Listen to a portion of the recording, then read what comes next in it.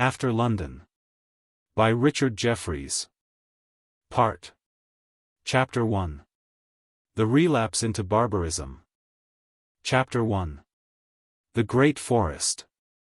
The old men say their fathers told them that soon after the fields were left to themselves a change began to be visible.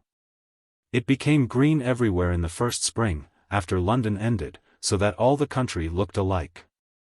The meadows were green, and so was the rising wheat which had been sown, but which neither had nor would receive any further care.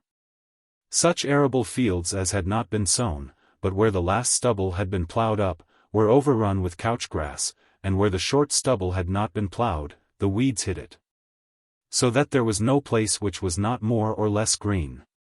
The footpaths were the greenest of all, for such is the nature of grass where it has once been trodden on, and by, as the summer came on. The former roads were thinly covered with the grass that had spread out from the margin. In the autumn, as the meadows were not mown, the grass withered as it stood, falling this way and that, as the wind had blown it. The seeds dropped, and the bennets became a grayish-white, or, where the docks and sorrel were thick, a brownish-red. The wheat, after it had ripened, there being no one to reap it, also remained standing, and was eaten by clouds of sparrows, rooks, and pigeons, which flocked to it and were undisturbed, feasting at their pleasure. As the winter came on, the crops were beaten down by the storms, soaked with rain, and trodden upon by herds of animals. Next summer the prostrate straw of the preceding year was concealed by the young green wheat and barley that sprang up from the grain sown by dropping from the ears, and by quantities of docks, thistles, ox-eye daisies, and similar plants. This matted mass grew up through the bleached straw. Charlock, too, hid the rotting roots in the fields under a blaze of yellow flower.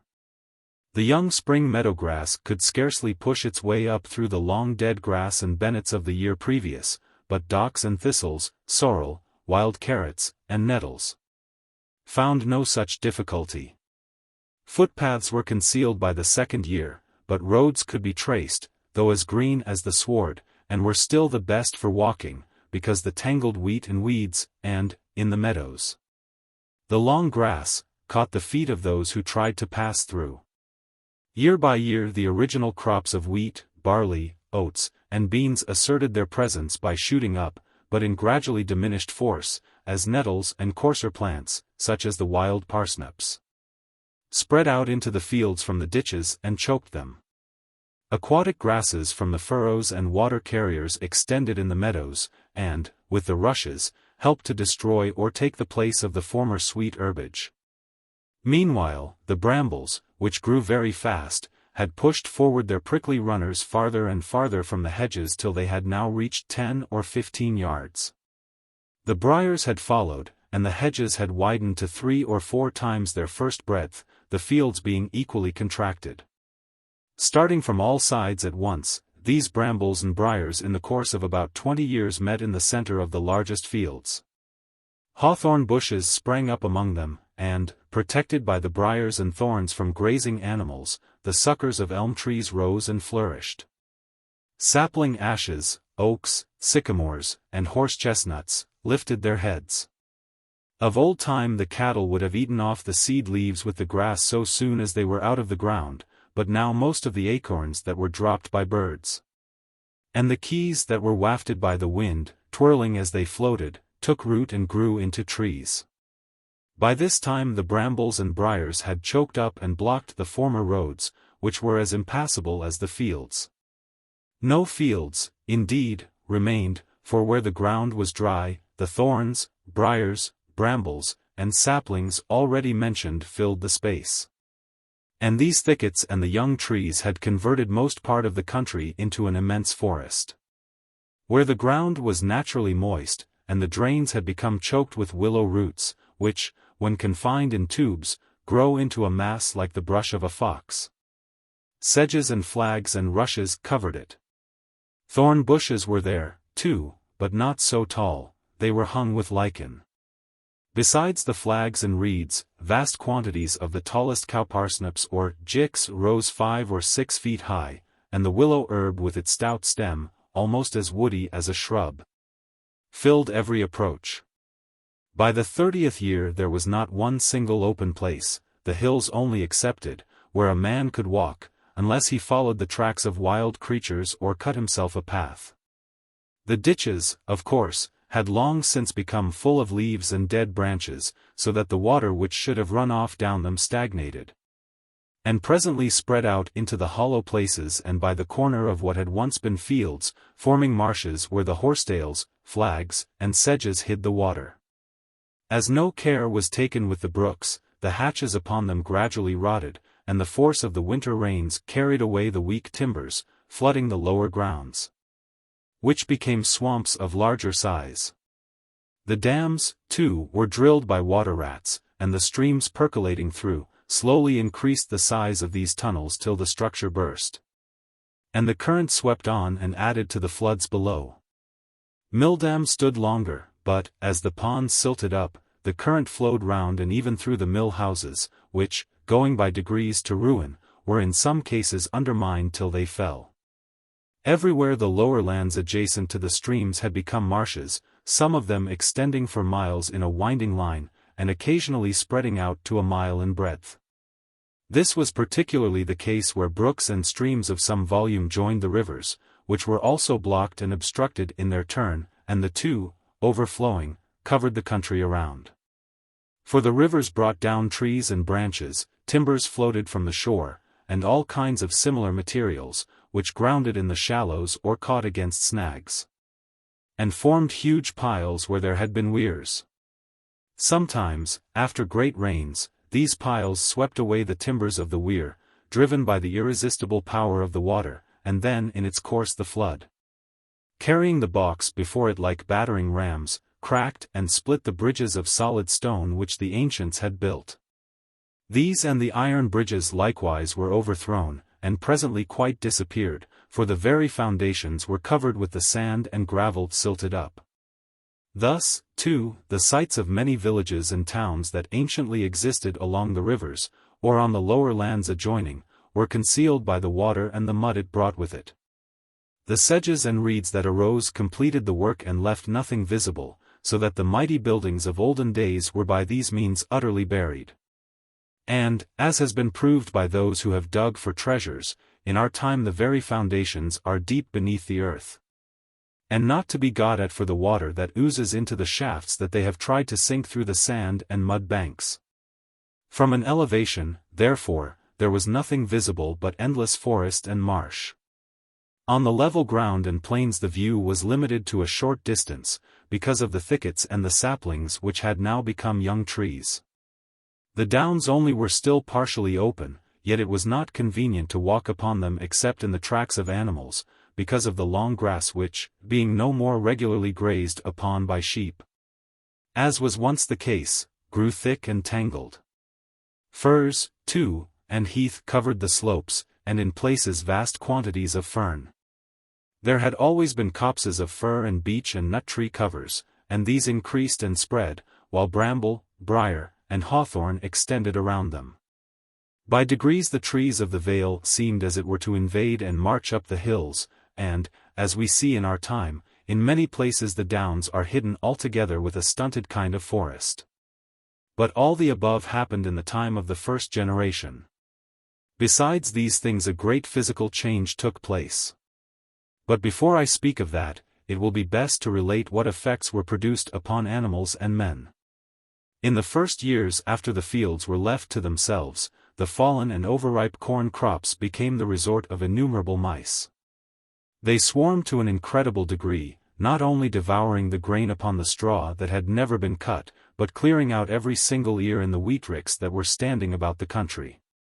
Nothing remained in these ricks but straw, pierced with tunnels and runs, the home and breeding place of mice, which thence poured forth into the fields.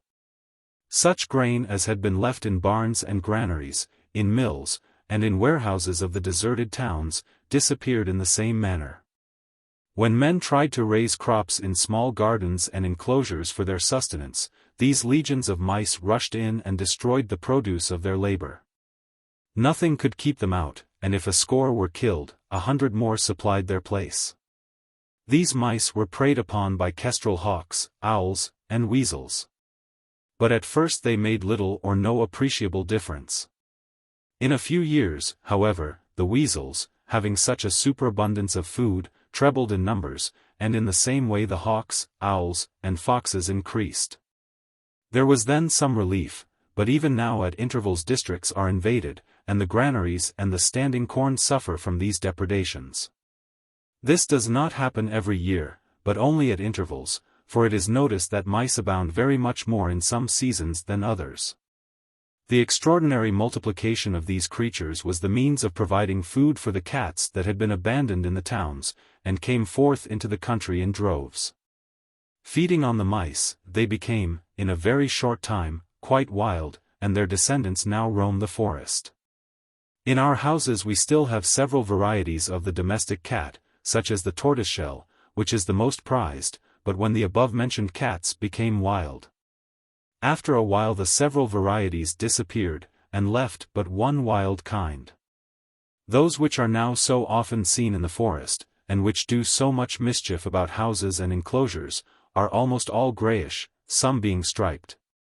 And they are also much longer in the body than the tame.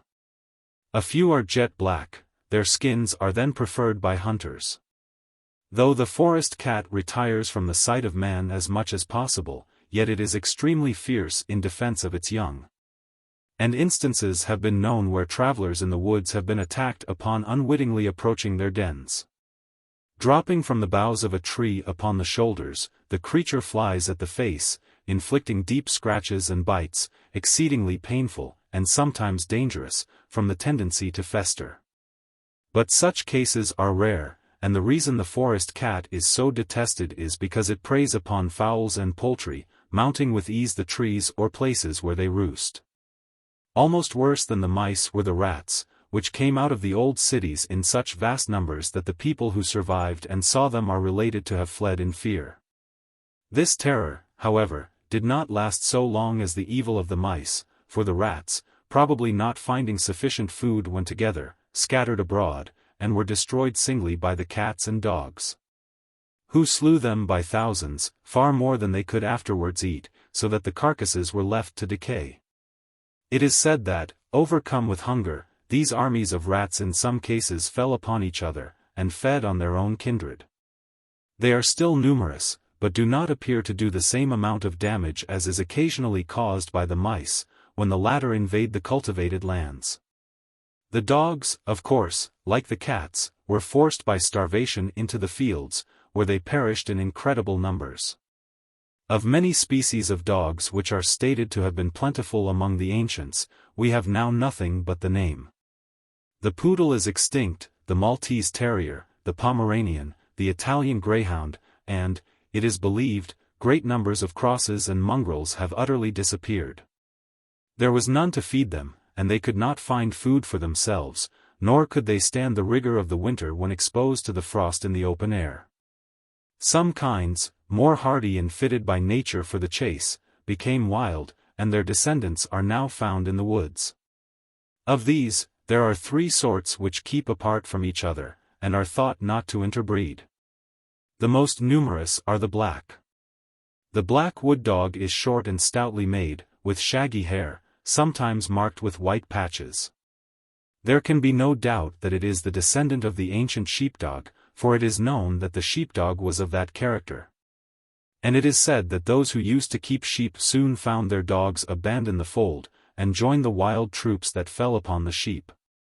The black wood dogs hunt in packs of 10 or more, as many as 40 have been counted, and are the pest of the farmer, for, unless his flocks are protected at night within stockades or enclosures, they are certain to be attacked.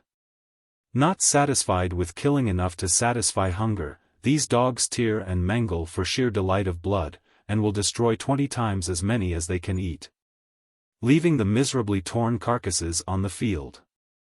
Nor are the sheep always safe by day if the wood dogs happen to be hungry.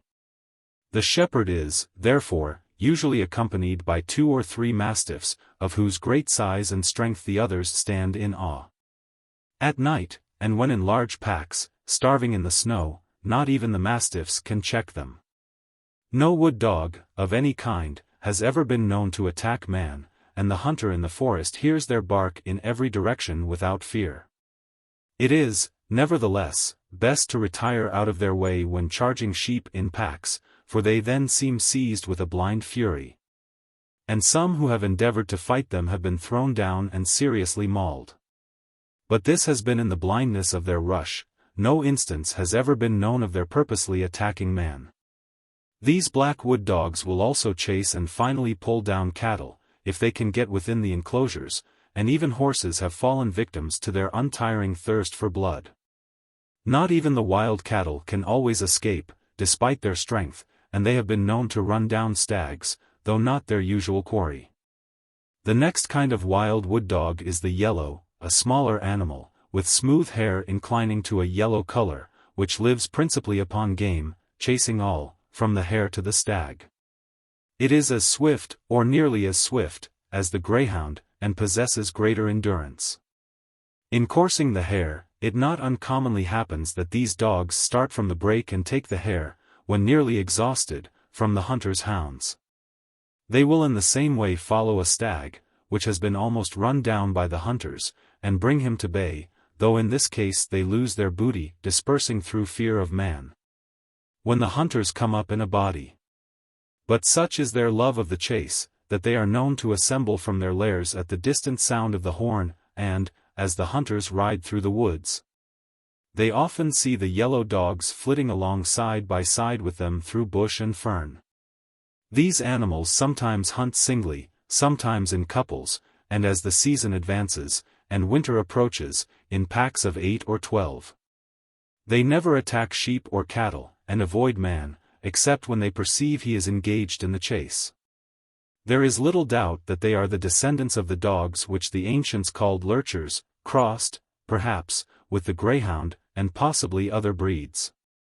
When the various species of dogs were thrown on their own resources, those only withstood the exposure and hardships which were naturally hardy, and possessed natural aptitude for the chase. The third species of wood dog is the white. They are low on the legs, of a dingy white color, and much smaller than the other two. They neither attack cattle nor game, though fond of hunting rabbits. This dog is, in fact, a scavenger, living upon the carcasses of dead sheep and animals, which are found picked clean in the night. For this purpose it haunts the neighborhood of habitations, and prowls in the evening over heaps of refuse, scampering away at the least alarm, for it is extremely timid. It is perfectly harmless, for even the poultry do not dread it, and it will not face a tame cat, if by chance the two meet. It is rarely met with far from habitations, though it will accompany an army on the march. It may be said to remain in one district. The black and yellow dogs, on the contrary, roam about the forest without apparent home. One day the hunter sees signs of their presence, and perhaps may, for a month afterwards, not so much as hear a bark. This uncertainty in the case of the black dog is the bane of the shepherds.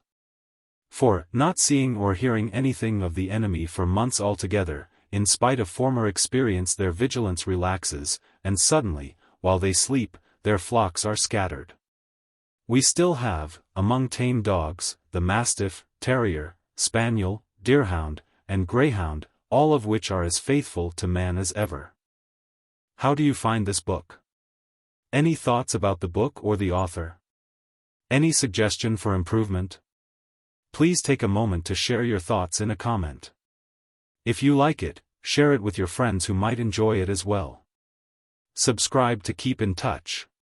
Visit CompleteAudiobooks.com for more quality content. Chapter 2. Wild Animals. When the ancients departed, great numbers of their cattle perished. It was not so much the want of food as the inability to endure exposure that caused their death. A few winters are related to have so reduced them that they died by hundreds, many mangled by dogs. The hardiest that remained became perfectly wild, and the wood cattle are now more difficult to approach than deer. There are two kinds, the white and the black. The white, sometimes dun, are believed to be the survivors of the domestic roan and white, for the cattle in our enclosures at the present day are of that color. The black are smaller, and are doubtless little changed from their state in the olden times, except that they are wild. These latter are timid, unless accompanied by a calf, and are rarely known to turn upon their pursuers. But the white are fierce at all times. They will not, indeed, attack man, but will scarcely run from him, and it is not always safe to cross their haunts. The bulls are savage beyond measure at certain seasons of the year. If they see men at a distance, they retire; if they come unexpectedly face to face, they attack. This characteristic enables those who travel through districts known to be haunted by white cattle to provide against an encounter, by occasionally blowing a horn. The herd that may be in the vicinity is dispersed. There are not often more than 20 in a herd. The hides of the dun are highly prized, both for their intrinsic value, and as proofs of skill and courage, so much so that you shall hardly buy a skin for all the money you may offer. And the horns are likewise trophies. The white or dun bull is the monarch of our forests. 4 kinds of wild pigs are found. The most numerous, or at least the most often seen, as it lies about our enclosures, is the common thorn hog. It is the largest of the wild pigs, long-bodied and flat-sided, in color much the hue of the mud in which it wallows. To the agriculturist it is the greatest pest, destroying or damaging all kinds of crops, and routing up the gardens. It is with difficulty kept out by palisading, for if there be a weak place in the wooden framework, the strong snout of the animal is sure to undermine and work a passage through. As there are always so many of these pigs round about inhabited places and cultivated fields, constant care is required, for they instantly discover an opening. From their habit of haunting the thickets and bush which come up to the verge of the enclosures, they have obtained the name of thorn hogs. Some reach an immense size, and they are very prolific, so that it is impossible to destroy them. The boars are fierce at a particular season, but never attack unless provoked to do so. But when driven to bay they are the most dangerous of the boars, on account of their vast size and weight. They are of a sluggish disposition, and will not rise from their lairs unless forced to do so. The next kind is the white hog, which has much the same habits as the former, except that it is usually found in moist places, near lakes and rivers, and is often called the marsh pig. The third kind is perfectly black, much smaller in size, and very active, affording by far the best sport, and also the best food when killed. As they are found on the hills where the ground is somewhat more open, horses can follow freely, and the chase becomes exciting. By some it is called the hill hog, from the locality it frequents. The small tusks of the black boar are used for many ornamental purposes. These 3 species are considered to be the descendants of the various domestic pigs of the ancients, but the 4th, or grey, is thought to be the true wild boar. It is seldom seen, but is most common in the southwestern forests, where, from the quantity of fern, it is called the fern pig. This kind is believed to represent the true wild boar, which was extinct, or merged in the domestic hog among the ancients, except in that neighborhood where the strain remained. With wild times, the wild habits have returned, and the grey boar is at once the most difficult of access, and the most ready to encounter either dogs or men. Although the first, or thorn hog, does the most damage to the agriculturist because of its numbers, and its habit of haunting the neighborhood of enclosures. The others are equally injurious if they chance to enter the cultivated fields. The 3 principal kinds of wild sheep are the horned, the thyme, and the meadow. The thyme sheep are the smallest, and haunt the highest hills in the south, where, feeding on the sweet herbage of the ridges, their flesh is said to acquire a flavor of wild thyme. They move in small flocks of not more than 30, and are the most difficult to approach, being far more wary than deer, so continuously are they hunted by the wood dogs. The horned are larger, and move in greater numbers, as many as 200 are sometimes seen together. They are found on the lower slopes and plains, and in the woods. The meadow sheep have long shaggy wool, which is made into various articles of clothing, but they are not numerous. They haunt river sides, and the shores of lakes and ponds.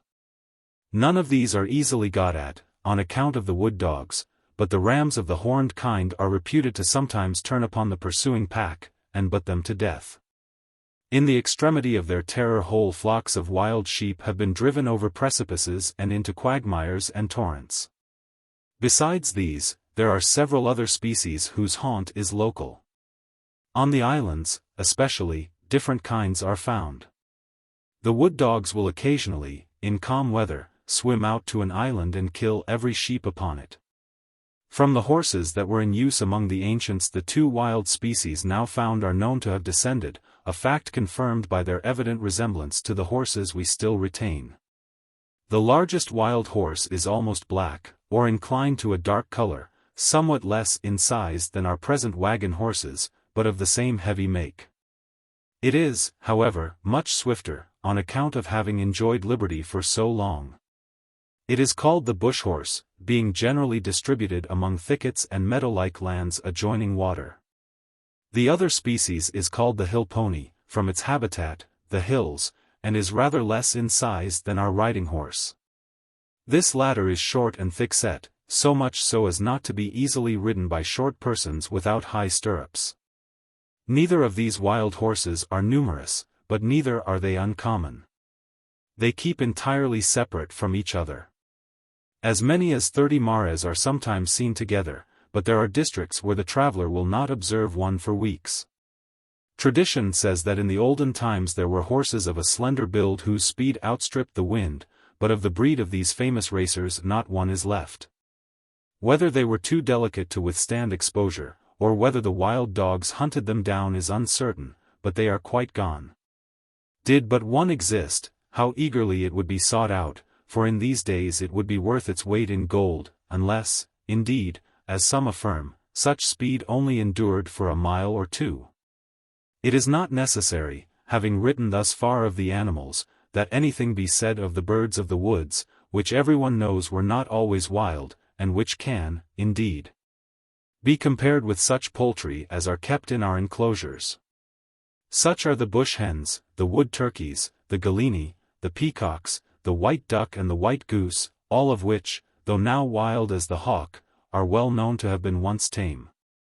There were deer, red and fallow, in numerous parks and chases of very old time, and these, having got loose, and having such immense tracts to roam over unmolested, went on increasing till now they are beyond computation, and I have myself seen 1,000 head together. Within these 40 years, as I learn, the roe deer, too, have come down from the extreme north, so that there are now 3 sorts in the woods. Before them the pine marten came from the same direction, and, though they are not yet common, it is believed they are increasing. For the first few years after the change took place there seemed a danger lest the foreign wild beasts that had been confined as curiosities in menageries should multiply and remain in the woods. But this did not happen. Some few lions, tigers, bears, and other animals did indeed escape, together with many less furious creatures, and it is related that they roamed about the fields for a long time. They were seldom met with, having such an extent of country to wander over, and after a while entirely disappeared.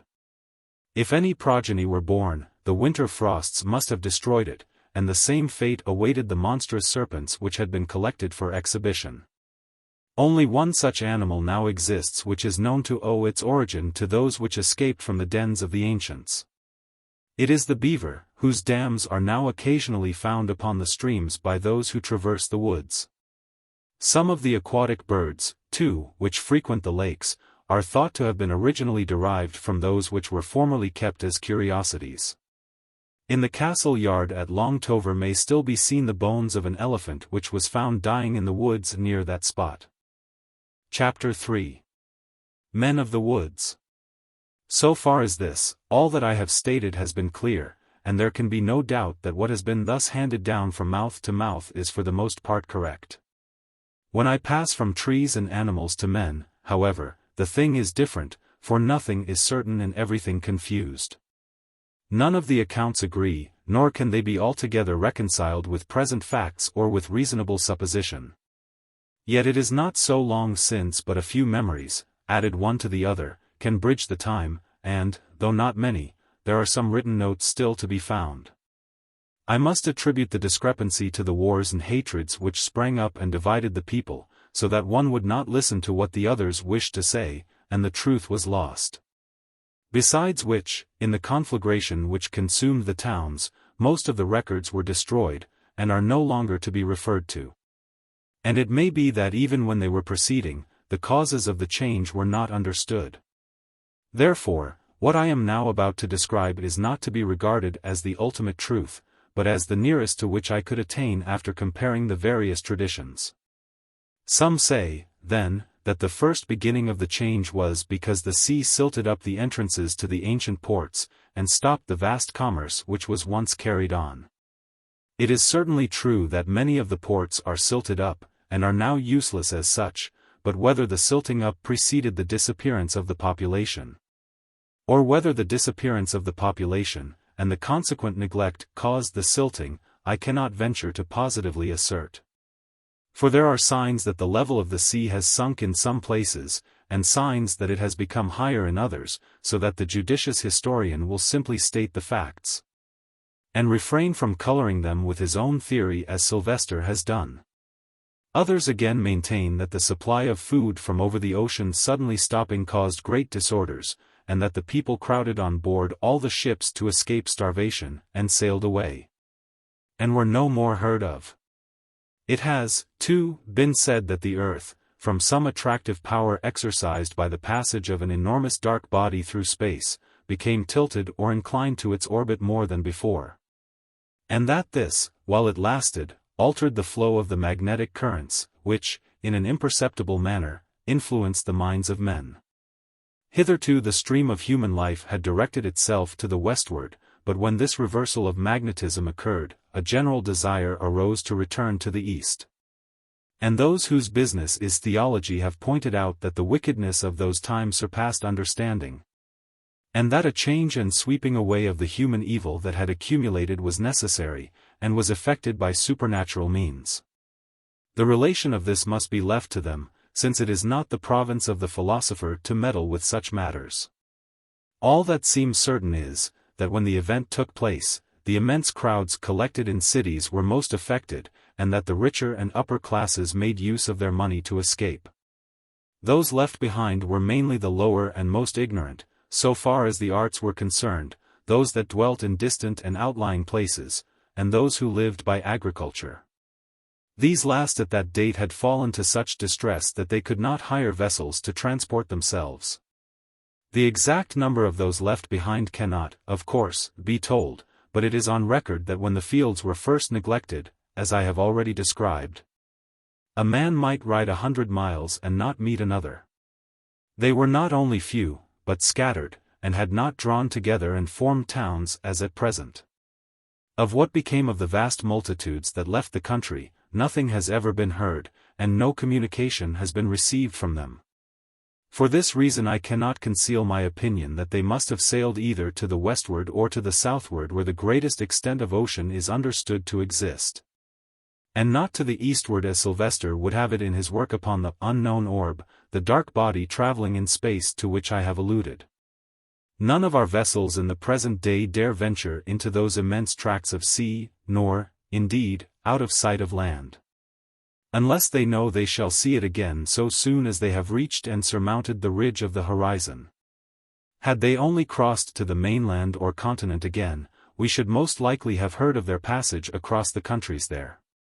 It is true that ships rarely come over, and only to 2 ports, and that the men on them say, so far as can be understood, that their country is equally deserted now, and has likewise lost its population. But still, as men talk unto men, and we pass intelligence across great breadths of land, it is almost certain that, had they traveled that way, some echo of their footsteps would yet sound back to us. Regarding this theory, therefore, as untenable, I put forward as a suggestion that the ancients really sailed to the west or to the south.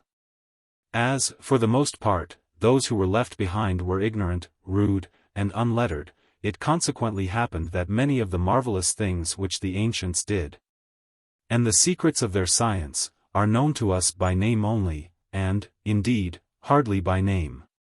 It has happened to us in our turn as it happened to the ancients. For they were aware that in times before their own the art of making glass malleable had been discovered, so that it could be beaten into shape like copper. But the manner in which it was accomplished was entirely unknown to them. The fact was on record, but the cause lost. So now we know that those who to us are the ancients had a way of making diamonds and precious stones out of black and lusterless charcoal, a fact which approaches the incredible. Still, we do not doubt it, though we cannot imagine by what means it was carried out. They also sent intelligence to the utmost parts of the earth along wires which were not tubular, but solid, and therefore could not transmit sound. And yet the person who received the message could hear and recognize the voice of the sender 1,000 miles away. With certain machines worked by fire, they traversed the land swift as the swallow glides through the sky, but of these things not a relic remains to us. What metalwork or wheels or bars of iron were left, and might have given us a clue, were all broken up and melted down for use in other ways when metal became scarce. Mounds of earth are said to still exist in the woods, which originally formed the roads for these machines, but they are now so low, and so covered with thickets, that nothing can be learnt from them. And, indeed, though I have heard of their existence, I have never seen one. Great holes were made through the very hills for the passage of the iron chariot, but they are now blocked by the falling roofs, nor dare anyone explore such parts as may yet be open. Where are the wonderful structures with which the men of those days were lifted to the skies, rising above the clouds? These marvelous things are to us little more than fables of the giants and of the old gods that walked upon the earth, which were fables even to those whom we call the ancients. Indeed, we have fuller knowledge of those extremely ancient times than of the people who immediately preceded us. And the Romans and the Greeks are more familiar to us than the men who rode in the iron chariots and mounted to the skies. The reason why so many arts and sciences were lost was because, as I have previously said, the most of those who were left in the country were ignorant, rude, and unlettered. They had seen the iron chariots, but did not understand the method of their construction, and could not hand down the knowledge they did not themselves possess. The magic wires of intelligence passed through their villages, but they did not know how to work them. The cunning artificers of the cities all departed, and everything fell quickly into barbarism. Nor could it be wondered at, for the few and scattered people of those days had enough to do to preserve their lives. Communication between one place and another was absolutely cut off, and if one perchance did recollect something that might have been of use, he could not confer with another who knew the other part, and thus between them reconstruct the machine. In the second generation even these disjointed memories died out. At first it is supposed that those who remained behind existed upon the grain in the warehouses, and what they could thresh by the flail from the crops left neglected in the fields. But as the provisions in the warehouses were consumed or spoiled, they hunted the animals, lately tame and as yet but half wild. As these grew less in number and difficult to overtake, they set to work again to till the ground, and cleared away small portions of the earth, encumbered already with brambles and thistles. Some grew corn, and some took charge of sheep. Thus, in time, places far apart from each other were settled, and towns were built. Towns, indeed, we call them to distinguish them from the Champagne, but they are not worthy of the name in comparison with the mighty cities of old time. There are many that have not more than 50 houses in the enclosure, and perhaps no other station within a day's journey, and the largest are but villages, reckoning by antiquity. For the most part they have their own government, or had till recently, and thus there grew up many provinces and kingdoms in the compass of what was originally but one. Thus separated and divided, there came also to be many races where in the first place was one people. Now, in briefly recounting the principal divisions of men, I will commence with those who are everywhere considered the lowest. These are the bushmen, who live wholly in the woods. Even among the ancients, when every man, woman, and child could exercise those arts which are now the special mark of nobility, i.e., reading and writing, there was a degraded class of persons who refused to avail themselves of the benefits of civilization. They obtained their food by begging, wandering along the highways, crouching around fires which they lit in the open, clad in rags. and exhibiting countenances from which every trace of self-respect had disappeared. These were the ancestors of the present men of the bushes. They took naturally to the neglected fields, and forming camps, as they call their tribes, or rather families, wandered to and fro, easily subsisting upon roots and trapped game. So they live to this day, having become extremely dexterous in snaring every species of bird and animal, and the fishes of the streams. These latter they sometimes poison with a drug or a plant, it is not known which, the knowledge of which has been preserved among them since the days of the ancients. The poison kills the fishes, and brings them to the surface, when they can be collected by hundreds, but does not injure them for eating. Like the black wood dogs, the bushmen often in fits of savage frenzy destroy thrice as much as they can devour, trapping deer in wickerwork hedges, or pitfalls, and cutting the miserable animals in pieces, for mere thirst of blood. The oxen and cattle in the enclosures are occasionally in the same manner fearfully mutilated by these wretches, sometimes for amusement, and sometimes in vengeance for injuries done to them.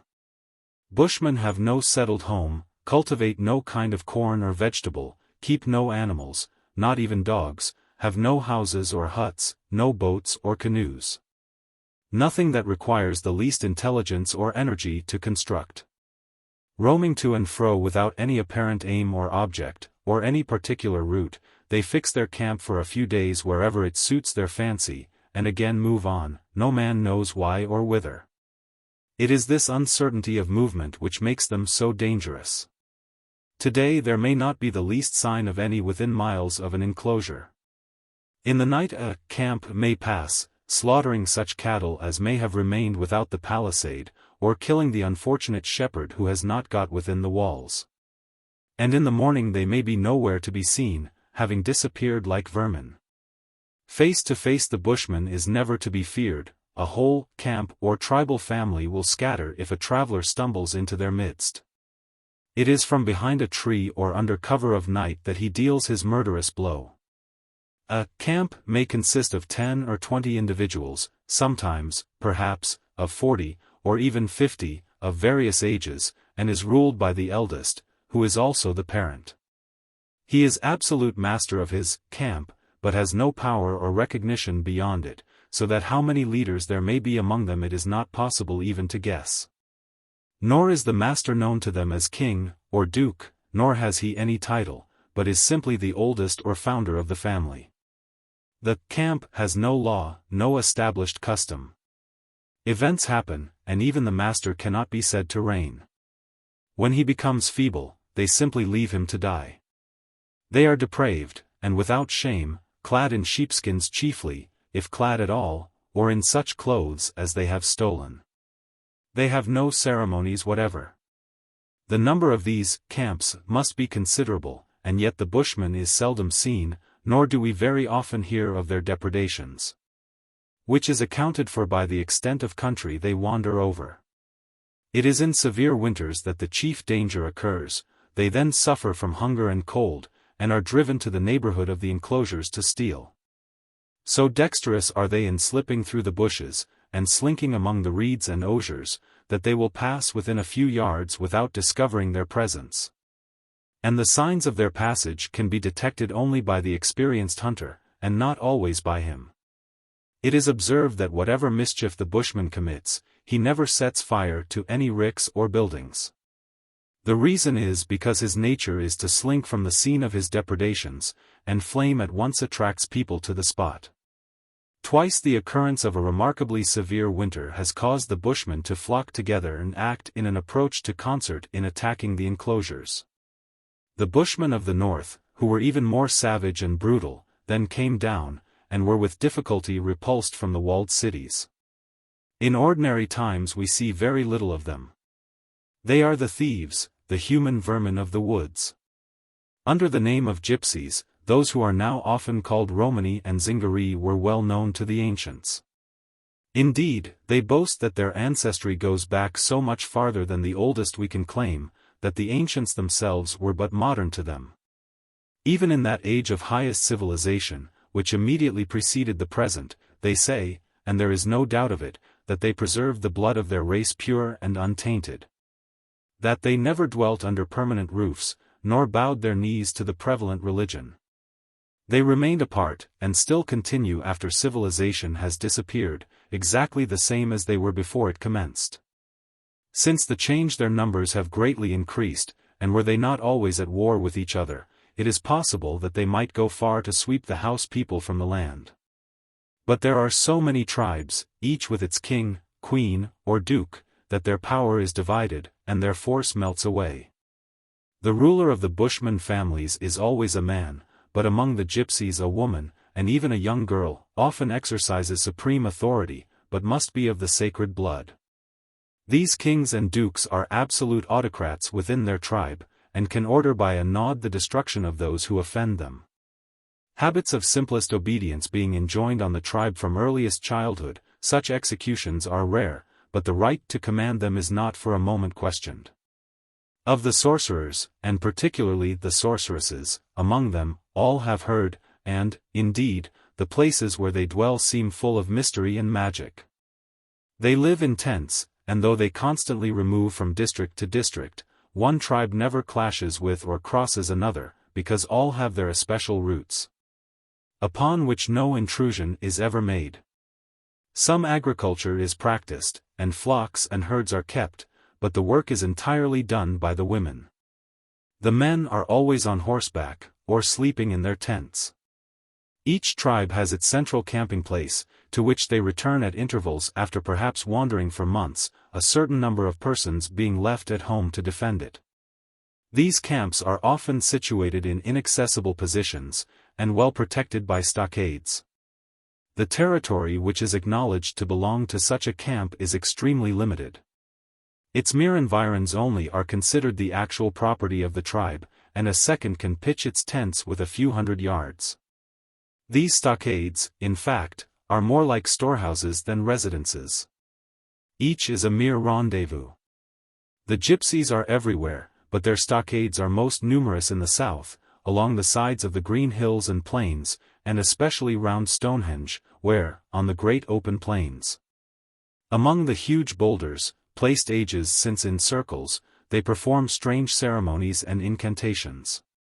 They attack every traveler, and every caravan or train of wagons which they feel strong enough to master, but they do not murder the solitary sleeping hunter or shepherd like the Bushman. They will, indeed, steal from him, but do not kill, except in fight. Once, now and then, they have found their way into towns, when terrible massacres have followed, for, when excited, the savage knows not how to restrain himself. Vengeance is their idol.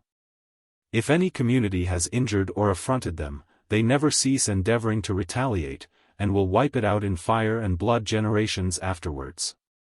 There are towns which have thus been suddenly harried and the citizens had forgotten that any cause of enmity existed. Vengeance is their religion and their social law, which guides all their actions among themselves. It is for this reason that they are continually at war, duke with duke, and king with king. A deadly feud, too, has set Bushman and Gypsy at each other's throat, far beyond the memory of man.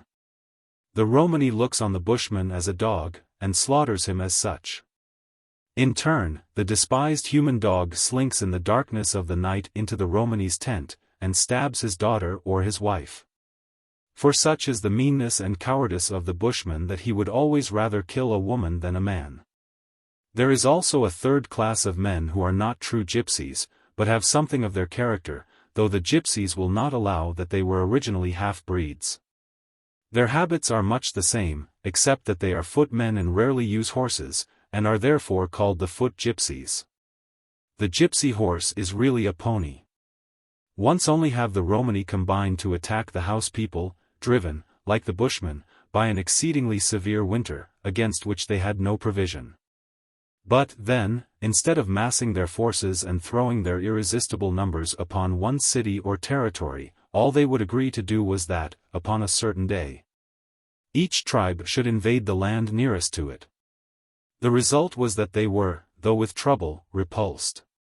Until lately, no leader ventured to follow the gypsies to their strongholds, for they were reputed invincible behind their stockades. By infesting the woods and lying in ambush they rendered communication between city and city difficult and dangerous, except to bodies of armed men, and every wagon had to be defended by troops.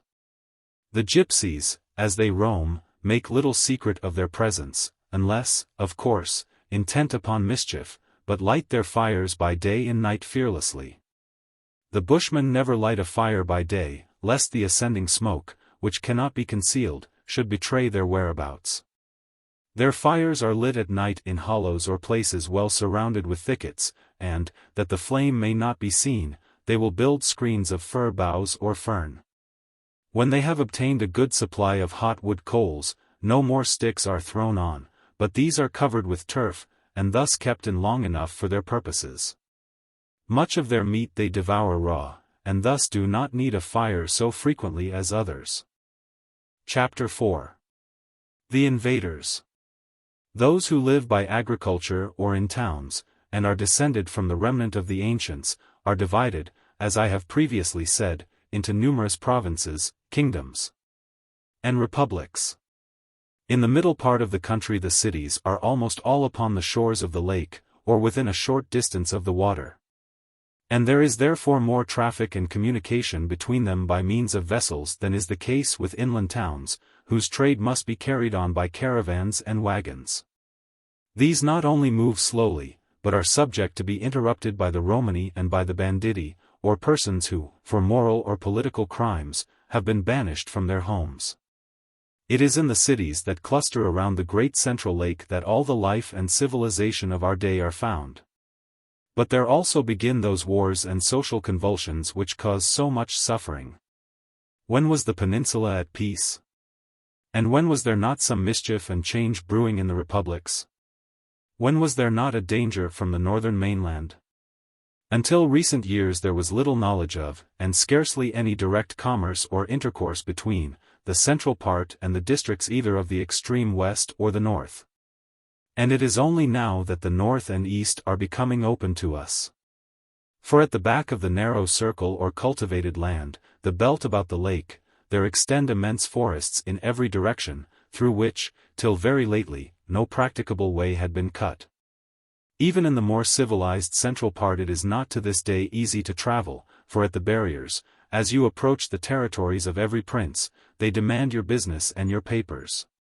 Nor even if you establish the fact that you are innocent of designs against the state, shall you hardly enter without satisfying the greed of the officials. A fine is thus exacted at the gate of every province and kingdom, and again at the gateways of the towns. The difference of the coinage, such as it is, causes also great loss and trouble. For the money of one kingdom, though passing current by command in that territory, is not received at its nominal value in the next on account of the alloy it contains. It is, indeed, in many kingdoms impossible to obtain sterling money. Gold there is little or none anywhere, but silver is the standard of exchange, and copper, bronze, and brass, sometimes tin, are the metals with which the greater number of the people transact their business. Justice is corrupt, for where there is a king or a prince it depends on the caprice of a tyrant, and where there is a republic upon the shout of the crowd, so that many, if they think they may be put on trial, rather than face the risk at once escape into the woods. The League, though based ostensibly on principles the most exalted and beneficial to humanity, is known to be perverted. The members sworn to honor and the highest virtue are swayed by vile motives, political hatreds, and private passions, and even by money. Men forever trample upon men, each pushing to the front. Nor is there safety in remaining in retirement, since such are accused of biding their time and of occult designs. Though the population of these cities all counted together is not equal to the population that once dwelt in a single second-rate city of the ancients, yet how much greater are the bitterness and the struggle. Yet not content with the bloodshed they themselves cause, the tyrants have called in the aid of mercenary soldiers to assist them. And, to complete the disgrace, those republics which proclaim themselves the very home of patriotic virtues, have resorted to the same means.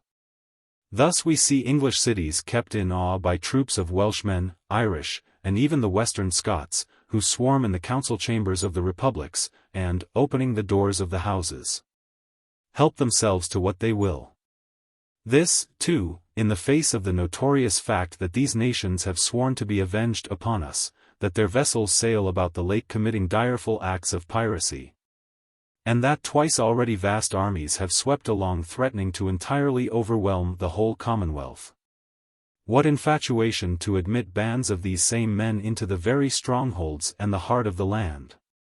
As if upon the approach of their countrymen they would remain true to the oaths they have sworn for pay, and not rather admit them with open arms. No blame can, upon a just consideration, be attributed to either of these nations that endeavor to oppress us. For, as they point out, the ancients from whom we are descended held them in subjection many 100 years, and took from them all their liberties. Thus the Welsh, or, as they call themselves, the Cymry, say that the whole island was once theirs, and is theirs still by right of inheritance. They were the original people who possessed it ages before the arrival of those whom we call the ancients. Though they were driven into the mountains of the far distant west, they never forgot their language, ceased their customs, or gave up their aspirations to recover their own. This is now their aim, and until recently it seemed as if they were about to accomplish it. For they held all that country anciently called Cornwall, having crossed over the Severn, and marched down the southern shore. The rich land of Devon, part of Dorset, all, indeed, that is inhabited, and the most part of Somerset, acknowledged their rule. Worcester and Hereford and Gloucester were theirs. I mean, of course, those parts that are not forest. Their outposts were pushed forward to the centre of Leicestershire, and came down towards Oxford. But thereabouts they met with the forces of which I will shortly speak. Then their vessels every summer sailing from the Severn, came into the lake, and, landing wherever there was an opportunity, they destroyed all things and carried off the spoil. Is it necessary to say more to demonstrate the madness which possesses those princes and republics which, in order to support their own tyranny, have invited bands of these men into their very palaces and forts? As they approached near what was once Oxford and is now Sicily, the armies of the Cymry came into collision with another of our invaders, and thus their forward course to the south was checked. The Irish, who had hitherto abetted them, turned round to defend their own usurpations. They, too, say that in conquering and despoiling my countrymen they are fulfilling a divine vengeance. Their land of Ireland had been for centuries ground down with an iron tyranny by our ancestors, who closed their lips with a muzzle, and led them about with a bridle, as their poets say. But now the hateful Saxons, for thus both they and the Welsh designate us, are broken, and delivered over to them for their spoil. It is not possible to deny many of the statements that they make, but that should not prevent us from battling with might and main against the threatened subjection. What crime can be greater than the admission of such foreigners as the guards of our cities? Now the Irish have their principal rendezvous and capital near to the ancient city of Chester, which is upon the ocean, and at the very top and angle of Wales. This is their great settlement, their magazine and rallying place, and thence their expeditions have proceeded. It is a convenient port, and well opposite their native land, from which reinforcements continually arrive, but the Welsh have ever looked upon their possession of it with jealousy. At the period when the Cymry had nearly penetrated to Sicily or Oxford, the Irish, on their part, had overrun all the cultivated and inhabited country in a south and southeasterly line from Chester, through Rutland to Norfolk and Suffolk, and even as far as Luton. They would have spread to the north, but in that direction they were met by the Scots, who had all Northumbria. When the Welsh came near Sicily, the Irish awoke to the position of affairs. Sicily is the largest and most important city upon the northern shore of the lake, and it is situated at the entrance to the neck of land that stretches out to the Straits. If the Welsh were once well posted there, the Irish could never hope to find their way to the rich and cultivated south, for it is just below Sicily that the lake contracts, and forms a strait in one place but a furlong wide. The two forces thus came into collision, and while they fought and destroyed each other, Sicily was saved. After which, finding they were evenly matched, the Irish withdrew 2 days' march northwards, and the Cymry as far westwards. But now the Irish, sailing round the outside of Wales, came likewise up through the red rocks, and so into the lake, and in their turn landing, harassed the cities. Often Welsh and Irish vessels, intending to attack the same place, have discerned each other approaching, and, turning from their proposed action, have flown at each other's throats. The Scots have not harassed us in the south much, being too far distant, and those that wander hither come for pay, taking service as guards. They are, indeed, the finest of men, and the hardiest to battle with. I had forgotten to mention that it is possible the Irish might have pushed back the Welsh, had not the kingdom of York suddenly reviving, by means which shall be related, valiantly thrust out its masters, and fell upon their rear. But still these nations are always upon the verge and margin of our world, and wait but an opportunity to rush in upon it. Our countrymen groan under their yoke, and I say again that infamy should be the portion of those rulers among us who have filled their fortified places with mercenaries derived from such sources. The land, too, is weak, because of the multitude of bondsmen. In the provinces and kingdoms round about the lake there is hardly a town where the slaves do not outnumber the free as 10 to 1. The laws are framed for the object of reducing the greater part of the people to servitude. For every offense the punishment is slavery, and the offenses are daily artificially increased, that the wealth of the few in human beings may grow with them. If a man in his hunger steal a loaf, he becomes a slave, that is, it is proclaimed he must make good to the state the injury he has done it, and must work out his trespass. This is not assessed as the value of the loaf, nor supposed to be confined to the individual from whom it was taken. The theft is said to damage the state at large, because it corrupts the morality of the commonwealth. It is as if the thief had stolen a loaf, not from one, but from every member of the state. Restitution must, therefore, be made to all, and the value of the loaf returned in labor 1,000-fold. The thief is the bondsman of the state. But as the state cannot employ him, he is leased out to those who will pay into the treasury of the prince the money equivalent to the labor he is capable of performing. Thus, under cover of the highest morality, the greatest iniquity is perpetrated. For the theft of a loaf, the man is reduced to a slave. Then his wife and children, unable to support themselves, become a charge to the state, that is, they beg in the public ways. This, too, forsooth, corrupts morality, and they likewise are seized and leased out to any who like to take them. Nor can he or they ever become free again, for they must repay to their proprietor the sum he gave for them, and how can that be done, since they receive no wages? For striking another, a man may be in the same way, as they term it, forfeited to the state, and be sold to the highest bidder. A stout brass wire is then twisted around his left wrist loosely, and the ends soldered together. Then a bar of iron being put through, a half-turn is given to it, which forces the wire sharply against the arm, causing it to fit tightly, often painfully, and forms a smaller ring at the outside. By this smaller ring a score of bondsmen may be seen strung together with a rope. To speak disrespectfully of the prince or his council, or of the nobles, or of religion, to go out of the precincts without permission, to trade without license, to omit to salute the great. All these and 1,000 others are crimes deserving of the brazen bracelet. Were a man to study all day what he must do, and what he must not do, to escape servitude, it would not be possible for him to stir one step without becoming forfeit. And yet they hypocritically say that these things are done for the sake of public morality, and that there are not slaves, not permitting the word to be used, and no man was ever sold. It is, indeed, true that no man is sold in open market, he is leased instead. And, by a refined hypocrisy, the owner of slaves cannot sell them to another owner, but he can place them in the hands of the notary, presenting them with their freedom, so far as he is concerned. The notary, upon payment of a fine from the purchaser, transfers them to him, and the larger part of the fine goes to the prince. Debt alone under their laws must crowd the land with slaves, for, as wages are scarcely known, a child from its birth is often declared to be in debt. For its nourishment is drawn from its mother, and the wretched mother is the wife of a retainer who is fed by his lord. To such a degree is this tyranny carried.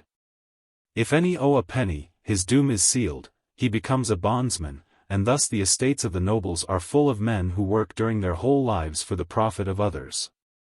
Thus, too, the woods are filled with banditti, for those who find an opportunity never fail to escape, notwithstanding the hunt that is invariably made for them, and the cruel punishment that awaits recapture. And numbers, foreseeing that they must become bondsmen, before they are proclaimed forfeit, steal away by night, and live as they may in the forests. How, then, does any man remain free? Only by the favor of the nobles, and only that he may amass wealth for them. The merchants, and those who have license to trade by land or water, are all protected by some noble house, to whom they pay heavily for permission to live in their own houses. The principal tyrant is supported by the nobles, that they in their turn may tyrannize over the merchants, and they again over all the workmen of their shops and bazaars.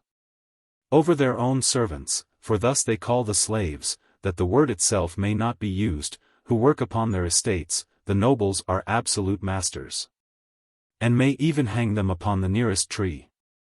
And here I cannot but remark how strange it is, first, that any man can remain a slave rather than die. And secondly, how much stranger it is that any other man, himself a slave, can be found to hunt down or to hang his fellow, yet the tyrants never lack executioners. Their castles are crowded with retainers who wreak their wills upon the defenseless. These retainers do not wear the brazen bracelet, they are free. Are there, then, no beggars? Yes, they sit at every corner, and about the gates of the cities, asking for alms. Though begging makes a man forfeit to the state, it is only when he has thews and sinews, and can work. The diseased and aged, the helpless and feeble, may break the law, and starve by the roadside, because it profits no one to make them his slaves. And all these things are done in the name of morality, and for the good of the human race, as they constantly announce in their councils and parliaments. There are two reasons why the mercenaries have been called in: first, because the princes found the great nobles so powerful, and can keep them in check only by the aid of these foreigners. And secondly, because the number of the outlaws in the woods has become so great that the nobles themselves are afraid lest their slaves should revolt, and, with the aid of the outlaws, overcome them. Now the mark of a noble is that he can read and write. When the ancients were scattered, the remnant that was left behind was, for the most part, the ignorant and the poor. But among them there was here and there a man who possessed some little education and force of mind. At first there was no order. But after 30 years or so, after a generation, some order grew up, and these men, then become aged, were naturally chosen as leaders. They had, indeed, no actual power then, no guards or armies. But the common folk, who had no knowledge, came to them for decision of their disputes, for advice what to do, for the pronouncement of some form of marriage, for the keeping of some note of property, and to be united against a mutual danger. These men in turn taught their children to read and write, wishing that some part of the wisdom of the ancients might be preserved. They themselves wrote down what they knew, and these manuscripts, transmitted to their children, were saved with care. Some of them remain to this day. These children, growing to manhood, took more upon them, and assumed higher authority as the past was forgotten, and the original equality of all men lost in antiquity. The small enclosed farms of their fathers became enlarged to estates, the estates became towns, and thus, by degrees, the order of the nobility was formed. As they intermarried only among themselves, they preserved a certain individuality. At this day a noble is at once known, no matter how coarsely he may be dressed, or how brutal his habits, by his delicacy of feature, his air of command, even by his softness of skin and fineness of hair.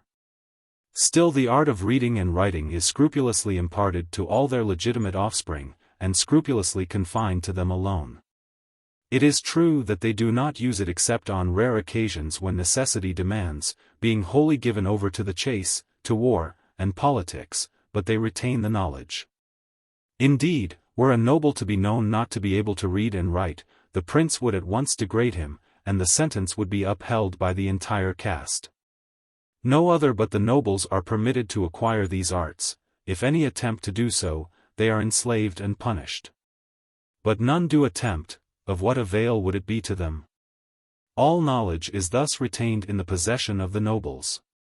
They do not use it, but the physicians, for instance, who are famous, are so because by favor of some baron, they have learned receipts in the ancient manuscripts which have been mentioned. One virtue, and one only, adorns this exclusive caste: they are courageous to the verge of madness. I had almost omitted to state that the merchants know how to read and write, having special license and permits to do so, without which they may not correspond. There are few books, and still fewer to read them, and these all in manuscript, for though the way to print is not lost, it is not employed since no one wants books. Chapter 5. The Lake. There now only remains the geography of our country to be treated of before the history is commenced.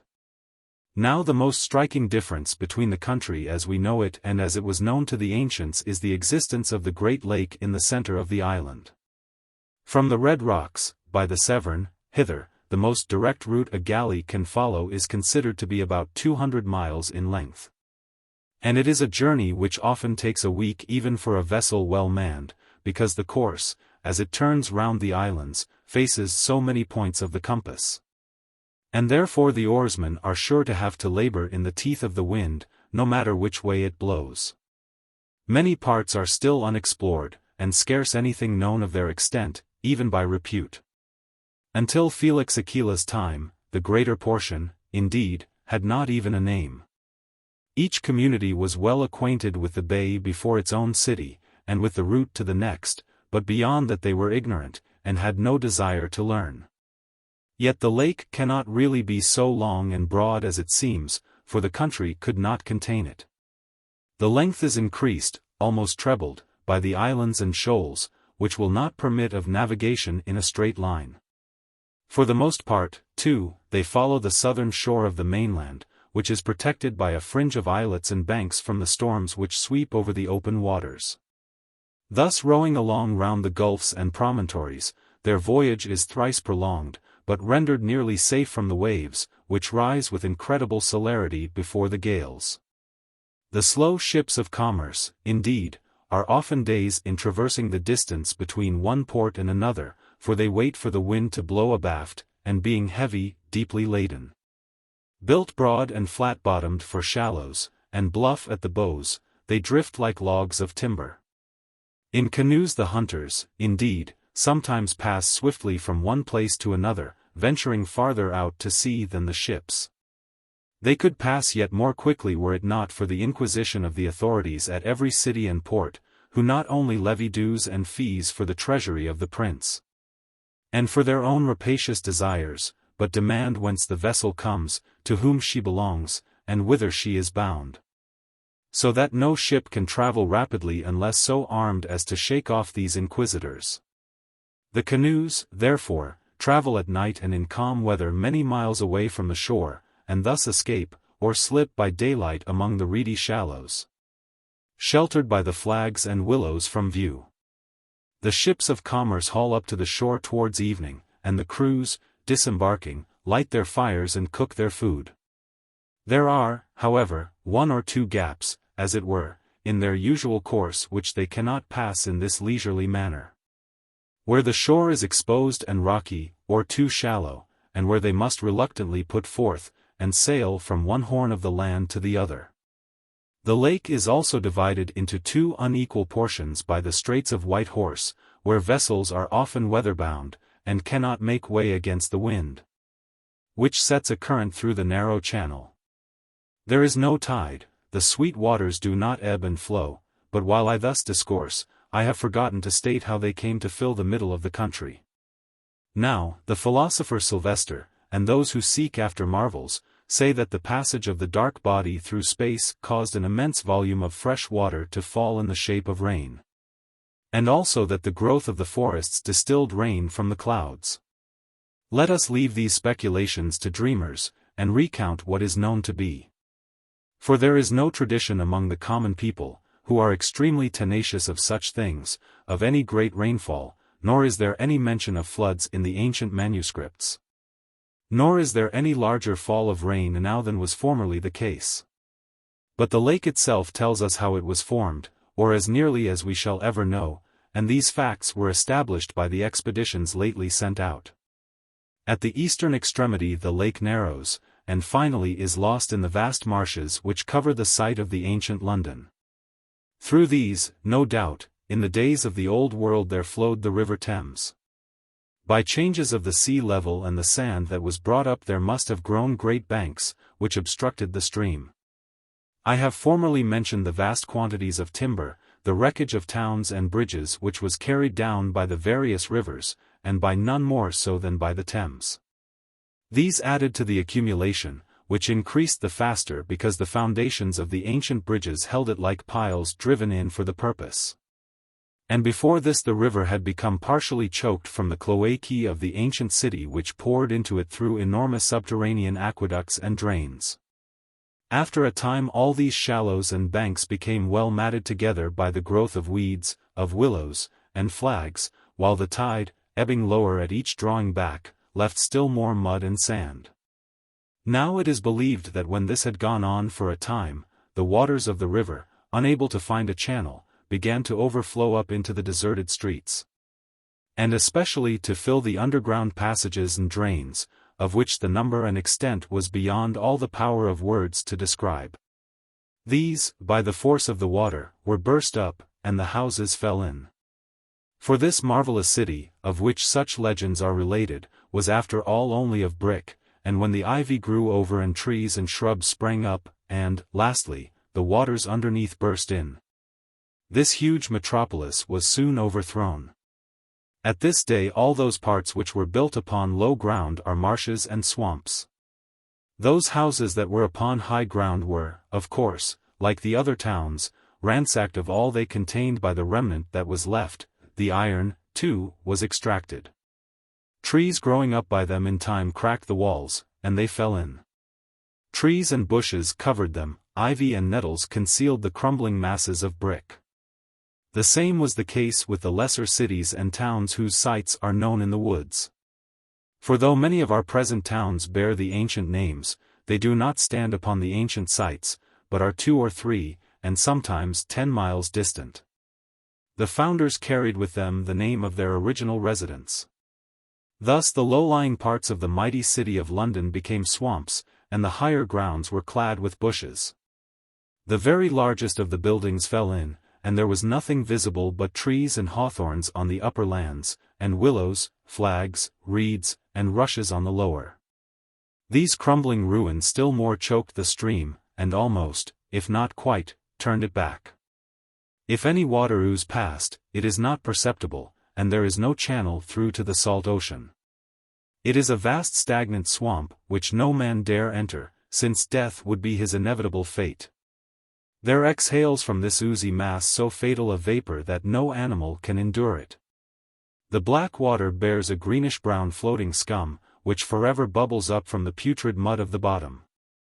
When the wind collects the miasma, and, as it were, presses it together, it becomes visible as a low cloud which hangs over the place. The cloud does not advance beyond the limit of the marsh, seeming to stay there by some constant attraction. And well it is for us that it does not, since at such times when the vapor is thickest, the very wildfowl leave the reeds, and fly from the poison. There are no fishes, neither can eels exist in the mud, nor even newts. It is dead. The flags and reeds are coated with slime and noisome to the touch. There is one place where even these do not grow, and where there is nothing but an oily liquid, green and rank. It is plain there are no fishes in the water, for herons do not go thither, nor the kingfishers, not one of which approaches the spot. They say the sun is sometimes hidden by the vapor when it is thickest, but I do not see how any can tell this, since they could not enter the cloud. As to breathe it when collected by the wind is immediately fatal. For all the rottenness of 1,000 years and of many hundred millions of human beings is there festering under the stagnant water, which has sunk down into and penetrated the earth, and floated up to the surface the contents of the buried cloacae. Many scores of men have, I fear, perished in the attempt to enter this fearful place, carried on by their desire of gain. For it can scarcely be disputed that untold treasures lie hidden therein, but guarded by terrors greater than fiery serpents. These have usually made their endeavors to enter in severe and continued frost, or in the height of a drought. Frost diminishes the power of the vapor, and the marshes can then, too, be partially traversed, for there is no channel for a boat. But the moment anything be moved, whether it be a bush, or a willow, even a flag, if the ice be broken, the pestilence rises yet stronger. Besides which, there are portions which never freeze, and which may be approached unawares, or a turn of the wind may drift the gas towards the explorer. In the midst of summer, after long heat, the vapor rises, and is in a degree dissipated into the sky, and then by following devious ways an entrance may be effected. But always at the cost of illness. If the explorer be unable to quit the spot before night, whether in summer or winter, his death is certain. In the earlier times some bold and adventurous men did indeed succeed in getting a few jewels, but since then the marsh has become more dangerous, and its pestilent character, indeed, increases year by year, as the stagnant water penetrates deeper. So that now for very many years no such attempts have been made. The extent of these foul swamps is not known with certainty, but it is generally believed that they are, at the widest, 20 miles across, and that they reach in a winding line for nearly 40. But the outside parts are much less fatal, it is only the interior which is avoided. Towards the lake the sand thrown up by the waves has long since formed a partial barrier between the sweet water and the stagnant, rising up to within a few feet of the surface. This barrier is overgrown with flags and reeds, where it is shallow. Here it is possible to sail along the sweet water within an arrow-shot of the swamp. Nor, indeed, would the stagnant mingle with the sweet, as is evident at other parts of the swamp, where streams flow side by side with the dark or reddish water. And there are pools, upon one side of which the deer drink, while the other is not frequented even by rats. The common people aver that demons reside in these swamps. And, indeed, at night fiery shapes are seen, which, to the ignorant, are sufficient confirmation of such tales. The vapor, where it is most dense, takes fire, like the blue flame of spirits, and these flaming clouds float to and fro, and yet do not burn the reeds. The superstitious trace in them the forms of demons and winged fiery serpents, and say that white spectres haunt the margin of the marsh after dusk. In a lesser degree, the same thing has taken place with other ancient cities. It is true that there are not always swamps, but the sites are uninhabitable because of the emanations from the ruins. Therefore they are avoided. Even the spot where a single house has been known to have existed, is avoided by the hunters in the woods. They say when they are stricken with ague or fever, that they must have unwittingly slept on the site of an ancient habitation. Nor can the ground be cultivated near the ancient towns, because it causes fever. And thus it is that, as I have already stated, the present places of the same name are often miles distant from the former locality. No sooner does the plough or the spade turn up an ancient site than those who work there are attacked with illness. And thus the cities of the old world, and their houses and habitations, are deserted and lost in the forest. If the hunters, about to pitch their camp for the night, should stumble on so much as a crumbling brick or a fragment of hewn stone, they at once remove at least a bowshot away. The eastward flow of the Thames being at first checked, and finally almost or quite stopped by the formation of these banks, the water turned backwards as it were, and began to cover hitherto dry land. And this, with the other lesser rivers and brooks that no longer had any ultimate outlet, accounts for the lake, so far as this side of the country is concerned. At the western extremity the waters also contract between the steep cliffs called the Red Rocks, near to which once existed the city of Bristol. Now the Welsh say, and the tradition of those who dwell in that part of the country bears them out, that in the time of the Old World the river Severn flowed past the same spot. But not between these cliffs. The great river Severn coming down from the north, with England on one bank and Wales upon the other, entered the sea, widening out as it did so. Just before it reached the sea, another lesser river, called the Avon, the upper part of which is still there, joined it passing through this cleft in the rocks. But when the days of the Old World ended in the twilight of the ancients, as the salt ocean fell back and its level became lower, vast sandbanks were disclosed, which presently extended across the most part of the Severn River. Others, indeed, think that the salt ocean did not sink, but that the land instead was lifted higher. Then they say that the waves threw up an immense quantity of shingle and sand, and that thus these banks were formed. All that we know with certainty, however, is, that across the estuary of the Severn there rose a broad barrier of beach, which grew wider with the years, and still increases westwards. It is as if the ocean churned up its floor and cast it forth upon the strand. Now when the Severn was thus stayed yet more effectually than the Thames, in the first place it also flowed backwards as it were, till its overflow mingled with the reflux of the Thames.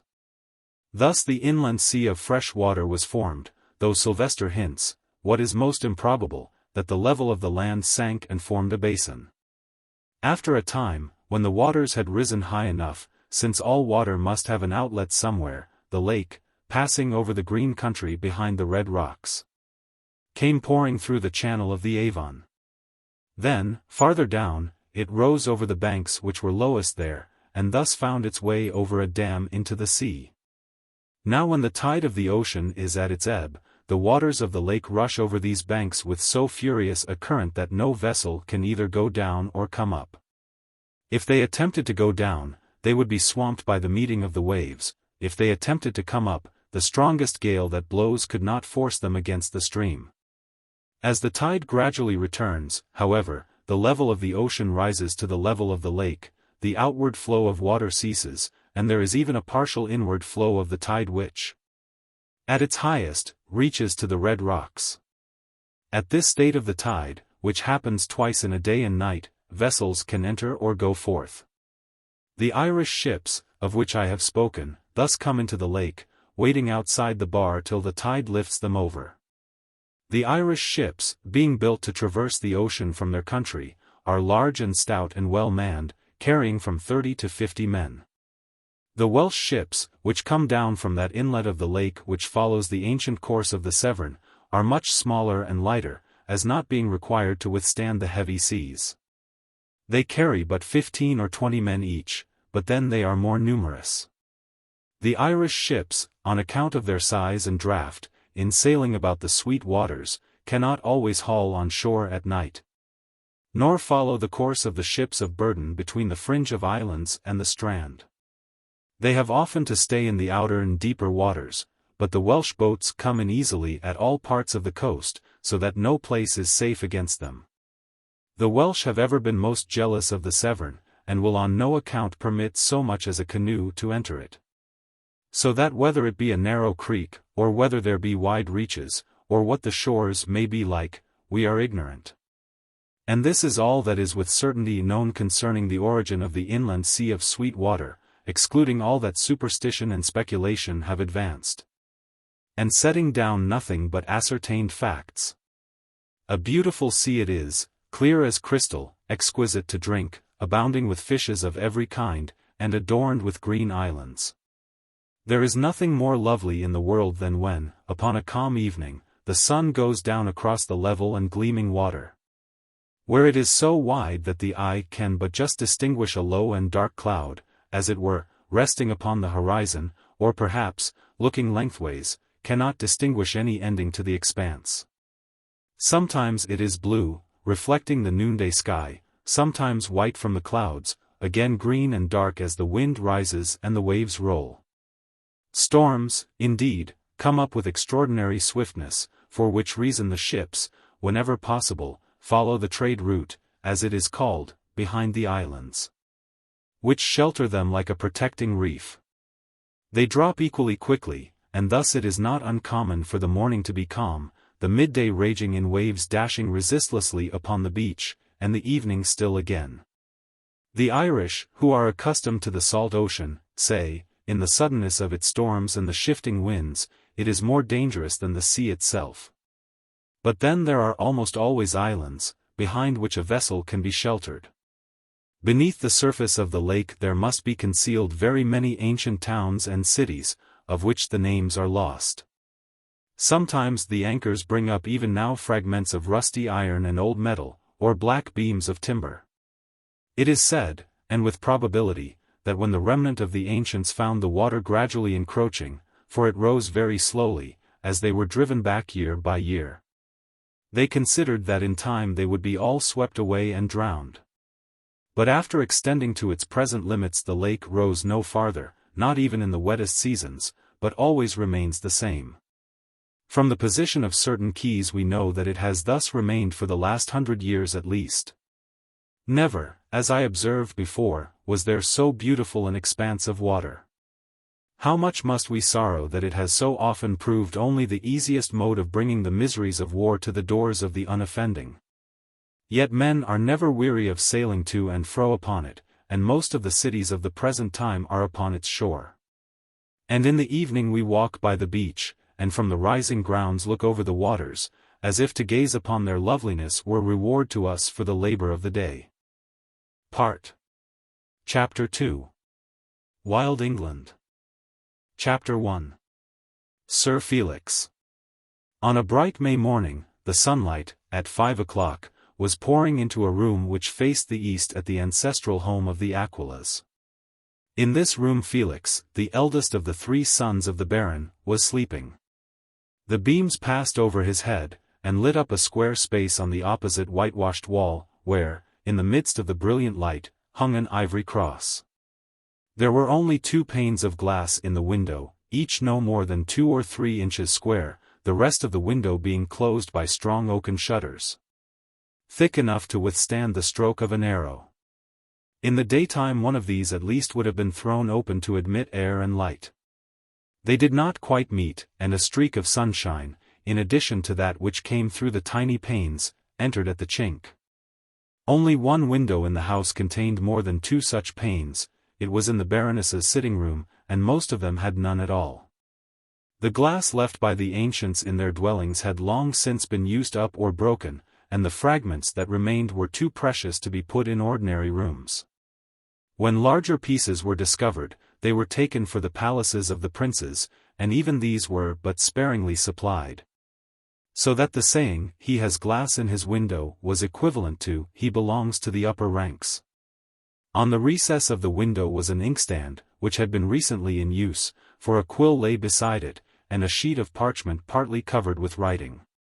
The ink was thick and very dark, made of powdered charcoal, leaving a slightly raised writing, which could be perceived by the finger on rubbing it lightly over. Beneath the window on the bare floor was an open chest, in which were several similar parchments and books, and from which the sheet on the recess had evidently been taken. This chest, though small, was extremely heavy and strong, being dug out with the chisel and gouge from a solid block of oak. Except a few parallel grooves, there was no attempt at ornamentation upon it. The lid, which had no hinges, but lifted completely off, was tilted against the wall. It was, too, of oak some inches thick, and fitted upon the chest by a kind of dovetailing at the edges. Instead of a lock, the chest was fastened by a lengthy thong of oxhide, which now lay in a coil on the floor. Bound round and round, twisted and intertangled, and finally tied with a special and secret knot, the ends being concealed. The thong of leather secured the contents of the chest from prying eyes or thievish hands. With axe or knife, of course, the knot might easily have been severed, but no one could obtain access to the room except the retainers of the house, and which of them, even if unfaithful, would dare to employ such means in view of the certain punishment that must follow? It would occupy hours to undo the knot, and then it could not be tied again in exactly the same fashion. So that the real use of the thong was to assure the owner that his treasures had not been interfered with in his absence. Such locks as were made were of the clumsiest construction. They were not so difficult to pick as the thong to untie, and their expense, or rather the difficulty of getting a workman who could manufacture them, confined their use to the heads of great houses.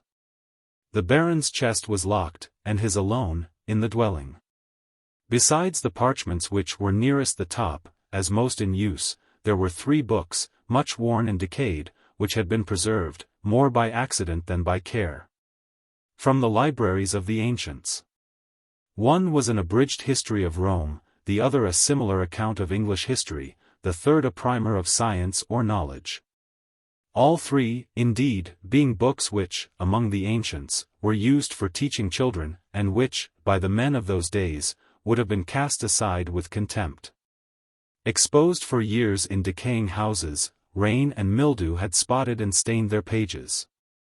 The covers had rotted away these 100 years, and were now supplied by a broad sheet of limp leather with wide margins far overlapping the edges. Many of the pages were quite gone, and others torn by careless handling. The abridgment of Roman history had been scorched by a forest fire, and the charred edges of the leaves had dropped away in semicircular holes. Yet, by pondering over these, Felix had, as it were, reconstructed much of the knowledge which was the common, and therefore unvalued, possession of all when they were printed. The parchments contained his annotations, and the result of his thought.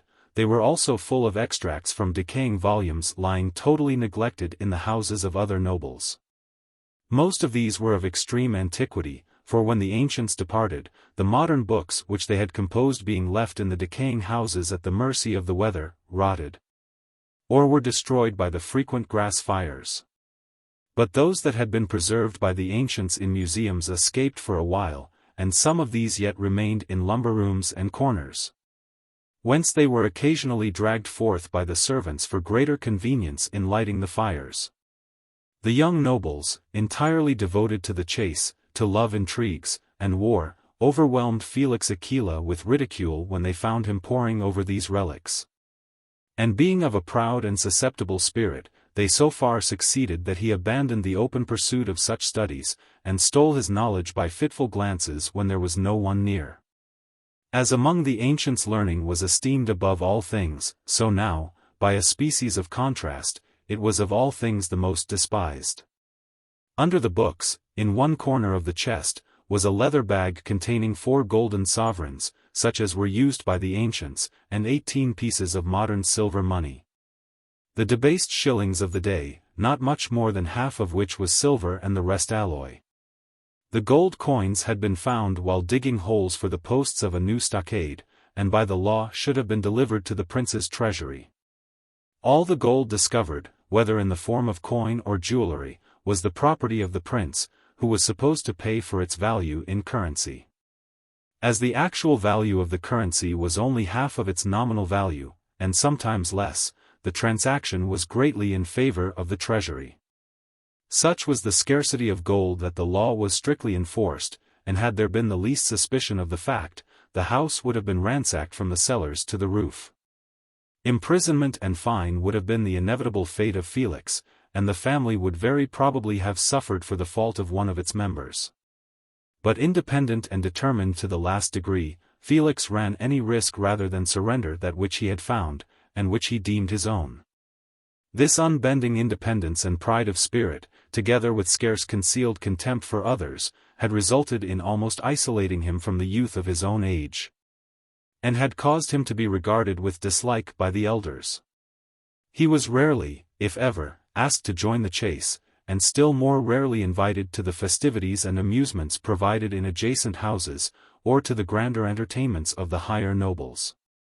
Too quick to take offense where none was really intended, he fancied that many bore him ill will who had scarcely given him a passing thought. He could not forgive the coarse jokes uttered upon his personal appearance by men of heavier build, who despised so slender a stripling. He would rather be alone than join their company, and would not compete with them in any of their sports, so that, when his absence from the arena was noticed, it was attributed to weakness or cowardice. These imputations stung him deeply, driving him to brood within himself. He was never seen in the courtyards or anterooms at the palace, nor following in the train of the prince, as was the custom with the youthful nobles. The servility of the court angered and disgusted him, the eagerness of strong men to carry a cushion or fetch a dog annoyed him. There were those who observed this absence from the crowd in the anterooms. In the midst of so much intrigue and continual striving for power, designing men, on the one hand, were ever on the alert for what they imagined would prove willing instruments, And on the other, the prince's counselors kept a watchful eye on the dispositions of everyone of the least consequence. So that, although but 25, Felix was already down in 2 lists, the one, at the palace, of persons whose views, if not treasonable, were doubtful, and the other in the hands of a possible pretender, as a discontented and therefore useful man. Felix was entirely ignorant that he had attracted so much observation. He supposed himself simply despised and ignored. He cherished no treason, had not the slightest sympathy with any pretender, held totally aloof from intrigue, and his reveries, if they were ambitious, concerned only himself.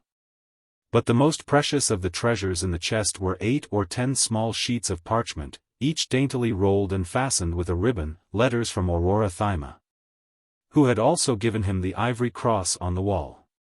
It was of ancient workmanship, a relic of the old world.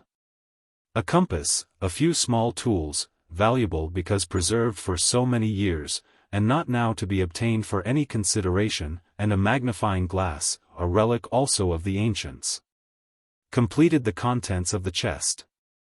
Upon a low table by the bedstead were a flint and steel and tinder, and an earthenware oil lamp, not intended to be carried about. There, too, lay his knife, with a buckhorn hilt, worn by everyone in the belt, and his forester's axe, a small tool, but extremely useful in the woods, without which, indeed, progress was often impossible.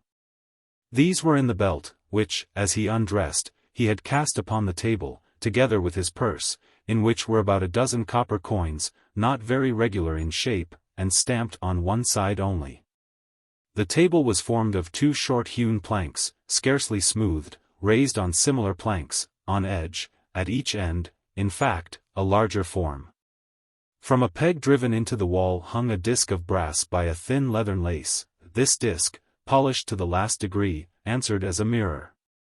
The only other piece of furniture, if so it could be called, was a block of wood at the side of the table, used as a chair. In the corner, between the table and the window, stood a long yew bow, and a quiver full of arrows ready for immediate use, besides which 3 or 4 sheaves lay on the floor. A crossbow hung on a wooden peg. The bow was of wood, and, therefore, not very powerful. Bolts and square-headed quarrels were scattered carelessly on the floor under it.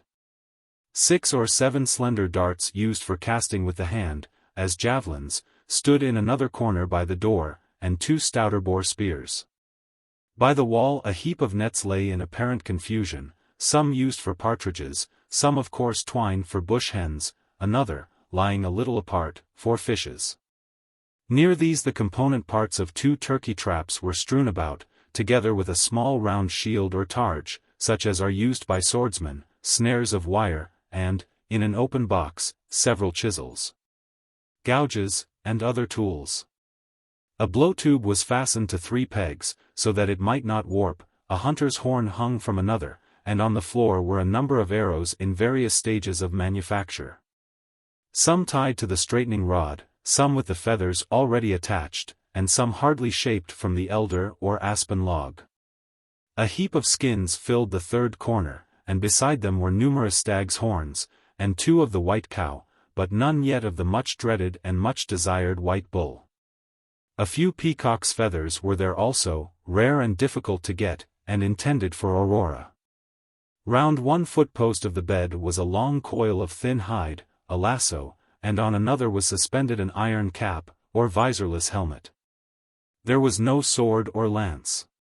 Indeed, of all these weapons and implements, none seemed in use, to judge by the dust that had gathered upon them, and the rusted edges, except the bow and crossbow and one of the boar spears.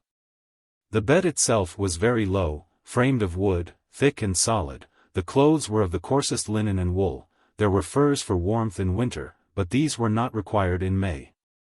There was no carpet, nor any substitute for it. The walls were whitewashed, ceiling there was none, the worm-eaten rafters were visible, and the roof tree. But on the table was a large earthenware bowl, full of meadow orchids, bluebells, and a bunch of may in flower. His hat, wide in the brim, lay on the floor. His doublet was on the wooden block or seat, with the long tight-fitting trousers, which showed every muscle of the limb, and by them high shoes of tanned but unblacked leather. His short cloak hung on a wooden peg against the door, which was fastened with a broad bolt of oak. The parchment in the recess of the window at which he had been working just before retiring was covered with rough sketches, evidently sections of a design for a ship or galley propelled by oars.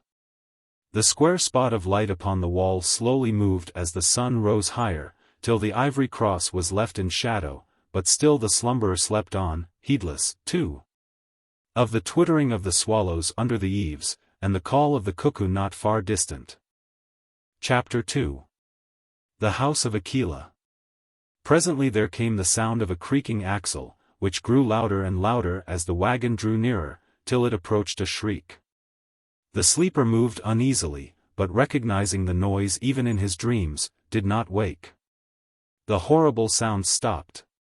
There was the sound of voices, as if two persons, one without and one within the wall, were hailing each other. A gate swung open, and the wagon came past under the very window of the bedroom. Even habit could not enable Felix to entirely withstand so piercing a noise when almost in his ears. He sat up a minute, and glanced at the square of light on the wall to guess the time by its position. In another minute or two the squeaking of the axle ceased, as the wagon reached the storehouses, and he immediately returned to the pillow. Without, and just beneath the window, there ran a road or way, which in part divided the enclosure into two portions. The dwelling house and its offices being on one side, the granaries and storehouses on the other. But a few yards to the left of his room, a strong gate in the enclosing wall gave entrance to this roadway. It was called the Maple Gate, because a small maple tree grew near outside. The wall, which surrounded the whole place at a distance of 8 or 10 yards from the buildings, was of brick, and about 9 feet high, with a ditch without.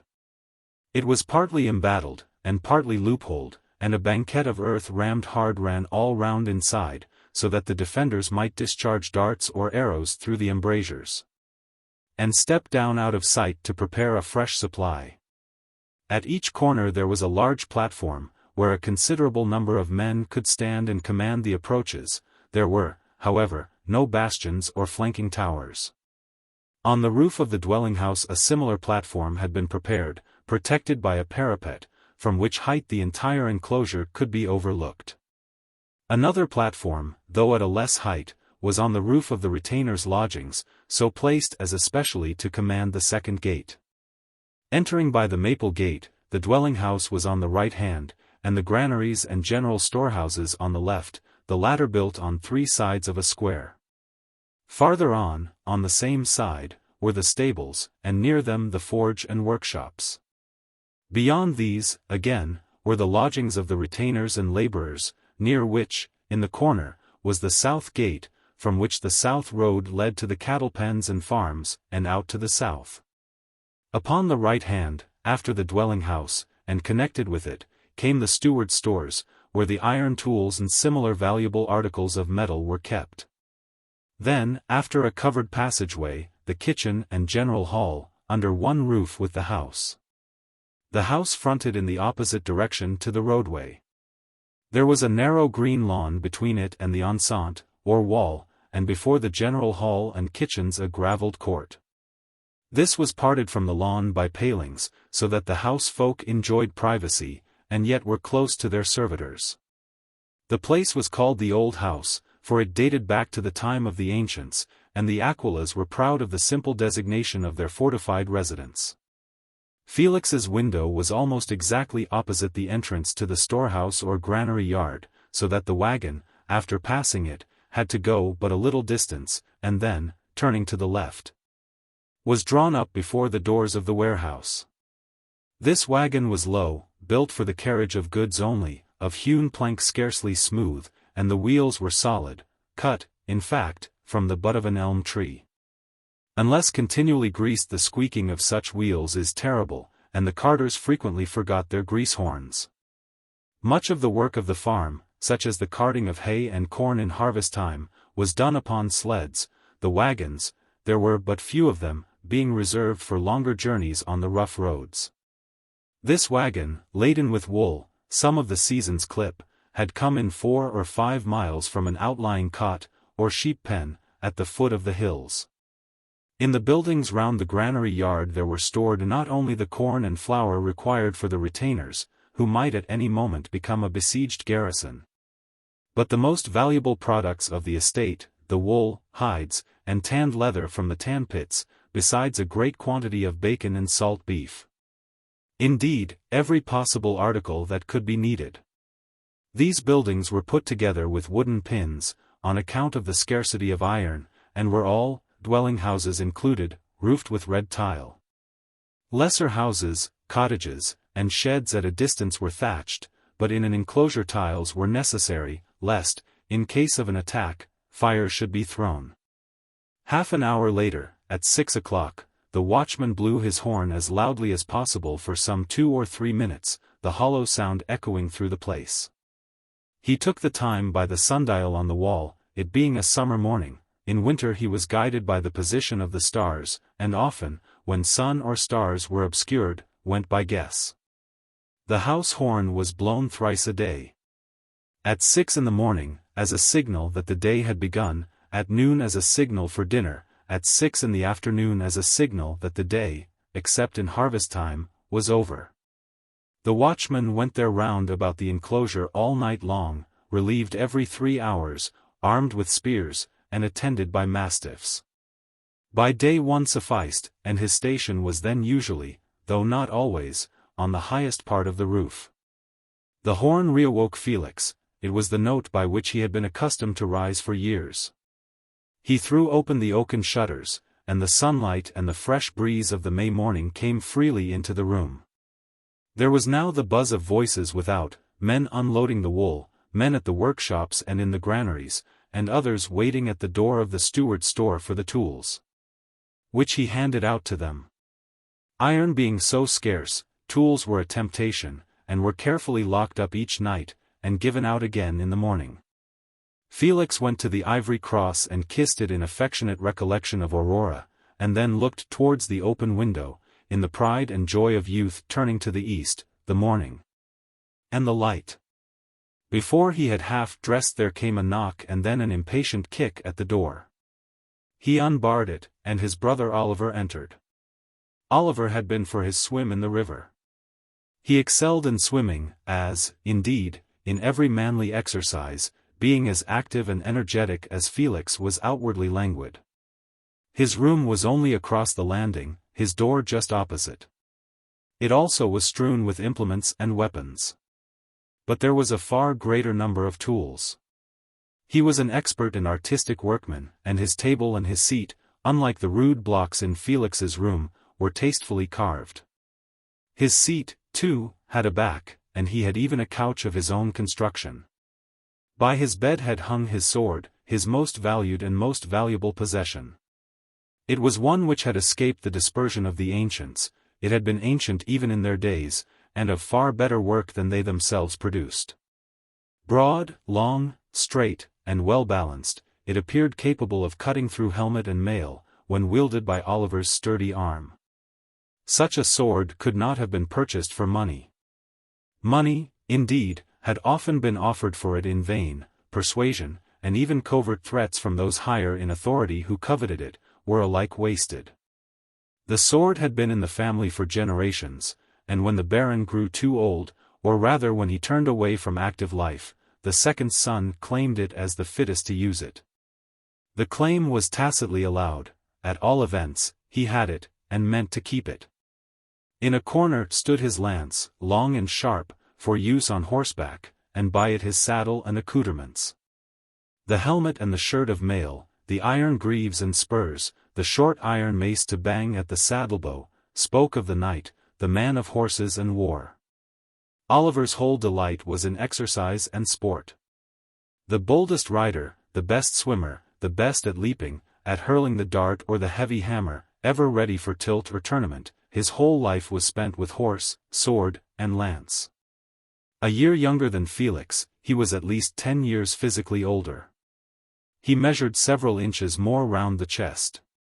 His massive shoulders and immense arms, brown and hairy, his powerful limbs, tower-like neck, and somewhat square jaw were the natural concomitants of enormous physical strength.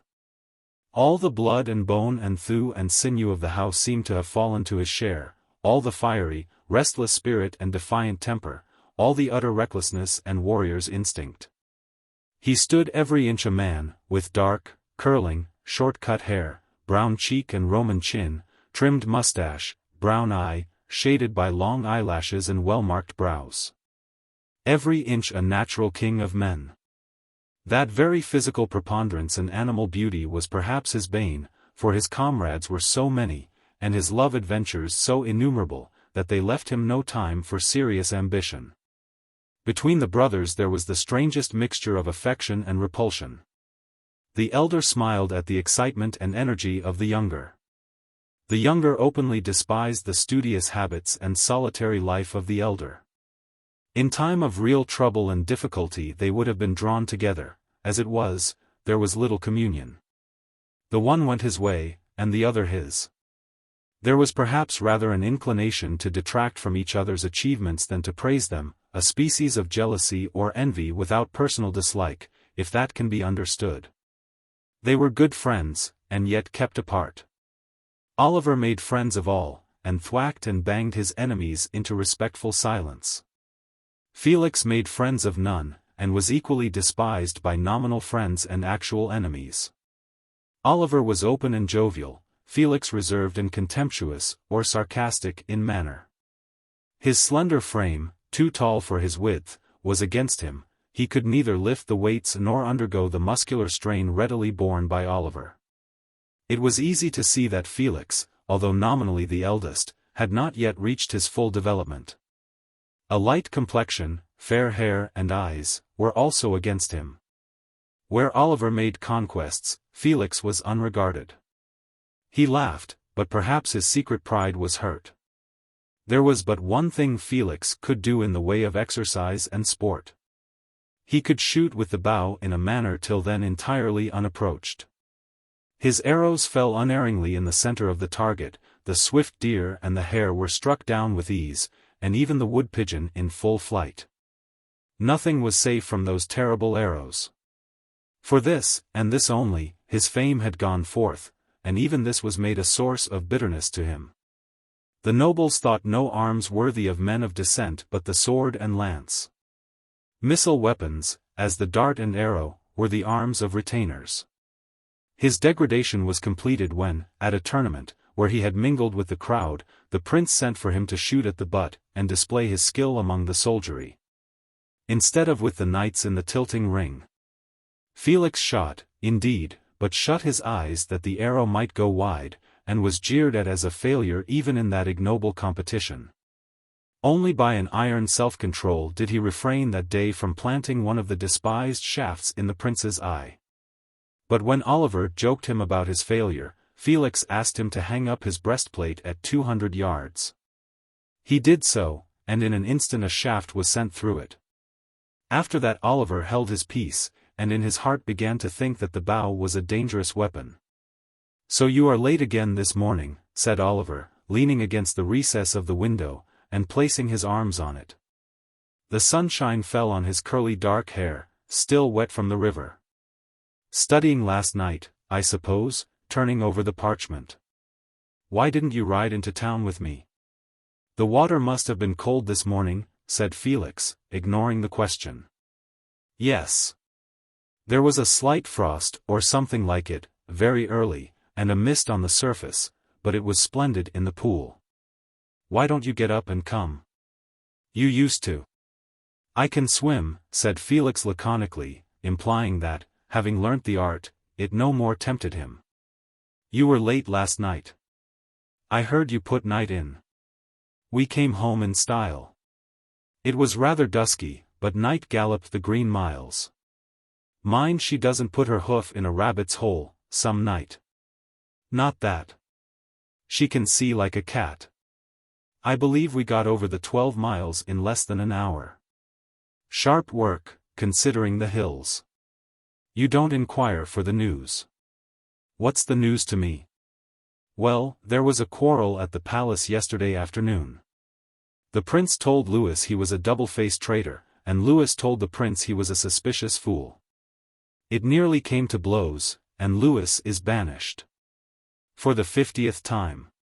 This time it is more serious. Don't believe it. He will be sent for again this morning, cannot you see why? No. If the prince is really suspicious, he will never send his brother into the country, where he might be resorted to by discontented people. He will keep him close at hand. I wish the quarreling would cease, it spoils half the fun, one's obliged to creep about the court and speak in whispers, and you can't tell whom you are talking to. They may turn on you if you say too much. There is no dancing either. I hate this moody state. I wish they would either dance or fight. Fight? Who? Anybody. There's some more news, but you don't care. No. I do not. Why don't you go and live in the woods all by yourself, said Oliver, in some heat. Felix laughed. Tell me your news. I am listening. The Irish landed at Blacklands the day before yesterday, and burnt Robert's place. They tried let burn, but the people there had been warned, and were ready. And there's an envoy from Sicily arrived. Some think the assembly has broken up, they were all at daggers drawn. So much for the Holy League. So much for the Holy League, repeated Felix. What are you going to do today? Asked Oliver, after a while. I am going down to my canoe, said Felix. I will go with you, the trout are rising. Have you got any hooks? There's some in the box there, I think, take the tools out. Oliver searched among the tools in the open box, all rusty and covered with dust, while Felix finished dressing, put away his parchment, and knotted the thong round his chest. He found some hooks at the bottom, and after breakfast they walked out together, Oliver carrying his rod, and a boar spear, and Felix a boar spear also. In addition to a small flag basket with some chisels and gouges. Chapter 3. The Stockade. When Oliver and Felix started, they left Philip, the third and youngest of the three brothers, still at breakfast. They turned to the left, on getting out of doors, and again to the left, through the covered passage between the steward's store and the kitchen. Then crossing the wagon yard, they paused a moment to glance in at the forge, where two men were repairing part of a plough. Oliver must also look for a moment at his mare, after which they directed their steps to the south gate. The massive oaken door was open, the bolts having been drawn back at hornblow. There was a guardroom on one side of the gate under the platform in the corner, where there was always supposed to be a watch. But in times of peace, and when there were no apprehensions of attack, the men whose turn it was to watch there were often called away for a time to assist in some labor going forward. And at that moment were helping to move the woolpacks farther into the warehouse. Still they were close at hand, and had the day watchman or warder, who was now on the roof, blown his horn, would have rushed direct to the gate. Felix did not like this relaxation of discipline. His precise ideas were upset at the absence of the guard. Method, organization, and precision were the characteristics of his mind, and this kind of uncertainty irritated him. I wish Sir Constans would insist on the guard being kept, he remarked. Children, in speaking of their parents, invariably gave them their titles. Now their father's title was properly my lord, as he was a baron, and one of the most ancient. But he had so long abnegated the exercise of his rights and privileges, sinking the noble in the mechanician, that men had forgotten the proper style in which they should address him. Sir was applied to all nobles, whether they possessed estates or not. The brothers were invariably addressed as Sir Felix or Sir Oliver. It marked, therefore, the low estimation in which the baron was held when even his own sons spoke of him by that title. Oliver, though a military man by profession, laughed at Felix's strict view of the guard's duties. Familiarity with danger, and natural carelessness, had rendered him contemptuous of it. There's no risk, said he, that I can see. Who could attack us? The Bushmen would never dream of it, the Romany would be seen coming days beforehand, we are too far from the lake for the pirates. And as we are not great people, as we might have been, we need dread no private enmity. Besides which, any assailants must pass the stockades first. Quite true. Still I don't like it. It is a loose way of doing things. Outside the gate they followed the wagon track, or south road, for about half a mile. It crossed meadows parted by low hedges, and they remarked, as they went, on the shortness of the grass, which, for want of rain, was not nearly fit for mowing.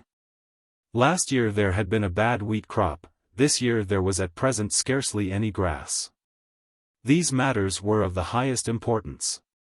Peace or war, famine or plenty, might depend upon the weather of the next few months. The meadows, besides being divided by the hedges, kept purposely cropped low, were surrounded, like all the cultivated lands, by high and strong stockades. Half a mile down the south road they left the track, and following a footpath some few hundred yards, came to the pool where Oliver had bathed that morning. The river, which ran through the enclosed grounds, was very shallow, for they were near its source in the hills, but just there it widened, and filled a depression 50 or 60 yards across, which was deep enough for swimming.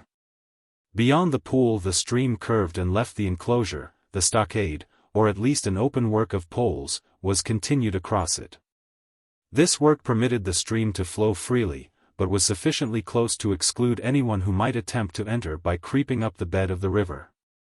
They crossed the river just above the pool by some stepping stones, large blocks rolled in for the purpose, and approached the stockade. It was formed of small but entire trees, young elms, firs, or very thick ash poles, driven in a double row into the earth, the first or inner row side by side, the outer row filling the interstices, and the whole bound together at the bottom by split willow woven in and out. This interweaving extended only about 3 feet up, and was intended first to bind the structure together, and secondly to exclude small animals which might creep in between the stakes. The reason it was not carried all up was that it should not afford a footing to human thieves desirous of climbing over. The smooth poles by themselves afforded no notch or foothold for a bushman's naked foot.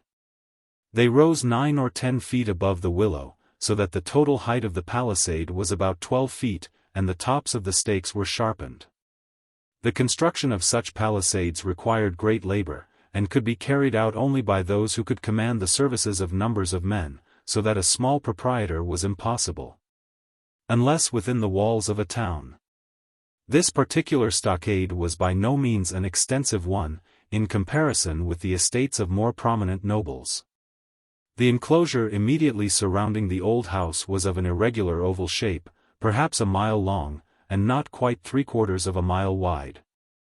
The house being situated towards the northern and higher end of the oval. The river crossed it, entering on the west and leaving on the eastern side. The enclosure was for the greater part meadow and pasture, for here the cattle were kept, which supplied the house with milk, cheese, and butter, while others intended for slaughter were driven in here for the last months of fattening. The horses in actual use for riding, or for the wagons, were also turned out here temporarily. There were 2 pens and rickyards within it, one beside the river, one farther down. The south road ran almost down the center, passing both rickyards, and leaving the stockade at the southern end by a gate, called the barrier. At the northern extremity of the oval the palisade passed within 300 yards of the house, and there was another barrier, to which the road led from the maple gate, which has been mentioned. From thence it went across the hills to the town of Ponds. Thus, anyone approaching the old house had first to pass the barrier and get inside the palisade. At each barrier there was a cottage and a guardroom, though, as a matter of fact, the watch was kept in peaceful times even more carelessly than at the inner gates of the wall about the house itself. Much the same plan, with local variations, was pursued on the other estates of the province. Though the stockade at the old house was remarkable for the care and skill with which it had been constructed. Part of the duty of the watchman on the roof was to keep an eye on the barriers, which he could see from his elevated position. In case of an incursion of gypsies, or any danger, the guard at the barrier was supposed to at once close the gate, blow a horn, and exhibit a flag. Upon hearing the horn or observing the flag, the warder on the roof raised the alarm, and assistance was sent. Such was the system, but as no attack had taken place for some years, the discipline had grown lax. After crossing on the stepping stones, Oliver and Felix were soon under the stockade, which ran high above them, and was apparently as difficult to get out of as to get into. By the strict law of the estate, any person who left the stockade except by the public barrier rendered himself liable to the lash or imprisonment. Any person, even a retainer, endeavoring to enter from without by pole, ladder, or rope, might be killed with an arrow or dart, putting himself into the position of an outlaw. In practice, of course, this law was frequently evaded. It did not apply to the family of the owner. Under some bushes by the palisade was a ladder of rope, the rungs, however, of wood. Putting his fishing tackle and boar spear down, Oliver took the ladder and threw the end over the stockade. He then picked up a pole with a fork at the end from the bushes, left there, of course, for the purpose, and with the fork pushed the rungs over till the ladder was adjusted, half within and half without the palisade. It hung by the wooden rungs which caught the tops of the stakes. He then went up, and when at the top, leant over and drew up the outer part of the ladder one rung, which he put the inner side of the palisade, so that on transferring his weight to the outer side it might uphold him. Otherwise the ladder, when he got over the points of the stakes, must have slipped the distance between one rung and a second. Having adjusted this, he got over, and Felix, carrying up the spears and tackle, handed them to him. Felix followed, and thus in 3 minutes they were on the outer side of the stockade. Originally the ground for 20 yards, all round outside the stockade, had been cleared of trees and bushes that they might not harbor vermin, or thorn hogs, or facilitate the approach of human enemies. Part of the weekly work of the bailiffs was to walk round the entire circumference of the stockade to see that it was in order, and to have any bushes removed that began to grow up. As with other matters, however, in the lapse of time the bailiffs became remiss, and under the easy, and perhaps too merciful rule of Sir Constans, were not recalled to their duties with sufficient sharpness. Brambles and thorns and other underwood had begun to cover the space that should have been open, and young sapling oaks had risen from dropped acorns. Felix pointed this out to Oliver, who seldom accompanied him. He was indeed rather glad of the opportunity to do so, as Oliver had more interest with Sir Constans than himself. Oliver admitted it showed great negligence, but added that after all it really did not matter. "What I wish," said he, "is that Sir Constans would go to court, and take his proper position." Upon this they were well agreed. It was, in fact, almost the only point upon which all three brothers did agree. They sometimes talked about it till they separated in a furious temper, not with each other but with him. There was a distinct track of footsteps through the narrow band of low brambles and underwood between the stockade and the forest. This had been made by Felix in his daily visits to his canoe. The forest there consisted principally of hawthorn trees and thorn thickets, with some scattered oaks and ashes. The timber was sparse, but the fern was now fast rising up so thick, that in the height of summer it would be difficult to walk through it. The tips of the fronds unrolling were now not up to the knee, then the break would reach to the shoulder. The path wound round the thickets, the blackthorn being quite impenetrable except with the axe, and came again to the river some 400 or 500 yards from the stockade. The stream, which ran from west to east through the enclosure, here turned and went due south. On the bank Felix had found a fine black poplar, the largest and straightest and best grown of that sort for some distance round, and this he had selected for his canoe. Stones broke the current here into eddies, below which there were deep holes and gullies where alders hung over, and an ever-rustling aspen spread the shadow of its boughs across the water. The light-colored mud, formed of disintegrated chalk, on the farther and shallower side was only partly hidden by flags and sedges, which like a richer and more alluvial earth. Nor did the bushes grow very densely on this soil over the chalk, so that there was more room for casting the fly than is usually the case where a stream runs through a forest. Oliver, after getting his tackle in order, at once began to cast, while Felix, hanging his doublet on an oft-used branch, and leaning his spear against a tree, took his chisels and gouged from the flag basket. He had chosen the black poplar for the canoe because it was the lightest wood, and would float best. To fell so large a tree had been a great labor, for the axes were of poor quality, cut badly, and often required sharpening. He could easily have ordered half a dozen men to throw the tree, and they would have obeyed immediately, but then the individuality and interest of the work would have been lost. Unless he did it himself, its importance and value to him would have been diminished. It had now been down some weeks, had been hewn into outward shape, and the larger part of the interior slowly dug away with chisel and gouge. He had commenced while the hawthorn was just putting forth its first spray, when the thickets and the trees were yet bare. Now the May bloom scented the air, the forest was green, and his work approached completion. There remained, indeed, but some final shaping and rounding off, and the construction, or rather cutting out, of a secret locker in the stern. This locker was nothing more than a square aperture chiseled out like a mortise, entering not from above but parallel with the bottom, and was to be closed with a tight-fitting piece of wood driven in by force of mallet. A little paint would then conceal the slight chinks, and the boat might be examined in every possible way without any trace of this hiding-place being observed. The canoe was some 11 feet long, and nearly 3 feet in the beam. It tapered at either end, so that it might be propelled backwards or forwards without turning. And stem and stern, interchangeable definitions in this case, each rose a few inches higher than the general gunwale.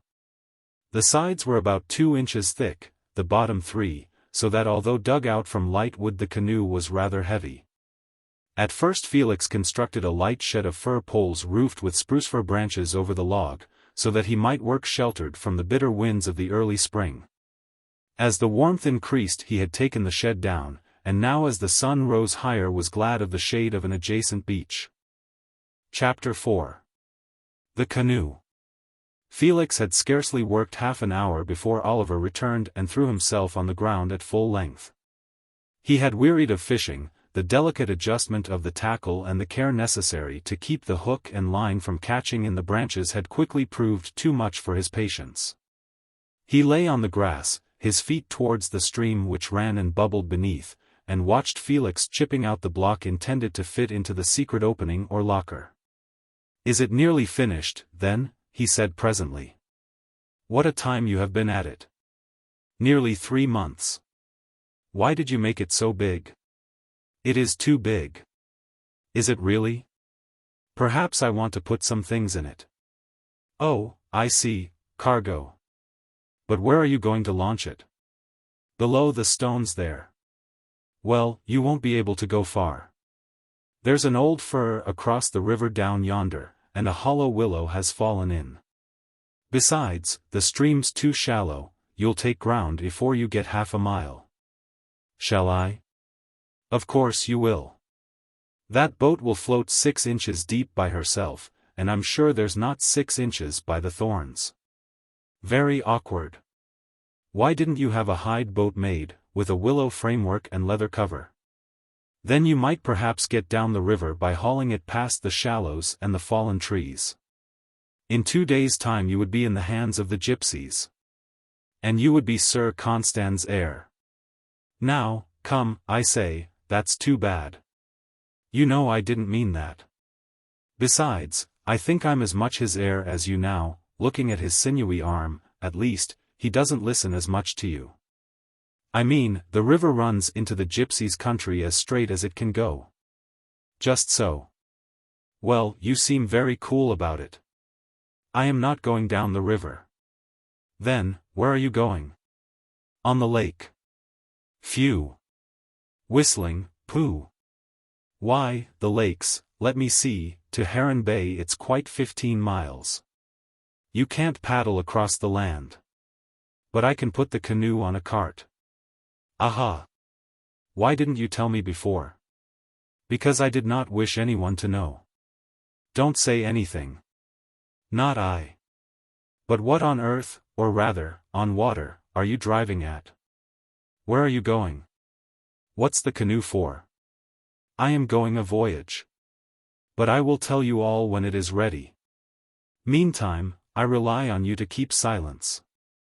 The rest think the boat is for the river. I will not say a word. But why did you not have a hide boat? They are not strong enough. They can't stand knocking about. If you want to go a voyage, where to, I can't imagine, why not take a passage on board a ship? I want to go my own way. They will only go theirs. Nor do I like the company. Well, certainly the sailors are the roughest lot I know.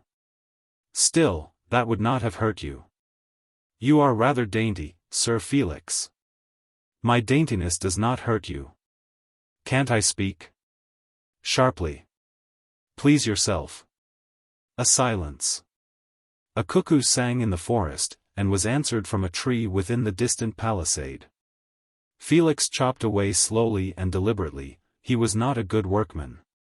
Oliver watched his progress with contempt. He could have put it into shape in half the time. Felix could draw, and design. He could invent, but he was not a practical workman, to give speedy and accurate effect to his ideas. My opinion is, said Oliver, that canoe will not float upright. It's one-sided. Felix, usually so self-controlled, could not refrain from casting his chisel down angrily. But he picked it up again, and said nothing. This silence had more influence upon Oliver, whose nature was very generous, than the bitterest retort. He sat up on the sward. I will help launch it, he said. We could manage it between us, if you don't want a lot of the fellows down here. Thank you. I should like that best. And I will help you with the cart when you start. Oliver rolled over on his back, and looked up idly at the white flecks of cloud sailing at a great height. Old Mouse is a wretch not to give me a command, he said presently. Felix looked round involuntarily, lest anyone should have heard. Mouse was the nickname for the prince. Like all who rule with irresponsible power, the prince had spies everywhere. He was not a cruel man, nor a benevolent, neither clever nor foolish, neither strong nor weak. Simply an ordinary, a very ordinary being, who chanced to sit upon a throne because his ancestors did, and not from any personal superiority. He was at times much influenced by those around him. At others he took his own course, right or wrong, at another he let matters drift. There was never any telling in the morning what he might do towards night, for there was no vein of will or bias running through his character. In fact, he lacked character. He was all uncertainty, except in jealousy of his supremacy. Possibly some faint perception of his own incapacity, of the feeble grasp he had upon the state, that seemed outwardly so completely his, occasionally crossed his mind. Hence the furious scenes with his brother, hence the sudden imprisonments and equally sudden pardons, the spies and eavesdroppers, the sequestration of estates for no apparent cause. And, following these erratic severities to the suspected nobles, proclamations giving privileges to the people, and removing taxes. But in a few days these were imposed again, and men who dared to murmur were beaten by the soldiers, or cast into the dungeons. Yet Prince Louis, the family were all of the same name, was not an ill-meaning man. He often meant well, but had no stability or firmness of purpose. This was why Felix dreaded lest some chance listener should hear Oliver abuse him. Oliver had been in the army for some time. His excellence in all arms, and especially with lance and sword, his acknowledged courage, and his noble birth, entitled him to a command, however lowly it might be. But he was still in the ranks, and not the slightest recognition had ever been taken of his feats, except, indeed, if whispers were true, by some sweet smiles from a certain lady of the palace, who admired knightly prowess. Oliver chafed under this neglect. I would not say that kind of thing, remarked Felix. Certainly it is annoying. Annoying. That is a mild expression. Of course, everyone knows the reason. If we had any money, or influence, it would be very different. But Sir Constans has neither gold nor power, and he might have had both. There was a clerk from the notaries at the house yesterday evening, said Felix. About the debts, no doubt. Some day the cunning old scoundrel, when he can squeeze no more interest out of us, we'll find a legal quibble and take the lot. Or put us in the Blue Chamber, the first time the prince goes to war and wants money. The Blue Chamber will say, where can we get it? Who's weakest? Why, Sir Constans. Then away with him. Yes, that will be it. Yet I wish a war would happen, there would be some chance for me. I would go with you in your canoe, but you are going you don't know where. What's your object? Nothing. You don't know yourself. Indeed. No, you don't, you're a dreamer. I am afraid it is true. I hate dreams. After a pause, in a lower voice, have you any money? Felix took out his purse and showed him the copper pieces. The eldest son of Constans Aquila with 10 copper pieces, growled Oliver, rising, but taking them all the same. Lend them to me. I'll try them on the board tonight. Fancy me putting down copper. It's intolerable, working himself into a rage. I'll turn bandit, and rob on the roads. I'll go to King Neo and fight the Welsh. Confusion.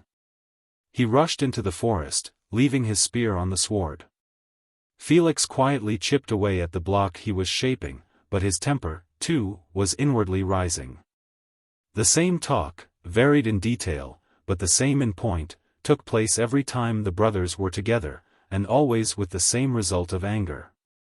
In earlier days Sir Constans had been as forward in all warlike exercises as Oliver was now, and being possessed of extraordinary physical strength, took a leading part among men. Wielding his battle-axe with irresistible force, he distinguished himself in several battles and sieges. He had a singular talent for mechanical construction. The wheel by which water was drawn from the well at the palace was designed by him. But this very ingenuity was the beginning of his difficulties.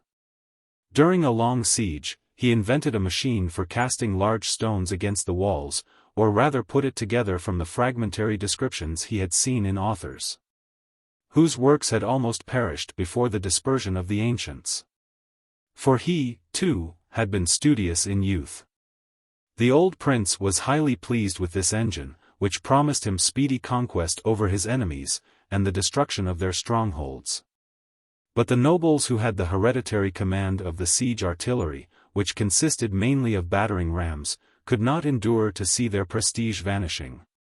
They caballed, traduced the baron, and he fell into disgrace. This disgrace, as he was assured by secret messages from the prince, was but policy. He would be recalled so soon as the prince felt himself able to withstand the pressure of the nobles.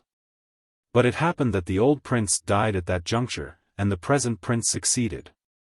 The enemies of the baron, having access to him, obtained his confidence. The baron was arrested and immersed in a heavy fine, the payment of which laid the foundation of those debts which had since been constantly increasing. He was then released, but was not for some 2 years permitted to approach the court. Meantime, men of not half his descent, but with an unblushing brow and unctuous tongue, had become the favorites at the palace of the prince, who, as said before, was not bad, but the mere puppet of circumstances. Into competition with these vulgar flatterers Aquila could not enter. It was indeed pride, and nothing but pride, that had kept him from the palace. By slow degrees he had sunk out of sight, occupying himself more and more with mechanical inventions, and with gardening, till at last he had come to be regarded as no more than an agriculturist. Yet in this obscure condition he had not escaped danger. The common people were notoriously attached to him. Whether this was due to his natural kindliness, his real strength of intellect, and charm of manner, or whether it was on account of the uprightness with which he judged between them, or whether it was owing to all these things combined, certain it is that there was not a man on the estate that would not have died for him. Certain it is, too, that he was beloved by the people of the entire district, and more especially by the shepherds of the hills, who were freer and less under the control of the patrician caste. Instead of carrying disputes to the town, to be adjudged by the prince's authority, many were privately brought to him. This, by degrees becoming known, excited the jealousy and anger of the prince, an anger cunningly inflamed by the notary Francis, and by other nobles. But they hesitated to execute anything against him lest the people should rise, and it was doubtful, indeed, if the very retainers of the nobles would attack the old house, if ordered. Thus the baron's weakness was his defense. The prince, to do him justice, soon forgot the matter, and laughed at his own folly, that he should be jealous of a man who was no more than an agriculturist. The rest were not so appeased. They desired the baron's destruction if only from hatred of his popularity, and they lost no opportunity of casting discredit upon him, or of endeavoring to alienate the affections of the people by representing him as a magician, a thing clearly proved by his machines and engines, which must have been designed by some supernatural assistance. But the chief, as the most immediate and pressing danger, was the debt to Francis the notary, which might at any moment be brought before the court. Thus it was that the three sons found themselves without money or position, with nothing but a bare patent of nobility. The third and youngest alone had made any progress, if such it could be called. By dint of his own persistent efforts, and by enduring insults and rebuffs with indifference, he had at last obtained an appointment in that section of the treasury which received the dues upon merchandise, and regulated the imposts. He was but a messenger at every man's call. His pay was not sufficient to obtain his food, still it was an advance, and he was in a government office. He could but just exist in the town, sleeping in a garret, where he stored the provisions he took in with him every Monday morning from the old house. He came home on the Saturday and returned to his work on the Monday. Even his patience was almost worn out. The whole place was thus falling to decay, while at the same time it seemed to be flowing with milk and honey, for under the baron's personal attention the estate, though so carelessly guarded, had become a very garden. The cattle had increased, and were of the best kind, the horses were celebrated and sought for, the sheep valued, the crops the wonder of the province. Yet there was no money. The product went to the notary. This extraordinary fertility was the cause of the covetous longing of the court favorites to divide the spoil. Chapter 5. Baron Aquila. Felix's own position was bitter in the extreme. He felt he had talent. He loved deeply, he knew that he was in turn as deeply beloved, but he was utterly powerless. On the confines of the estate, indeed, the men would run gladly to do his bidding. Beyond, and on his own account, he was helpless. Manual labor, to plow, to sow, to work on shipboard, could produce nothing in a time when almost all work was done by bondsmen or family retainers. The life of a hunter in the woods was free, but produced nothing. The furs he sold simply maintained him, it was barter for existence, not profit. The shepherds on the hills roamed in comparative freedom, but they had no wealth except of sheep. He could not start as a merchant without money. He could not enclose an estate and build a house or castle fit for the nuptials of a noble's daughter without money, or that personal influence which answers the same purpose. He could not even hope to succeed to the hereditary estate, so deeply was it encumbered. They might, indeed, at any time be turned forth. Slowly the iron entered into his soul. This hopelessness, helplessness, embittered every moment. His love increasing with the passage of time rendered his position hateful in the extreme. The feeling within that he had talent which only required opportunity stung him like a scorpion. The days went by, and everything remained the same. Continual brooding and bitterness of spirit went near to drive him mad. At last the resolution was taken, he would go forth into the world. That involved separation from Aurora, long separation, and without communication, since letters could be sent only by special messenger, and how should he pay a messenger? It was this terrible thought of separation which had so long kept him inactive. In the end the bitterness of hopelessness forced him to face it. He began the canoe, but kept his purpose secret, especially from her, lest tears should melt his resolution. There were but two ways of traveling open to him, on foot, as the hunters did, or by the merchant vessels. The latter, of course, required payment, and their ways were notoriously coarse. If on foot he could not cross the lake, nor visit the countries on either shore, nor the islands, therefore he cut down the poplar and commenced the canoe. Whither he should go, and what he should do, was entirely at the mercy of circumstances. He had no plan, no route. He had a dim idea of offering his services to some distant king or prince, of unfolding to him the inventions he had made. He tried to conceal from himself that he would probably be repulsed and laughed at. Without money, without a retinue, how could he expect to be received or listened to? Still, he must go. He could not help himself, go he must. As he chopped and chipped through the long weeks of early spring, while the easterly winds bent the trees above him, till the buds unfolded and the leaves expanded, while his hands were thus employed, the whole map, as it were, of the known country seemed to pass without volition before his mind. He saw the cities along the shores of the great lake, he saw their internal condition, the weakness of the social fabric, the misery of the bondsman, the uncertain action of the League, the only thread which bound the world together, the threatening aspect of the Cymry and the Irish. The dread north, the vast northern forests, from which at any time invading hosts might descend on the fertile south, it all went before his eyes. What was there behind the immense and untraversed belt of forest which extended to the south, to the east, and west? Where did the great lake end? Were the stories of the gold and silver mines of Devon and Cornwall true? And where were the iron mines, from which the ancients drew their stores of metal? Led by these thoughts he twice or thrice left his labor, and walking some 20 miles through the forests, and over the hills, reached the summit of White Horse. From thence, resting on the sward, he watched the vessels making slow progress by oars, and some drawn with ropes by gangs of men or horses on the shore, through the narrow straits. North and south there nearly met. There was but a furlong of water between them. If ever the north came down there the armies would cross. There was the key of the world. Excepting the few cottages where the owners of the horses lived, there was neither castle nor town within 20 miles. Forced on by these thoughts, he broke the long silence which had existed between him and his father.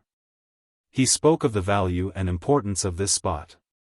Could not the Baron send forth his retainers and enclose a new estate there? There was nothing to prevent him. The forest was free to all, provided that they rendered due service to the prince. Might not a house or castle built there become the beginning of a city? The Baron listened, and then said he must go and see that a new hatch was put in the brook to irrigate the water meadow. That was all. Felix next wrote an anonymous letter to the prince pointing out the value of the place. The prince should seize it, and add to his power. He knew that the letter was delivered, but there was no sign. It had indeed been read and laughed at. Why make further efforts when they already had what they desired? One only, the deep and designing Valentine, gave it serious thought in secret. It seemed to him that something might come of it, another day, when he was himself in power, if that should happen. But he, too, forgot it in a week. Some secret effort was made to discover the writer, for the council were very jealous of political opinion, but it soon ended. The idea, not being supported by money or influence, fell into oblivion. Felix worked on, chipping out the canoe. The days passed, and the boat was nearly finished. In a day or two now it would be launched, and soon afterwards he should commence his voyage. He should see Aurora once more only. He should see her, but he should not say farewell. She would not know that he was going till he had actually departed. As he thought thus a dimness came before his eyes, his hand trembled, and he could not work. He put down the chisel, and paused to steady himself. Upon the other side of the stream, somewhat lower down, a yellow wood dog had been lapping the water to quench its thirst, watching the man the while. So long as Felix was intent upon his work, the wild animal had no fear. The moment he looked up, the creature sprang back into the underwood. A dove was cooing in the forest not far distant, but as he was about to resume work the cooing ceased. Then a wood pigeon rose from the ashes with a loud clapping of wings. Felix listened. His hunter instinct told him that something was moving there. A rustling of the bushes followed, and he took his spear which had been leant against the adjacent tree. But, peering into the wood, in a moment he recognized Oliver, who, having walked off his rage, was returning. "I though it might have been a bushman," said Felix, replacing his spear. "Only they are noiseless." "Any of them might have cut me down," said Oliver, "for I forgot my weapon."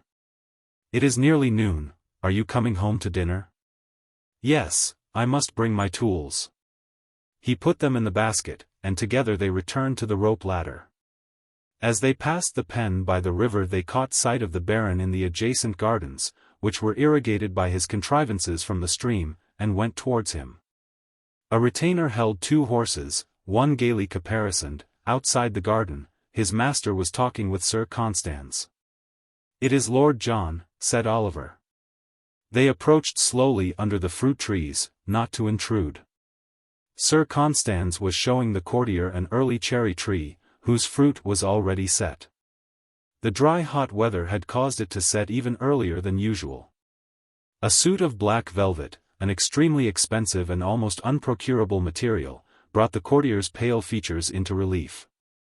It was only by the very oldest families that any velvet or satin or similar materials were still preserved. If these were in pecuniary difficulties they might sell some part of their store, but such things were not to be got for money in the ordinary way. 2 small silver bars across his left shoulder showed that he was a lord-in-waiting. He was a handsome man, with clear-cut features, somewhat rakish from late hours and dissipation, but not the less interesting on that account.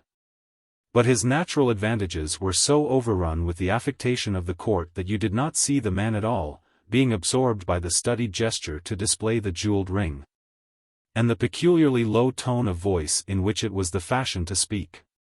Beside the old warrior he looked a mere stripling. The Baron's arm was bare, his sleeve rolled up. And as he pointed to the tree above, the muscles, as the limb moved, displayed themselves in knots, at which the courtier himself could not refrain from glancing. Those mighty arms, had they clasped him about the waist, could have crushed his bending ribs. The heaviest blow that he could have struck upon that broad chest would have produced no more effect than a hollow sound, it would not even have shaken that powerful frame. He felt the steel blue eye, bright as the sky of midsummer, glance into his very mind. The high forehead bare, for the Baron had his hat in his hand, mocked at him in its humility. The Baron bared his head in honor of the courtier's office and the prince who had sent him. The beard, though streaked with white, spoke little of age. It rather indicated an abundant, a luxuriant vitality. Lord John was not at ease. He shifted from foot to foot, and occasionally puffed a large cigar of Devon tobacco. His errand was simple enough. Some of the ladies at the court had a fancy for fruit, especially strawberries, but there were none in the market, nor to be obtained from the gardens about the town. It was recollected that Sir Constans was famous for his gardens, and the prince dispatched Lord John to Old House with a gracious message and request for a basket of strawberries. Sir Constans was much pleased, but he regretted that the hot, dry weather had not permitted the fruit to come to any size or perfection. Still there were some. The courtier accompanied him to the gardens, and saw the water wheel which, turned by a horse, forced water from the stream into a small pond or elevated reservoir, from which it irrigated the ground. This supply of water had brought on the fruit, and Sir Constans was able to gather a small basket. He then looked round to see what other early product he could send to the palace. There was no other fruit, the cherries, though set, were not ripe, but there was some asparagus, which had not yet been served, said Lord John, at the prince's table. Sir Constans set men to hastily collect all that was ready, and while this was done took the courtier over the gardens. Lord John felt no interest whatever in such matters, but he could not choose but admire the extraordinary fertility of the enclosure, and the variety of the products. There was everything. Fruit of all kinds, herbs of every species, plots specially devoted to those possessing medicinal virtue. This was only one part of the gardens. The orchards proper were farther down, and the flowers nearer the house. Sir Constans had sent a man to the flower garden, who now returned with 2 fine bouquets, which were presented to Lord John, the one for the princess, the prince's sister. The other for any lady to whom he might choose to present it. The fruit had already been handed to the retainer who had charge of the horses. Though interested, in spite of himself, Lord John, acknowledging the flowers, turned to go with a sense of relief. This simplicity of manners seemed discordant to him. He felt out of place, and in some way lowered in his own esteem, and yet he despised the rural retirement and beauty about him. Felix and Oliver, a few yards distant, were waiting with rising tempers. The spectacle of the Baron in his native might of physique, humbly standing, hat in hand, before this court messenger, discoursing on cherries, and offering flowers and fruit, filled them with anger and disgust.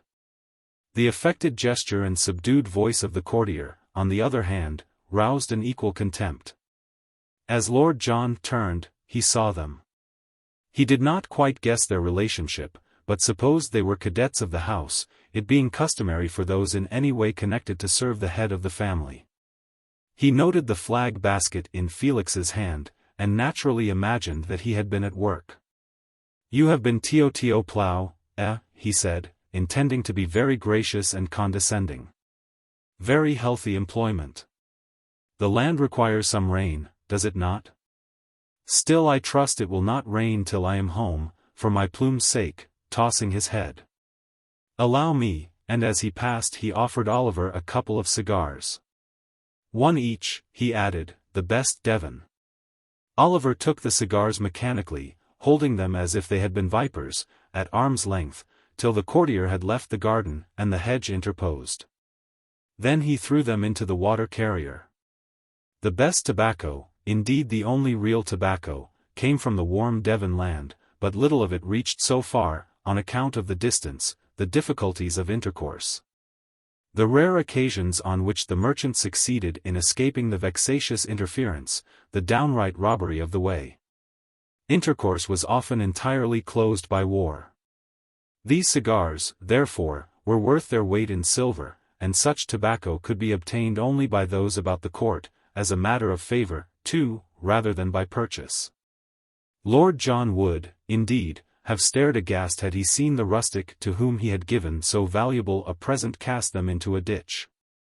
He rode towards the Maple Gate, excusing his haste volubly to Sir Constans, who was on foot, and walked beside him a little way, pressing him to take some refreshment. His sons overtook the Baron as he walked towards home, and walked by his side in silence. Sir Constans was full of his fruit. "The wall cherry," said he, "will soon have a few ripe." Oliver swore a deep but soundless oath in his chest. Sir Constans continued talking about his fruit and flowers, entirely oblivious of the silent anger of the pair beside him. As they approached the house, the warder blew his horn thrice for noon. It was also the signal for dinner. Chapter 6. The Forest Track. When the canoe was finished, Oliver came to help Felix launch it, and they rolled it on logs down to the place where the stream formed a pool. But when it was afloat, as Oliver had foretold, it did not swim upright in the water. It had not been shaped accurately, and one side was higher out of the water than the other. Felix was so disgusted at this failure that he would not listen to anything Oliver could suggest. He walked back to the spot where he had worked so many weeks, and sat down with his face turned from the pool. It was not so much the actual circumstance which depressed him, as the long train of untoward incidents which had preceded it for years past. These seemed to have accumulated, till now this comparatively little annoyance was like the last straw. Oliver followed him, and said that the defect could be remedied by placing ballast on the more buoyant side of the canoe to bring it down to the level of the other. Or, perhaps, if some more wood were cut away on the heavier side, that it would cause it to rise.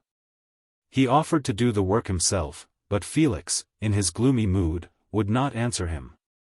Oliver returned to the pool, and getting into the canoe, pulled it up and down the stream. It answered perfectly, and could be easily managed. The defect was more apparent than real, for when a person sat in the canoe, his weight seemed to bring it nearly level. It was only when empty that it canted to one side. He came back again to Felix, and pointed this out to him. The attempt was useless, the boat might answer the purpose perfectly well, but it was not the boat Felix had intended it to be. It did not come up to his ideal. Oliver was now somewhat annoyed at Felix's sullen silence, so he drew the canoe partly on shore, to prevent it from floating away, and then left him to himself. Nothing more was said about it for a day or two. Felix did not go near the spot where he had worked so hard and so long, but on the Saturday Philip came home as usual, and, as there was now no secret about the canoe, went down to look at it with Oliver. They pushed it off, and floated 2 or 3 miles down the stream, hauling it on the shore past the fallen fir tree, and then, with a cord, towed it back again. The canoe, with the exception of the trifling deficiency alluded to, was a good one, and thoroughly serviceable. They endeavored again to restore Felix's opinion of it, and an idea occurring to Philip, he said a capital plan would be to add an outrigger, and so balance it perfectly. But though usually quick to adopt ideas when they were good, in this case Felix was too much out of conceit with himself. He would listen to nothing. Still, he could not banish it from his mind, though now ashamed to return to it after so obstinately refusing all suggestions. He wandered aimlessly about in the woods, till one day he found himself in the path that led to Heron Bay. Strolling to the shore of the great lake, he sat down and watched a vessel sailing afar off slowly before the east wind. The thought presently occurred to him, that the addition of an outrigger in the manner Philip had mentioned would enable him to carry a sail. The canoe could not otherwise support a sail, unless a very small one merely for going before the breeze, but with such a sail as the outrigger would bear, he could venture much farther away from land, his voyage might be much more extended, and his labor with the paddle lessened. This filled him with fresh energy. He returned, and at once recommenced work. Oliver, finding that he was again busy at it, came and insisted upon assisting. With his help, the work progressed rapidly. He used the tools so deftly as to accomplish more in an hour than Felix could in a day. The outrigger consisted of a beam of poplar, sharpened at both ends, and held at some 6 or 7 feet from the canoe by 2 strong crosspieces. A mast, about the same height as the canoe was long, was then set up. It was made from a young fir tree. Another smaller fir supplied the yard, which extended fore and aft, nearly the length of the boat. The sail, of coarse canvas, was not very high, but long, and rather broader at each end where the rope attached it to the prow and stern, or, rather, the 2 prows. Thus arranged, it was not so well suited for running straight before the wind, as for working into it, a feat never attempted by the ships of the time. Oliver was delighted with the appearance of the boat, so much so that now and then he announced his intention of accompanying Felix on his voyage. But after a visit to the town, and a glance at the Princess Lucia, his resolution changed. Yet he wavered, one time openly reproaching himself for enduring such a life of inaction and ignominy, and at another deriding Felix and his visionary schemes. The canoe was now completed. It was tried on the pool and found to float exactly as it should. It had now to be conveyed to Heron Bay. The original intention was to put it on a cart, but the rude carts used on the estate could not very well carry it, and a sledge was substituted. Several times, during the journey through the forest, the sledge had to be halted while the underwood was cut away to permit of its passing. And once a slough had to be filled up with branches hewn from fir trees, and bundles of fern. These delays made it evening before the shore of the creek was reached. It was but a little inlet, scarce a bowshot wide at the entrance and coming to a point inland. Here the canoe was left in charge of 3 serfs, who were ordered to build a hut and stay beside it. Some provisions were sent next day on the backs of other serfs, and in the afternoon, it was Saturday, all 3 brothers arrived, the canoe was launched, and they started for a trial sail. With a south wind they ran to the eastward at a rapid pace, keeping close to the shore till within a mile of White Horse. There they brought to by steering the canoe dead against the wind. Then transferring the steering paddle, a rather large one, made for the purpose, to the other end, and readjusting the sail, the outrigger being still to leeward, they ran back at an equal speed. The canoe answered perfectly, and Felix was satisfied. He now dispatched his tools and various weapons to the hut to be put on board. His own peculiar yew-bow he kept to the last at home. It and his chest bound with hide would go with him on the last day. Although, in his original purpose, Felix had designed to go forth without anyone being aware of his intention, the circumstances which had arisen, and the necessary employment of so many men, had let out the secret to some degree. The removal of the tools and weapons, the crossbow, darts, and spear, still more attracted attention. But little or nothing was said about it, though the Baron and Baroness could not help but observe these preparations. The Baron deliberately shut his eyes and went about his gardening. He was now, too, busy with the first mowing. In his heart, perhaps, he felt that he had not done altogether right in so entirely retiring from the world. By doing so he had condemned his children to loneliness, and to be regarded with contempt. Too late now, he could only obstinately persist in his course. The Baroness, inured for so many years to disappointment, had contracted her view of life till it scarcely extended beyond mere physical comfort. Nor could she realize the idea of Felix's approaching departure. When he was actually gone, it would, perhaps, come home to her. All was now ready, and Felix was only waiting for the feast of St. James to pay a last visit to Aurora at Thyma Castle. The morning before the day of the feast, Felix and Oliver set out together. They had not lived altogether in harmony, but now, at this approaching change, Oliver felt that he must bear Felix company. Oliver rode his beautiful knight, he wore his plumed hat and precious sword, and carried his horseman's lance. Felix rode a smaller horse, useful, but far from handsome. He carried his yew-bow and hunting knife. Thyma Castle was situated 15 miles to the south. It was the last outpost of civilization. Beyond it there was nothing but forest, and the wild open plains, the home of the gypsies. This circumstance of position had given Baron Thyma, in times past, a certain importance more than was due to the size of his estate or the number of his retainers. During an invasion of the gypsies, his castle bore the brunt of the war, and its gallant defense, indeed, broke their onward progress. So many fell in endeavoring to take it, that the rest were disheartened, and only scattered bands penetrated beyond. For this service the Baron received the grant of various privileges. He was looked on as a pillar of the state, and was welcome at the court. But it proved an injury to him in the end. His honors, and the high society they led him into, were too great for the comparative smallness of his income. Rich in flocks and herds, he had but little coin. High-spirited, and rather fond of display, he could not hold back. He launched forth, with the usual result of impoverishment, mortgage, and debt.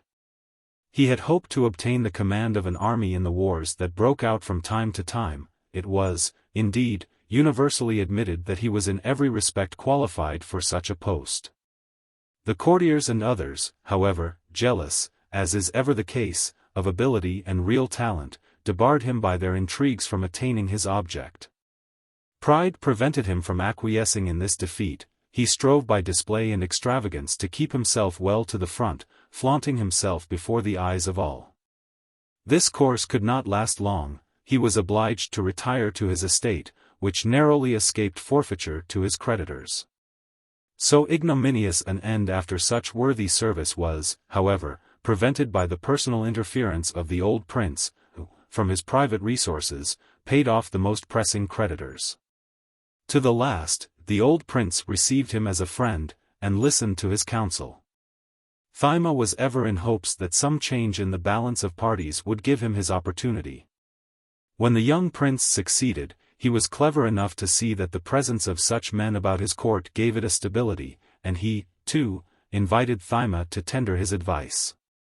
The baron's hopes now rose higher than ever, but again he was disappointed. The new prince, himself incapable, disliked and distrusted talent. The years passed, and the baron obtained no appointment. Still he strained his resources to the utmost to visit the court as often as possible. Still he believed that sooner or later a turn of the wheel would elevate him. There had existed between the houses of Thyma and Aquila the bond of hearth friendship. The gauntlets, hoofs, and rings were preserved by both, and the usual presents passed thrice a year, at midsummer, Christmas, and Lady Day. Not much personal intercourse had taken place, however, for some years, until Felix was attracted by the beauty of the Lady Aurora. Proud, showy, and pushing, Thyma could not understand the feelings which led his hearth friend to retire from the arena and busy himself with cherries and water wheels. On the other hand, Constans rather looked with quiet derision on the ostentation of the other. Thus there was a certain distance, as it were, between them. Baron Thyma could not, of course, be ignorant of the attachment between his daughter and Felix, yet as much as possible he ignored it. He never referred to Felix. If his name was incidentally mentioned, he remained silent. The truth was, he looked higher for Lady Aurora. He could not in courtesy discourage even in the faintest manner the visits of his friend's son. The knightly laws of honor would have forbidden so mean a course. Nor would his conscience permit him to do so, remembering the old days when he and the Baron were glad companions together. And how the Baron Aquila was the first to lead troops to his assistance in the Gypsy War. Still, he tacitly disapproved, he did not encourage. Felix felt that he was not altogether welcome, he recognized the sense of restraint that prevailed when he was present. It deeply hurt his pride, and nothing but his love for Aurora could have enabled him to bear up against it. The galling part of it was that he could not in his secret heart condemn the father for evidently desiring a better alliance for his child. This was the strongest of the motives that had determined him to seek the unknown. If anything, the Baron would have preferred Oliver as a suitor for his daughter. He sympathized with Oliver's fiery spirit, and admired his feats of strength and dexterity with sword and spear. He had always welcomed Oliver heartily, and paid him every attention. This, to do Oliver justice, was one reason why he determined to accompany his brother, thinking that if he was there he could occupy attention, and thus enable Felix to have more opportunity to speak with Aurora. The two rode forth from the courtyard early in the morning, and passing through the whole length of the enclosure within the stockade, issued at the south barrier and almost immediately entered the forest. They rather checked their horses' haste, fresh as the animals were from the stable, but could not quite control their spirits. For the walk of a horse is even half as fast again while he is full of vigor. The turn of the track soon shut out the stockade, they were alone in the woods. Long since, early as they were, the sun had dried the dew, for his beams warm the atmosphere quickly as the spring advances toward summer. But it was still fresh and sweet among the trees, and even Felix, though bound on so gloomy an errand, could not choose but feel the joyous influence of the morning. Oliver sang aloud in his rich deep voice, and the thud of the horses' hoofs kept time to the ballad. The thrushes flew but a little way back from the path as they passed, and began to sing again directly they were by. The whistling of blackbirds came from afar where there were open glades or a running stream. The notes of the cuckoo became fainter and fainter as they advanced farther from the stockade, for the cuckoo likes the woodlands that immediately border on cultivation. For some miles the track was broad, passing through thickets of thorn and low hawthorn trees with immense masses of tangled underwood between, brambles and woodbine twisted and matted together. Impervious above but hollow beneath. Under these they could hear the bush hens running to and fro and scratching at the dead leaves which strewed the ground. Sounds of clucking deeper in betrayed the situation of their nests. Rushes, and the dead sedges of last year, up through which the green fresh leaves were thrusting themselves, in some places stood beside the way, fringing the thorns where the hollow ground often held the water from rainstorms. Out from these bushes a rabbit occasionally started and bounded across to the other side. Here, where there were so few trees, and the forest chiefly consisted of bush, they could see some distance on either hand, and also a wide breadth of the sky. After a time the thorn bushes were succeeded by ash wood, where the trees stood closer to the path, contracting the view. It was moister here, the hoofs cut into the grass, which was coarse and rank. The trees growing so close together destroyed themselves, their lower branches rubbed together and were killed, so that in many spots the riders could see a long way between the trunks. Every time the wind blew they could hear a distant cracking of branches as the dead boughs, broken by the swaying of the trees, fell off and came down. Had anyone attempted to walk into the forest there they would have sunk above the ankle in soft decaying wood, hidden from sight by thick vegetation. Wood pigeons rose every minute from these ash trees with a loud clatter of wings, their calls resounded continually, now deep in the forest, and now close at hand. It was evident that a large flock of them had their nesting place here, and indeed their nests of twigs could be frequently seen from the path. There seemed no other birds. Again the forest changed, and the track, passing on higher ground, entered among firs. These, too, had killed each other by growing so thickly. The lower branches of many were dead, and there was nothing but a little green at the tops, while in many places there was an open space where they had decayed away altogether. Brambles covered the ground in these open places, brambles and firs now bright with golden blossom. The jays screeched loudly, startled as the riders passed under them, and fluttered away. Rabbits, which they saw again here, dived into their burrows. Between the firs the track was very narrow, and they could not conveniently ride side by side. Oliver took the lead, and Felix followed.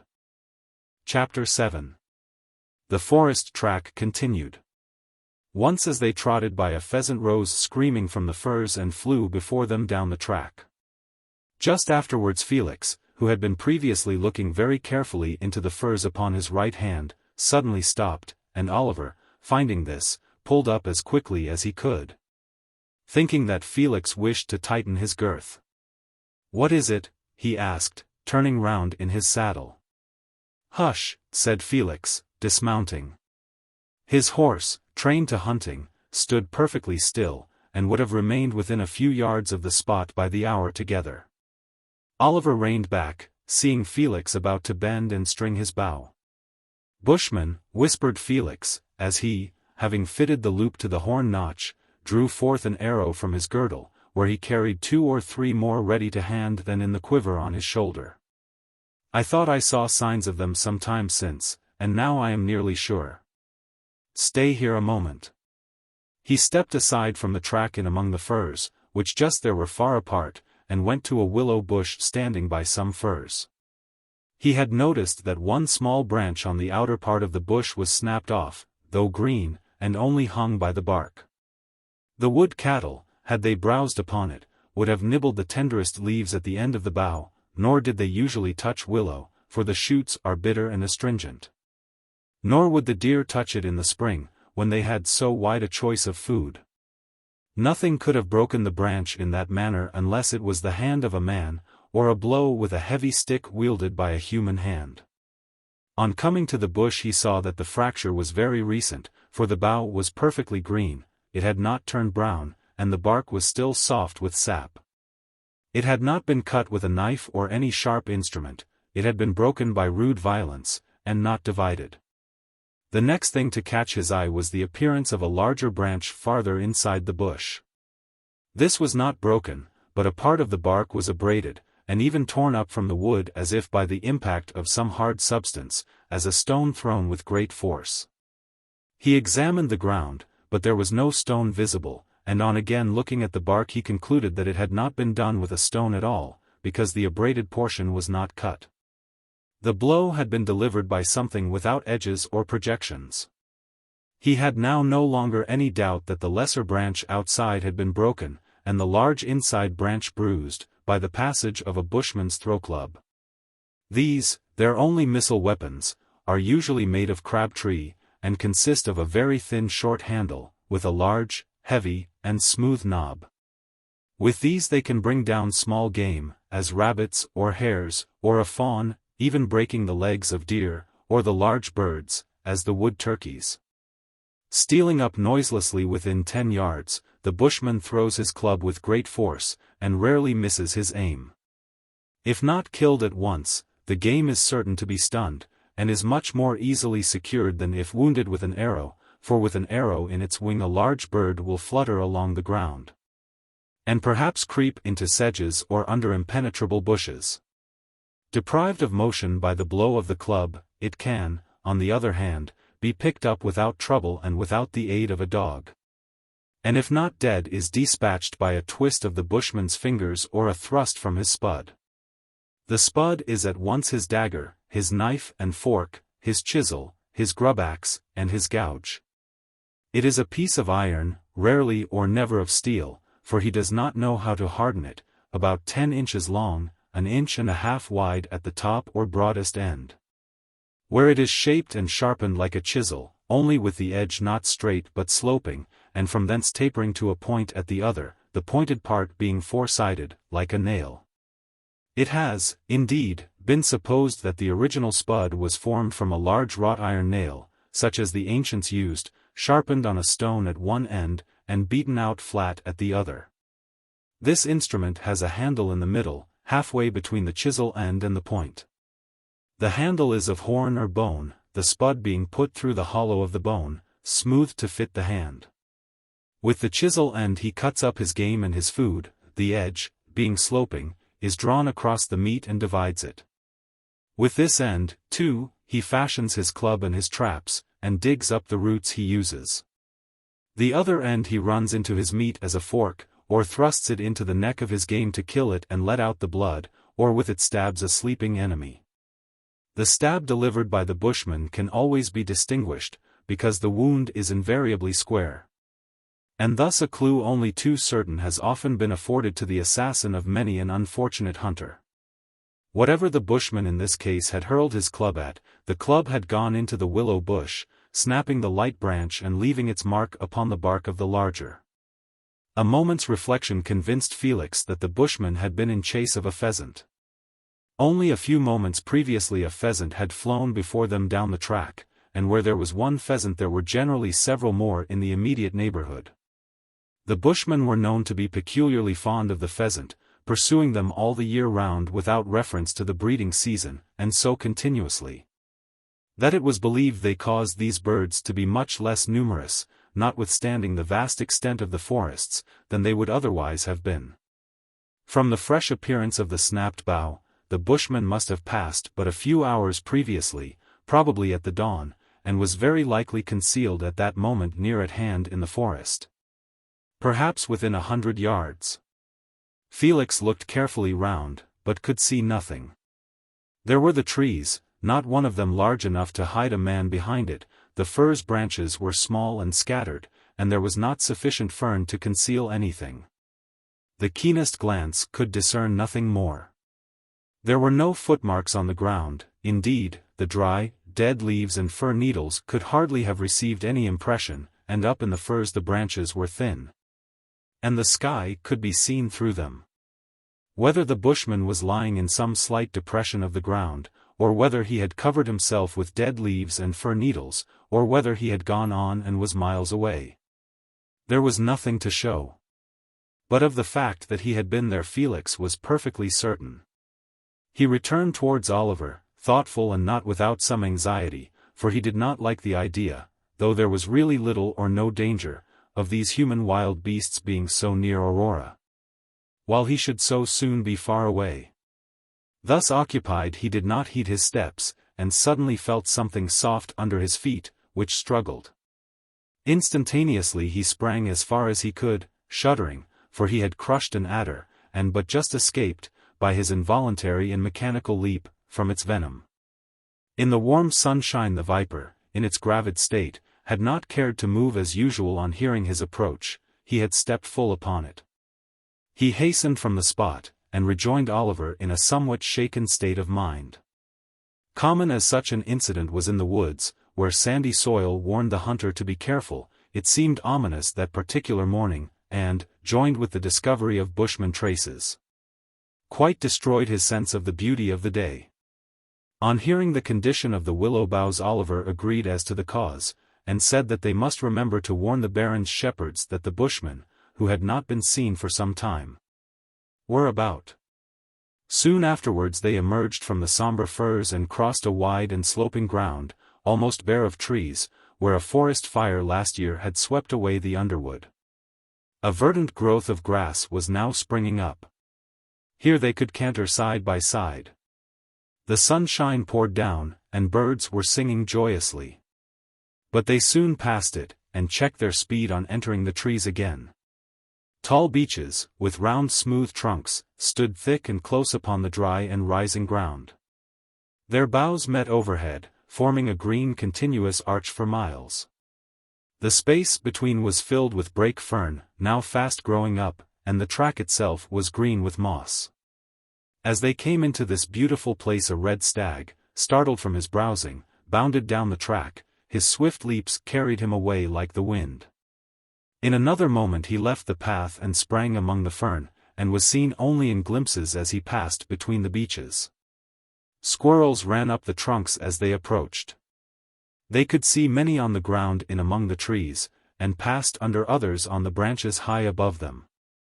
Woodpeckers flashed across the avenue. Once Oliver pointed out the long, lean flank of a gray pig, or fern hog, as the animal rushed away among the brake. There were several glades, from one of which they startled a few deer, whose tails only were seen as they bounded into the underwood, but after the glades came the beeches again. Beeches always form the most beautiful forest, beeches and oak, and though nearing the end of their journey, they regretted when they emerged from these trees and saw the castle before them. The ground suddenly sloped down into a valley, beyond which rose the downs. The castle stood on a green isolated low hill, about halfway across the vale. To the left a river wound passed. To the right the beech forest extended as far as the eye could see. The slope at their feet had been cleared of all but a few hawthorn bushes. It was not enclosed, but a neat herd was there with his cattle half a mile away, sitting himself at the foot of a beech, while the cattle grazed below him. Down in the valley the stockade began. It was not wide but long. The enclosure extended on the left to the bank of the river, and 2 fields on the other side of it. On the right it reached 1.5 miles or nearly, the whole of which was overlooked from the spot where they had passed. Within the enclosures the corn crops were green and flourishing. Horses and cattle, ricks and various buildings, were scattered about it. The town or cottages of the serfs were on the bank of the river immediately beyond the castle. On the downs, which rose 1 mile or more on the other side of the castle, sheep were feeding, part of the ridge was wooded and part open. Thus the cultivated and enclosed valley was everywhere shut in with woods and hills. The isolated round hill on which the castle stood was itself enclosed with a second stockade.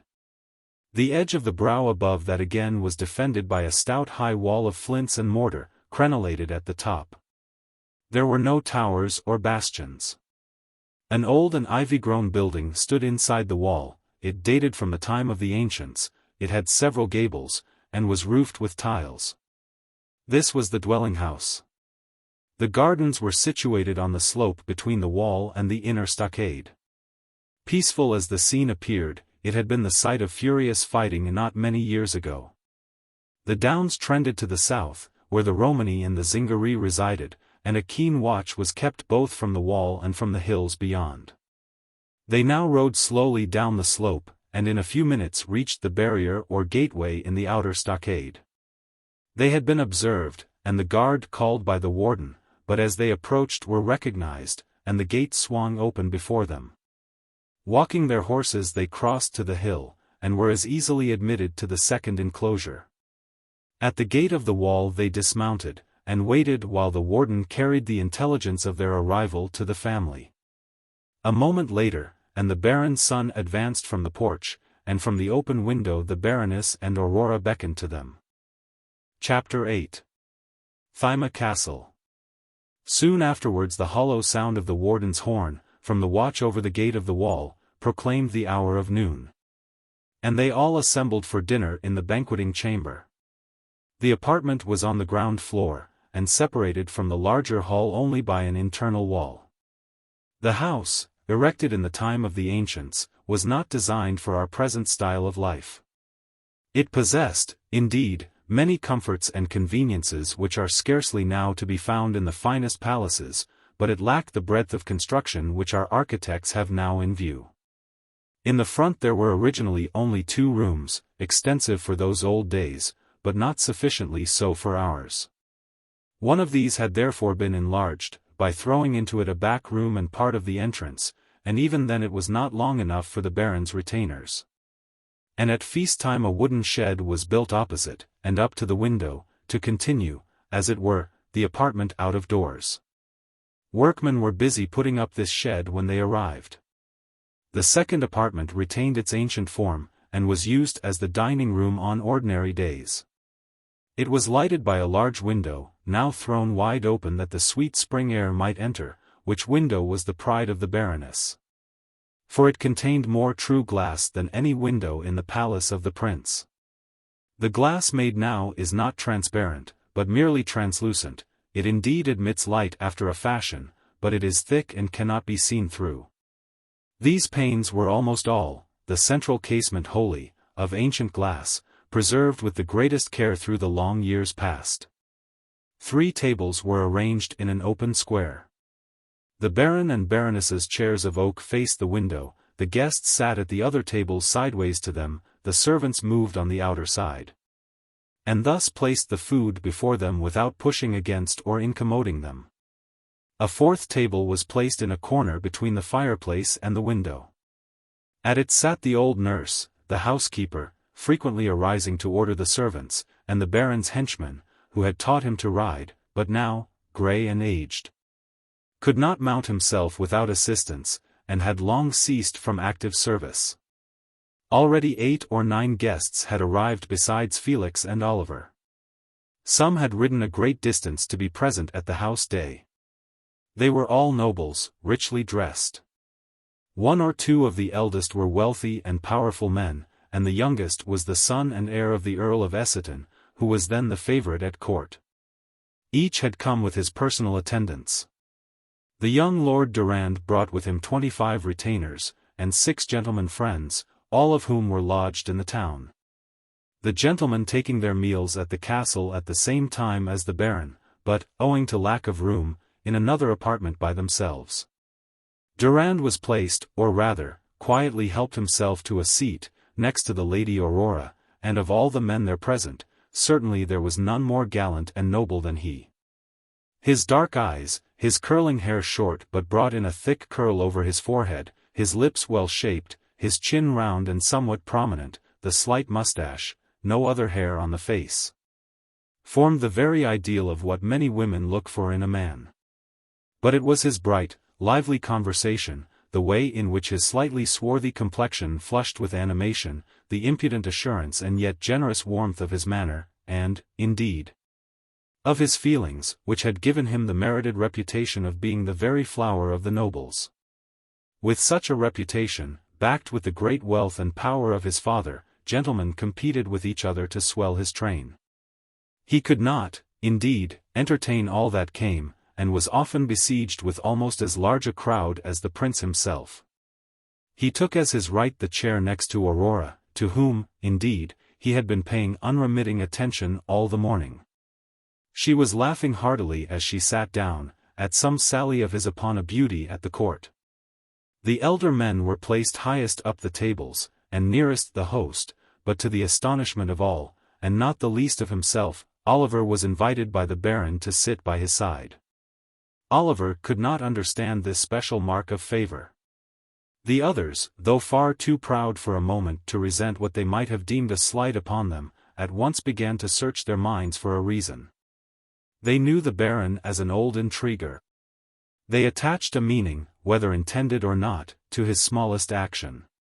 Felix, crowded out, as it were, and unnoticed, was forced to take his seat at the end of the table nearest that set apart in the corner for the aged and honored servitors of the family. Only a few feet intervened between him and ancient henchmen, and he could not but overhear their talk among themselves, whispered as it was. He had merely shaken hands with Aurora. The crowd in the drawing-room and the marked attentions of Durand had prevented the exchange of a single word between them. As usual, the sense of neglect and injury over which he had so long brooded with little or no real cause, considering, of course, his position, and that the world can only see our coats and not our hearts, under these entirely accidental circumstances rose up again within him, and blinded him to the actual state of things. His seat, the lowest, and the nearest to the servitors, was in itself a mark of the low estimation in which he was held. The Lord Durand had been placed next to Aurora, as a direct encouragement to him, and a direct hint to himself not to presume. Doubtless, Durand had been at the castle many times, not improbably already been accepted by the Baron, and not altogether refused by Aurora. As a fact, though delighted with her beauty and conversation, Durand's presence was entirely due to the will of his father, the Earl, who wished to maintain friendly relations with Baron Thyma. And even then he would not have come had not the lovely weather invited him to ride into the forest. It was, however, so far true, that though his presence was accidental, yet he was fast becoming fascinated by one who, girl though she was stronger in mind than he. Now Aurora, knowing that her father's eye was on her, dared not look towards Felix, lest by an open and pronounced conduct she should be the cause of his being informed that his presence was not desirable. She knew that the Baron only needed a pretext to interfere, and was anxious to avoid offering him a chance. Felix, seeing her glance bent downwards or towards her companion, and never all the time turned to him, not unnaturally, but too hastily, concluded that she had been dazzled by Durand and the possibility of an alliance with his powerful family. He was discarded, worthless, and of no account. He had nothing but his sword, nay, he had not a sword, he was only an archer, a footman. Angry, jealous, and burning with inward annoyance, despising himself since all others despised him, scarce able to remain at the table, Felix was almost beside himself, and did not answer nor heed the remarks of the gentleman sitting by him, who put him down as an ill-bred churl. For the form's sake, indeed, he put his lips to the double-handled cup of fine ale, which continually circulated round the table, and was never allowed to be put down. One servant had nothing else to do but to see that its progress never stopped. But he drank nothing, and ate nothing, he could not swallow. How visionary, how weak and feeble now seemed the wild scheme of the canoe and his proposed voyage. Even should it succeed, years must elapse before he could accomplish anything substantial. While here were men who really had what he could only think of or imagine. The silver chain or sword belt of Durand, the sword and the dagger were not worn at the banquet, nor in the house, they were received by the marshal, and deposited in his care. A precaution against quarreling, solid silver links passing over his shoulder, were real actual things. All the magnificence that he could call up by the exercise of his imagination, was but imagination, a dream no more to be seen by others than the air itself. The dinner went on, and the talk became more noisy. The trout, the chicken, the thyme lamb, trapped on the hills by the shepherds, the plover eggs, the sirloin, the pastry, the Baroness superintended the making of it herself. All the profusion of the table, rather set him against food than tempted him. Nor could he drink the tiny drop, as it were, of ancient brandy, sent round to each guest at the conclusion, precious as liquid gold, for it had been handed down from the ancients. And when once the cask was empty it could not be refilled. The dessert, the strawberries, the nuts and walnuts, carefully preserved with a little salt, and shaken in the basket from time to time that they might not become mouldy, the apples, the honey in the comb with slices of white bread, nothing pleased him. Nor did he drink, otherwise than the sip demanded by courtesy, of the thin wine of Gloucester, costly as it was, grown in the vineyard there, and shipped across the lake, and rendered still more expensive by risk of pirates. This was poured into flagons of maple wood, which, like the earthenware cup of ale, were never allowed to touch the board till the dinner was over. Wearily the time went on.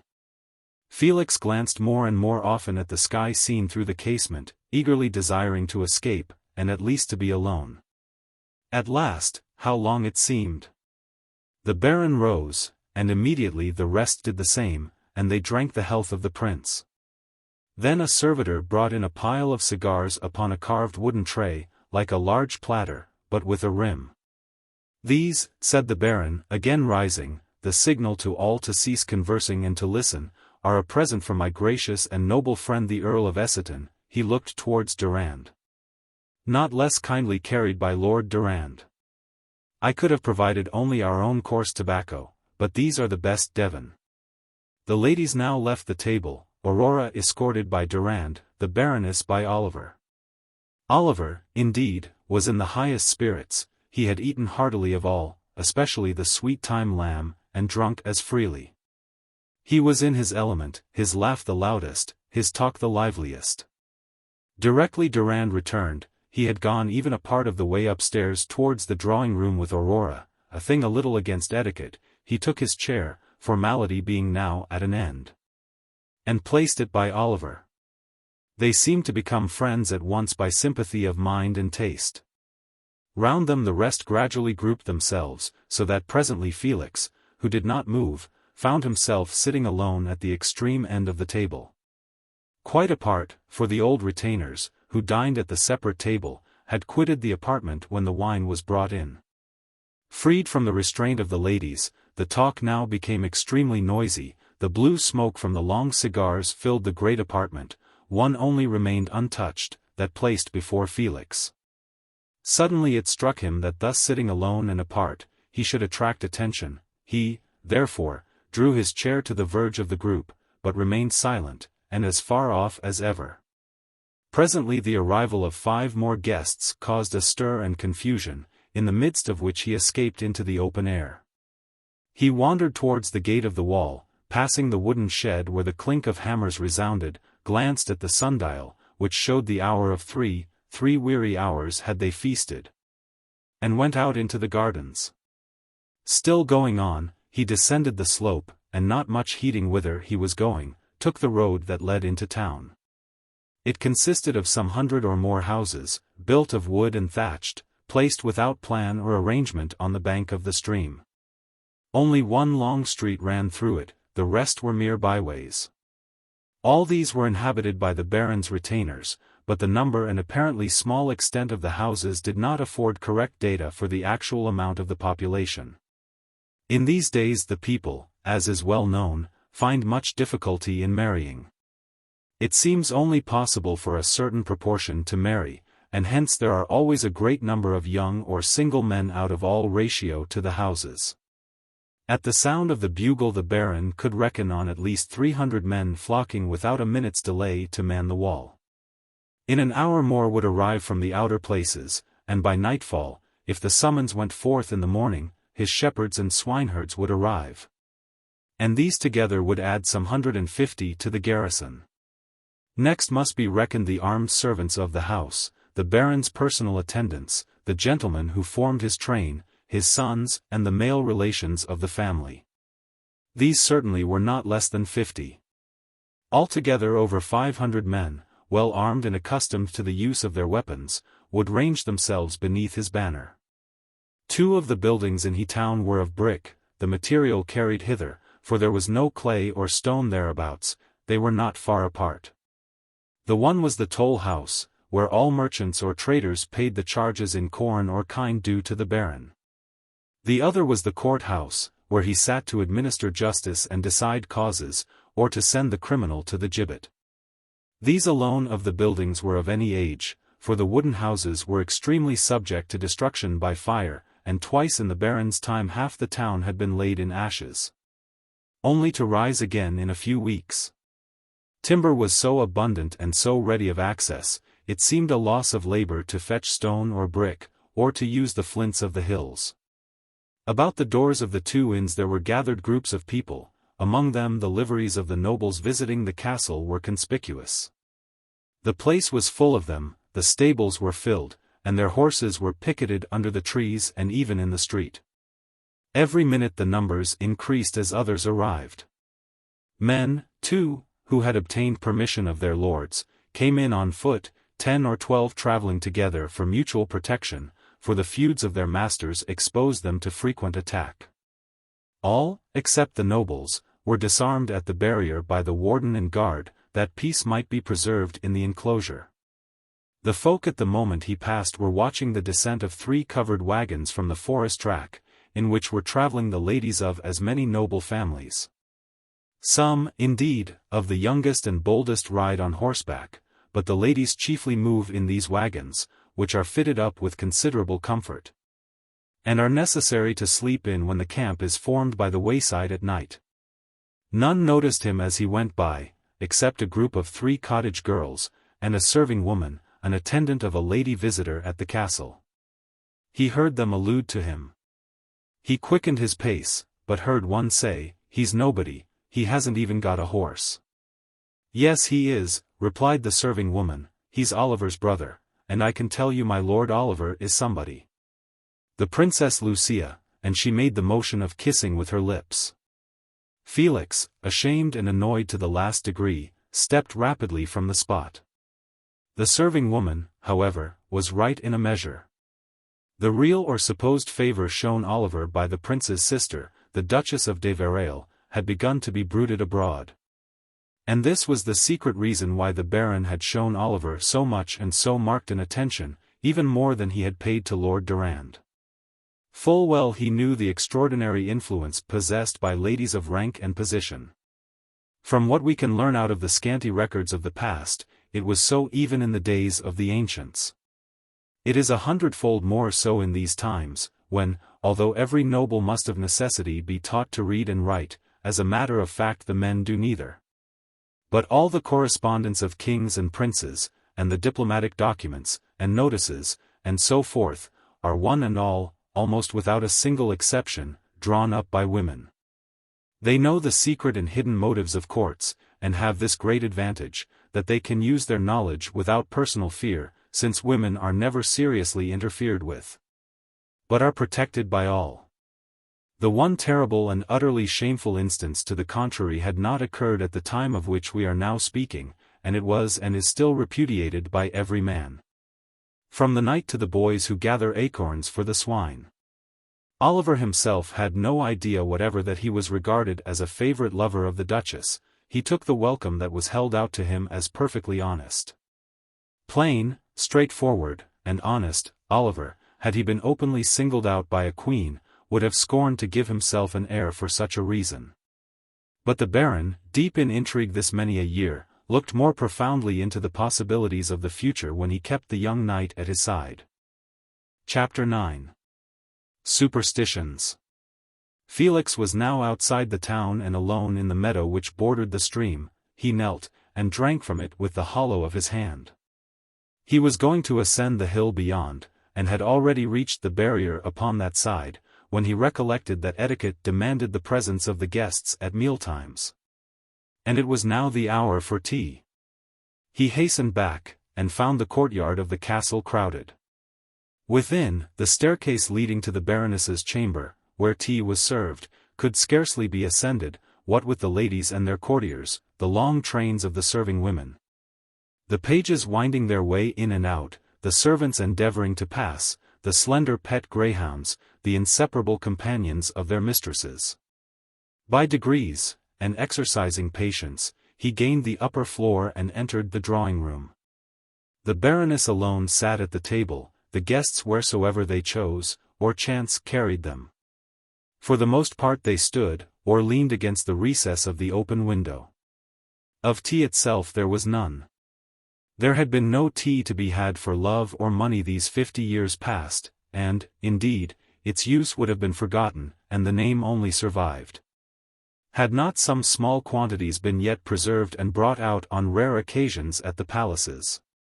Instead, there was chicory prepared from the root of the plant, grown for the purpose, fresh milk, fine ale and mead, and wine from Gloucester. Butter, honey, and cake were also on the table. The guests helped themselves, or waited till the servants came to them with wooden carved trays. The particular characteristic of tea is the freedom from restraint. It is not considered necessary to sit as at dinner or supper, nor to do as others do, each pleases himself, and there is no ceremony. Yet, although so near Aurora, Felix did not succeed in speaking to her. Durand still engaged her attention whenever other ladies were not talking with her.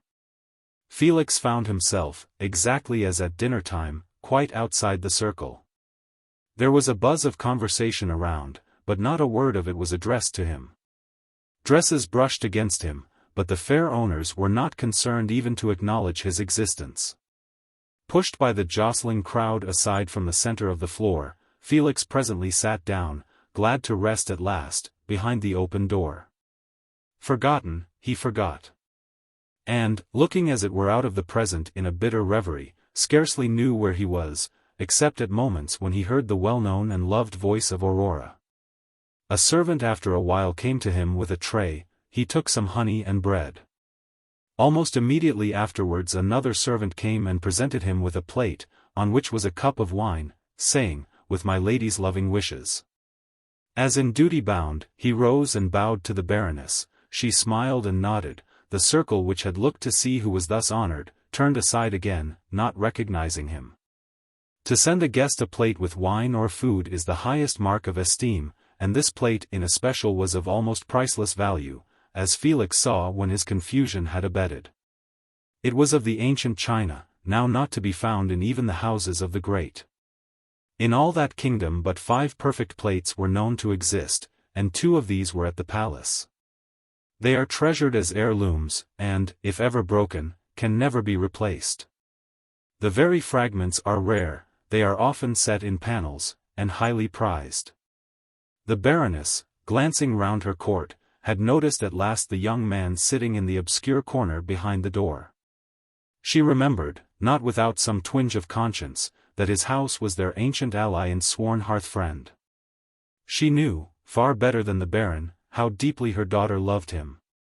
Better, perhaps, even than Aurora herself. She, too, naturally hoped a higher alliance for Aurora, yet she was a true woman, and her heart was stronger than her ambition. The trifle of the wine was, of course, nothing, but it was open and marked recognition. She expected that Felix, after his wont in former times, before love or marriage was thought of for Aurora, would have come upon this distinct invitation and taken his stand behind her. After the custom. But as he did not come, fresh guests and the duties of hospitality distracted her attention, and she again forgot him.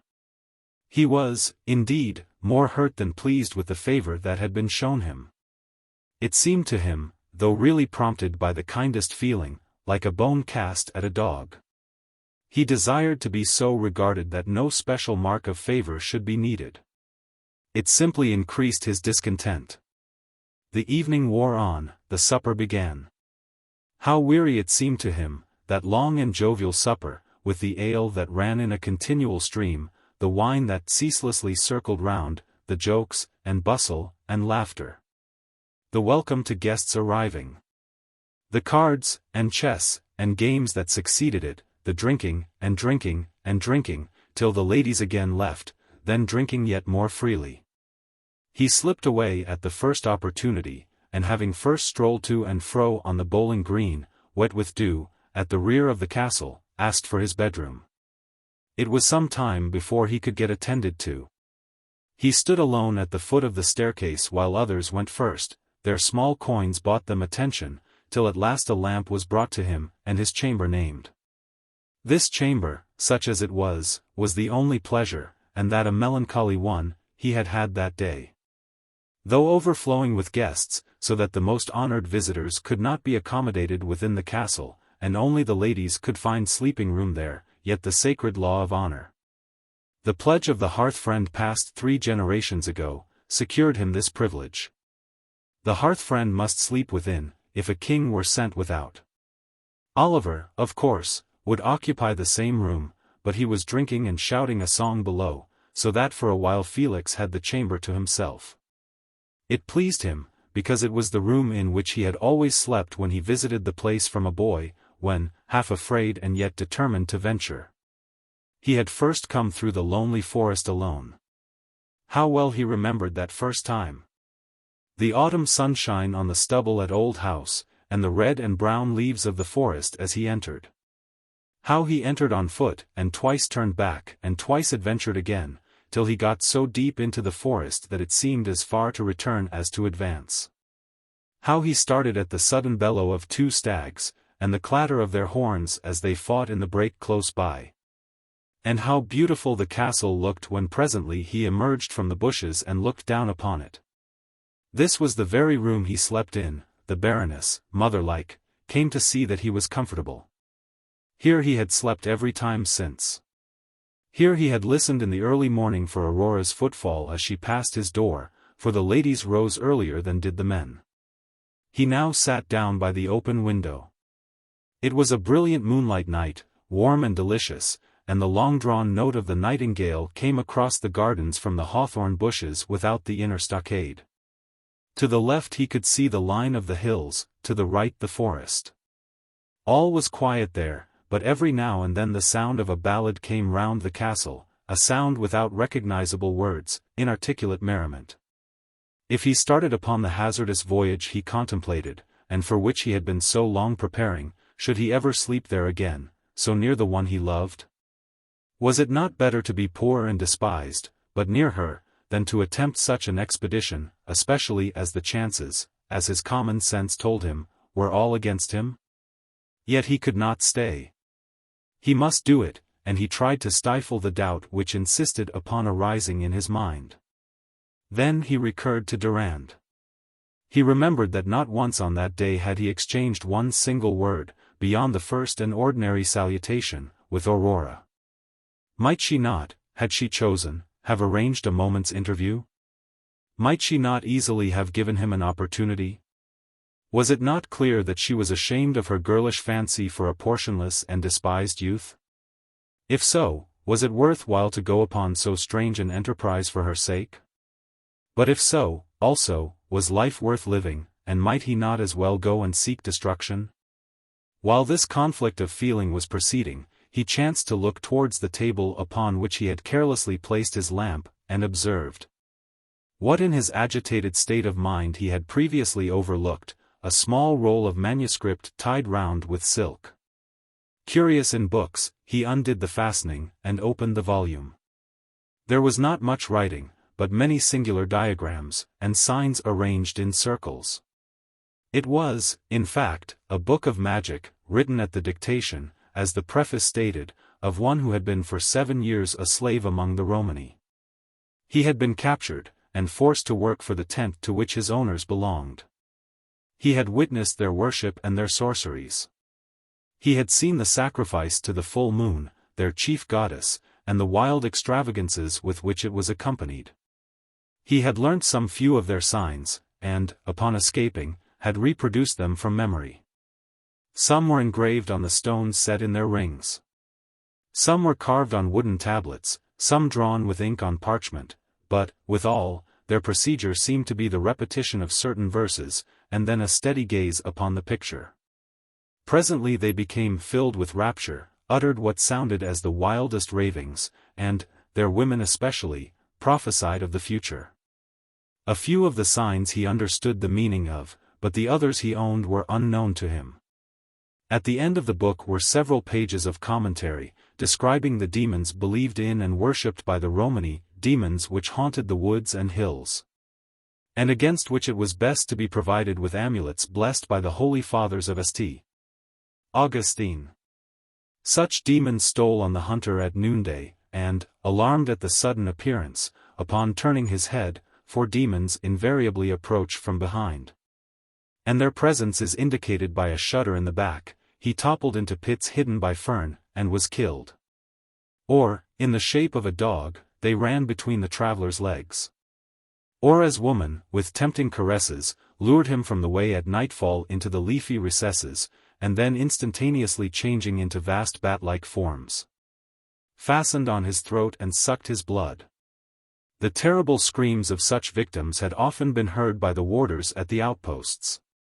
Some were invisible, and yet slew the unwary by descending unseen upon him, and choking him with a pressure as if the air had suddenly become heavy. But none of these were, perhaps, so much to be dreaded as the sweetly formed and graceful ladies of the fern. These were creatures, not of flesh and blood, and yet not incorporeal like the demons, nor were they dangerous to the physical man, doing no bodily injury. The harm they did was by fascinating the soul so that it revolted from all religion and all the rites of the church. Once resigned to the caress of the fern woman, the unfortunate was lured farther and farther from the haunts of men, until at last he wandered into the unknown forest, and was never seen again. These creatures were usually found among the brake fern, nude, but the lower limbs and body hidden by the green fronds, their white arms and shoulders alone visible, and their golden hair aglow with the summer sunshine.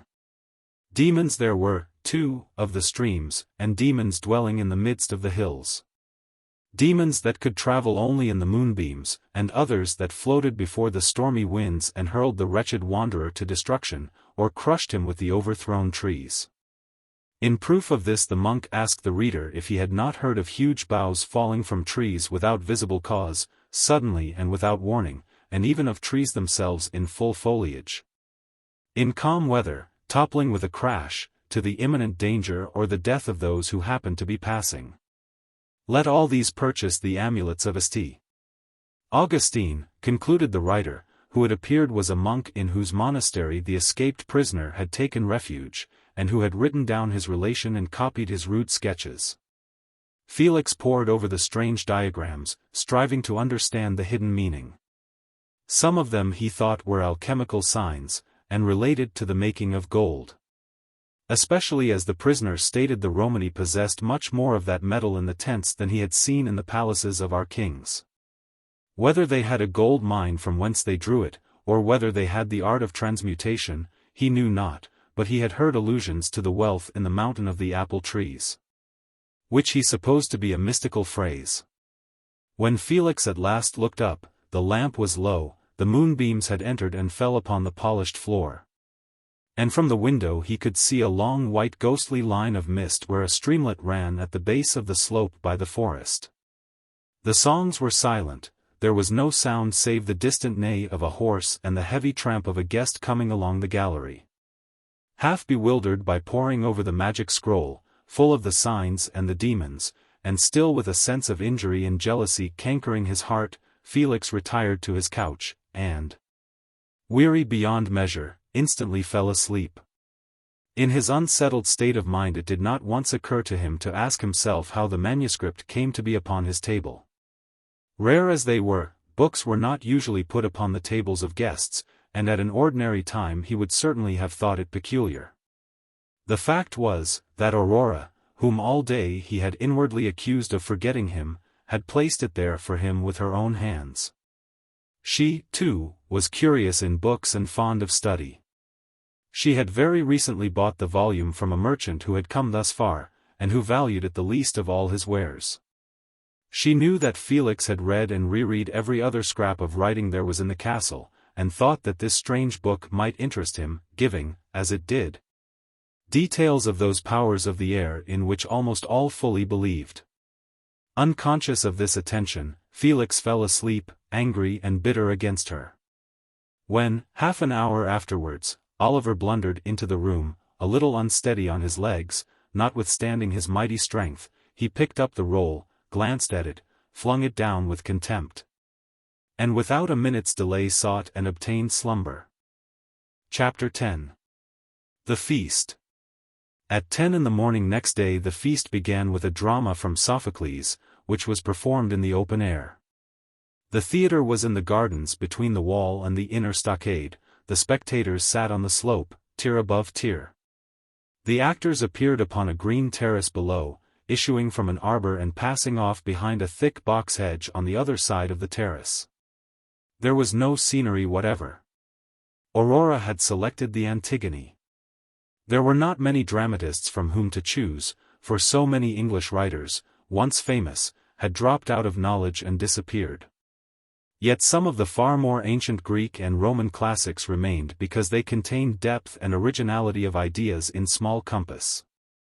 They had been copied in manuscripts by thoughtful men from the old printed books before they mouldered away, and their manuscripts being copied again, these works were handed down. The books which came into existence with printing had never been copied by the pen, and had consequently nearly disappeared. Extremely long and diffuse, it was found, too, that so many of them were but enlargements of ideas or sentiments which had been expressed in a few words by the classics. It is so much easier to copy an epigram of 2 lines than a printed book of hundreds of pages, and hence it was that Sophocles had survived while much more recent writers had been lost. From a translation Aurora had arranged several of his dramas. Antigone was her favorite, and she wished Felix to see it. In some indefinable manner the spirit of the ancient Greeks seemed to her in accord with the times. For men had or appeared to have so little control over their own lives that they might well imagine themselves overruled by destiny. Communication between one place and another was difficult, the division of society into castes, and the iron tyranny of arms, prevented the individual from making any progress in lifting himself out of the groove in which he was born, except by the rarest opportunity, unless specially favored by fortune. As men were born so they lived, they could not advance, and when this is the case the idea of fate is always predominant. The workings of destiny, the irresistible overpowering both the good and the evil disposed, such as were traced in the Greek drama, were paralleled in the lives of many a miserable slave at that day. They were forced to endure, for there was no possibility of effort. Aurora saw this and felt it deeply. Ever anxious as she was for the good of all, she saw the sadness that reigned even in the midst of the fresh foliage of spring and among the flowers. It was fate, it was Sophocles. She took the part of the heroine herself, clad in Greek costume. Felix listened and watched, absorbed in his love. Never had that ancient drama appeared so beautiful as then, in the sunlight. The actors stepped upon the daisied sward, and the song of birds was all their music. While the play was still proceeding, those who were to form the usual procession had already been assembling in the court before the castle, and just after noon, to the sound of the trumpet. The Baron, with his youngest son beside him, the eldest was at court, left the porch, wearing his fur-lined short mantle, his collar, and golden spurs, and the decoration won so many years before. All the insignia of his rank. He walked, his warhorse, fully caparisoned, with axe at the saddlebow, was led at his right side, and upon the other came a knight carrying the banneret of the house. The gentlemen of the house followed closely, duly marshalled in ranks, and wearing the gayest dress. The leading retainers fully armed, brought up the rear. Immediately upon issuing from the gate of the wall, the procession was met and surrounded by the crowd, carrying large branches of may in bloom, flowers, and green willow boughs. The flowers they flung before him on the ground, the branches they bore with them, chanting old verses in honor of the family. The route was through the town, where the Baron stopped at the door of the courthouse, and proclaimed a free pardon to all serfs, who were released within a few minutes, not guilty of the heavier crimes. Thence he went to the pasture just beyond, carefully mown close and swept for the purpose, where the maypole stood, wreathed with flowers and green branches. Beneath it he deposited a bag of money for distribution upon a carved but placed there, the signal that the games were open. Instantly the fiddles began to play, and the feast really commenced. At the inns ale was served out freely. At the Baron's charge, carts, too, came down from the castle laden with ale and cooked provisions. Wishing them joy, the Baron returned by the same road to the castle, where dinner was already served in the hall and the sheds that had been erected to enlarge the accommodation. In the afternoon there were foot races, horse races, and leaping competitions, and the dances about the maypole were prolonged far into the night. The second day, early in the morning, the barriers were opened, and trials of skill with the blunt sword, jousting with the blunt lance at the quinton, and wrestling began, and continued almost till sunset. Tournament with sharpened lance or sword, when the combatants fight with risk of serious wounds, can take place only in the presence of the prince or his deputy. But in these conflicts sufficiently severe blows were given to disable the competitors. On the third day there was a set battle in the morning between 15 men on each side, armed with the usual buckler or small shield, and stout single sticks instead of swords. This combat excited more interest than all the duels that had preceded it. The crowd almost broke down the barriers, and the cheering and cries of encouragement could be heard upon the hills. Thrice the combatants rested from the engagement, and thrice at the trumpet call started again to meet each other, at least those who had sustained the first onslaught. Blood, indeed, was not shed, for the iron morions saved their skulls, but nearly half of the number required assistance to reach the tents pitched for their use. Then came more feasting, the final dinner prolonged till 6 in the evening, when the company, constantly rising from their seats, cheered the Baron, and drank to the prosperity of the house. After the horn blew at 6, the guests who had come from a distance rapidly dispersed. Their horses were already waiting, for they were anxious to pass the 15 miles of forest before nightfall. Those on foot, and those ladies who had come in covered wagons, stayed till next morning, as they could not travel so speedily. By 7 or 8 the castle courtyard was comparatively empty, and the Baron, weary from the mere bodily efforts of saying farewell to so many, had flung himself at full length on a couch in the drawing-room. During the whole of this time Felix had not obtained a single moment with Aurora. Her time, when not occupied in attending to the guests, was always claimed by Lord Durand. Felix, after the short-lived but pure pleasure he had enjoyed in watching her upon the grass-grown stage, had endured 3 days of misery. He was among the crowd, he was in the castle itself, he sat at table with the most honored visitors, yet he was distinct from all. There was no sympathy between them and him. The games, the dancing, the feasting and laughter, the ceaseless singing and shouting, and jovial jostling, jarred upon him. The boundless interest the people took in the combats, and especially that of the 30, seemed to him a strange and inexplicable phenomenon. It did not excite him in the least. He could turn his back upon it without hesitation. He would, indeed, have left the crowd, and spent the day in the forest, or on the hills, but he could not leave Aurora. He must be near her. He must see her, though he was miserable. Now he feared that the last moment would come, and that he should not exchange a word with her. He could not, with any show of pretext, prolong his stay beyond the sunset. All were already gone, with the exceptions mentioned. It would be against etiquette to remain longer, unless specially invited, and he was not specially invited. Yet he lingered, and lingered. His horse was ready below. The groom, weary of holding the bridle, had thrown it over an iron hook in the yard, and gone about other business. The sun perceptibly declined, and the shadow of the beeches of the forest began to descend the grassy slope. Still he stayed, restlessly moving, now in the dining chamber, now in the hall, now at the foot of the staircase, with an unpleasant feeling that the servants looked at him curiously, and were watching him. Oliver had gone long since, riding with his new friend Lord Durand. They must by now be halfway through the forest. Forced by the inexorable flight of time, he put his foot upon the staircase to go up to the drawing-room and bid farewell to the Baroness. He ascended it, step by step, as a condemned person goes to his doom. He stayed to look out of the open windows as he went by, anything to excuse delay to himself. He reached the landing at last, and had taken 2 steps towards the door, when Aurora's maid, who had been waiting there an hour or more for the opportunity, brushed past him, and whispered, "The rose arbor." Without a word he turned, hastened down the stairs, ran through the castle yard, out at the gate, and, entering the gardens between the wall and the inner stockade, made for the arbor on the terrace where the drama had been enacted. Aurora was not there, but as he looked round, disappointed, she came from the Filbert walk, and, taking his arm, led him to the arbor. They sat down without a word. In a moment she placed her head upon his shoulder. He did not respond. She put her arm, how warm it felt, about his neck. He yielded stiffly and ungraciously to the pressure. She drew down his head, and kissed him. His lips touched but did not press hers, they met, but did not join.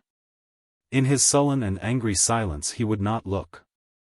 She drew still nearer, and whispered his name. Then he broke out, he pushed her away, his petty jealousy and injured self-esteem poured out upon her. "I am not the heir to an earldom," he said. "I do not ride with a score of gentlemen at my back. They have some wonderful diamonds, have they not, Countess?" "Felix. It is no use." "Yes, your voice is sweet, I know. But you, all of you, despise me. I am nothing, no one. You are all, everything, to me. You were with Durand the whole time. I could not help myself.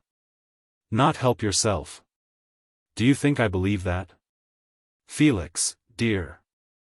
I tell you I could not help myself, I could not, indeed.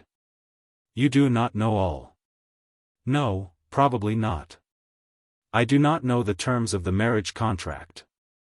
Felix, there is no such thing. Why, what has come to you?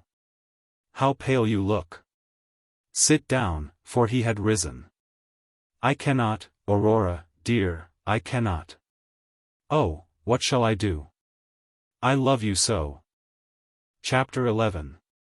Aurora. Felix fell on the seat beside her, burying his face in the folds of her dress. He sobbed, not with tears, but choking passion. She held him to her heart as if he had been a child, stroking his hair and kissing it, whispering to him, assuring him that her love was his, that she was unchanged. She told him that it was not her fault. A little while before the feast the Baron had suddenly broken out into a fit of temper, such as she had never seen him indulge in previously. The cause was pressure put upon him by his creditors. Unpleasant truths had escaped him, amongst the rest, his dislike, his positive disapproval of the tacit engagement they had entered into. He declared that if the least outward sign of it appeared before the guests that were expected, he would order Felix to leave the place, and cancel the hearth friendship. No matter what the consequence. It was clear that he was set upon a wealthy and powerful alliance for her, that the Earl was either coming, or would send his son, he knew. And he knew that nothing so repels a possible suitor as the rumor that the lady has a previous engagement. In short, he made it a condition of Felix's presence being tolerated at all, that Aurora should carefully abstain from showing the slightest attention to him, that she should ignore his existence. Nor could she prevent Durand following her without a marked refusal to listen to his conversation, a refusal which would most certainly at once have brought about the dreaded explosion. She thought it better, under the circumstances, to preserve peace, lest intercourse between her and Felix should be entirely broken off forever. This was the secret history of the apparent indifference and neglect which had so deeply hurt him. The explanation, accompanied as it was with so many tender expressions and caresses, soothed him. He returned her kisses and became calmer. He could not doubt her, for in his heart he had suspected something of the kind long since. Yet it was not so much the explanation itself, nor even the love she poured upon him, as the mere fact of her presence so near that brought him to himself. The influence of her steadfast nature, of her clear, broad, straightforward view of things, the decision of her character, the high, unselfish motives which animated her. All together supplied that which was wanting in himself. His indecision, his too impressionable disposition, which checked and stayed the force of his talent, and counteracted the determination of a naturally iron will, these, as it were relieved. In a word, with her he became himself. How many times he had told her as much! How many times she had replied that it was not herself, but that in which she believed, that was the real cause of this feeling. It was that ancient and true religion. The religion of the primitive church, as she found it in the fragments of the scriptures that had come down from the ancients. Aurora had learnt this faith from childhood. It was, indeed, a tradition of the house preserved unbroken these 100 years in the midst of the jarring creeds, whose disciples threatened and destroyed each other. On the one hand, the gorgeous rite of the vice-pope, with the priests and the monks, claimed dominion, and really held a large share, both over the body and the soul. On the other, the Leaguers, with their bold, harsh, and flowerless creed, were equally overbearing and equally bigoted. Around them the Bushmen wandered without a god. The Romani called upon the full moon. Within courts and cities the gay and the learned alike mocked at all faith, and believed in gold alone. Cruelty reigned everywhere. Mercy, except in the name of honor, there was none, humanity was unknown. A few, a very few only, had knowledge of or held to the leading tenets, which, in the time of the ancients, were assented to by everyone, such as the duty of humanity to all. The duty of saving and protecting life, of kindness and gentleness. These few, with their pastors, simple and unassuming, had no power or influence, yet they existed here and there, a living protest against the lawlessness and brutality of the time. Among these the House of Thyma had in former days been conspicuous, but of late years the barons of Thyma had, more from policy than from aught else, rather ignored their ancestral faith, leaning towards the League, which was then powerful in that kingdom. To have acted otherwise would have been to exclude himself from all appointments. But Aurora, learning the old faith at her mother's knee, had become too deeply imbued with its moral beauty to consent to this course. By degrees, as she grew up, it became in her a passion. More than a faith, a passion, the object of her life. A girl, indeed, can do but little in our iron days, but that little she did. The chapel beside the castle, long since fallen to decay, was, at her earnest request, repaired. A pastor came and remained as chaplain, and services, of the simplest kind, but serious and full of meaning, took place twice a week. To these she drew as many as possible of the inhabitants of the enclosure, some even came from afar once now and then to attend them. Correspondence was carried on with the remnant of the faith. That no one might plead ignorance, for there was up to the date no written record, Aurora set herself the task of reducing the traditions which had been handed down to writing. When the manuscript was at last completed it occupied her months to transcribe copies of it for circulation. And she still continued to make copies, which were sent by messengers and by the traveling merchants to the markets, and even across the sea. Apart from its intrinsically elevating character, the mere mental labor expended on this work had undoubtedly strengthened a naturally fine intellect. As she said, it was the faith, the hope that that faith would one day be recognized, which gave her so much influence over others. Upon this one thing only they differed.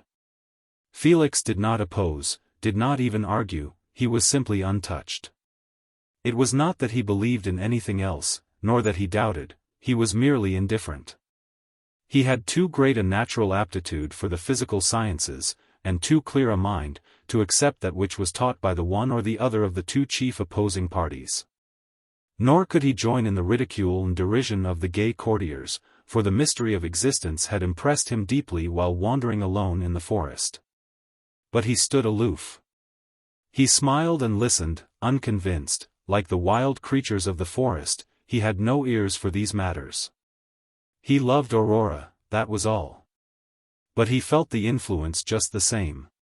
With all his powers of mind and contempt of superstitions in others, he could not at times shake off the apprehensions aroused by untoward omens, as when he stepped upon the adder in the woods.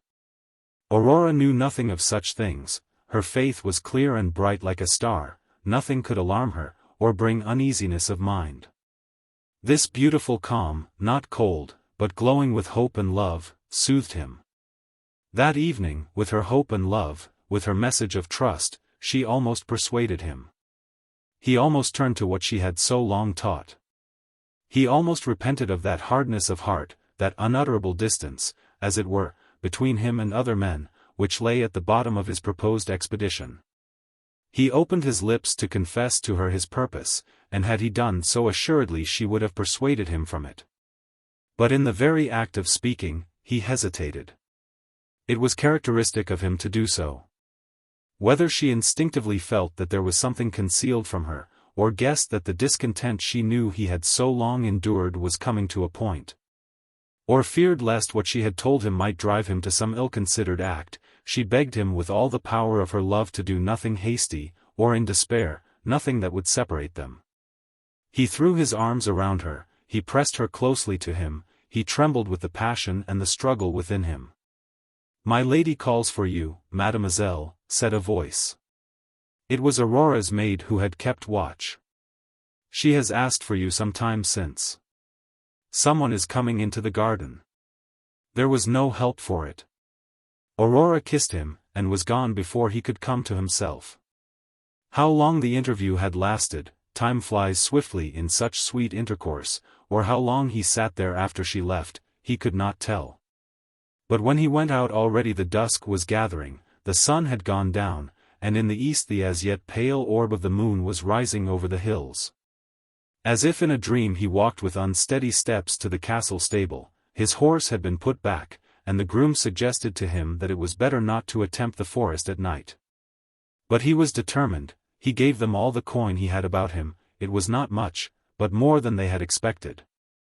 They ran beside him to the barrier, advising him as they ran, as he would go, to string his bow and loosen an arrow in the girdle, and above all, not to loiter, or let his horse walk, but to keep him at as sharp a trot as he could.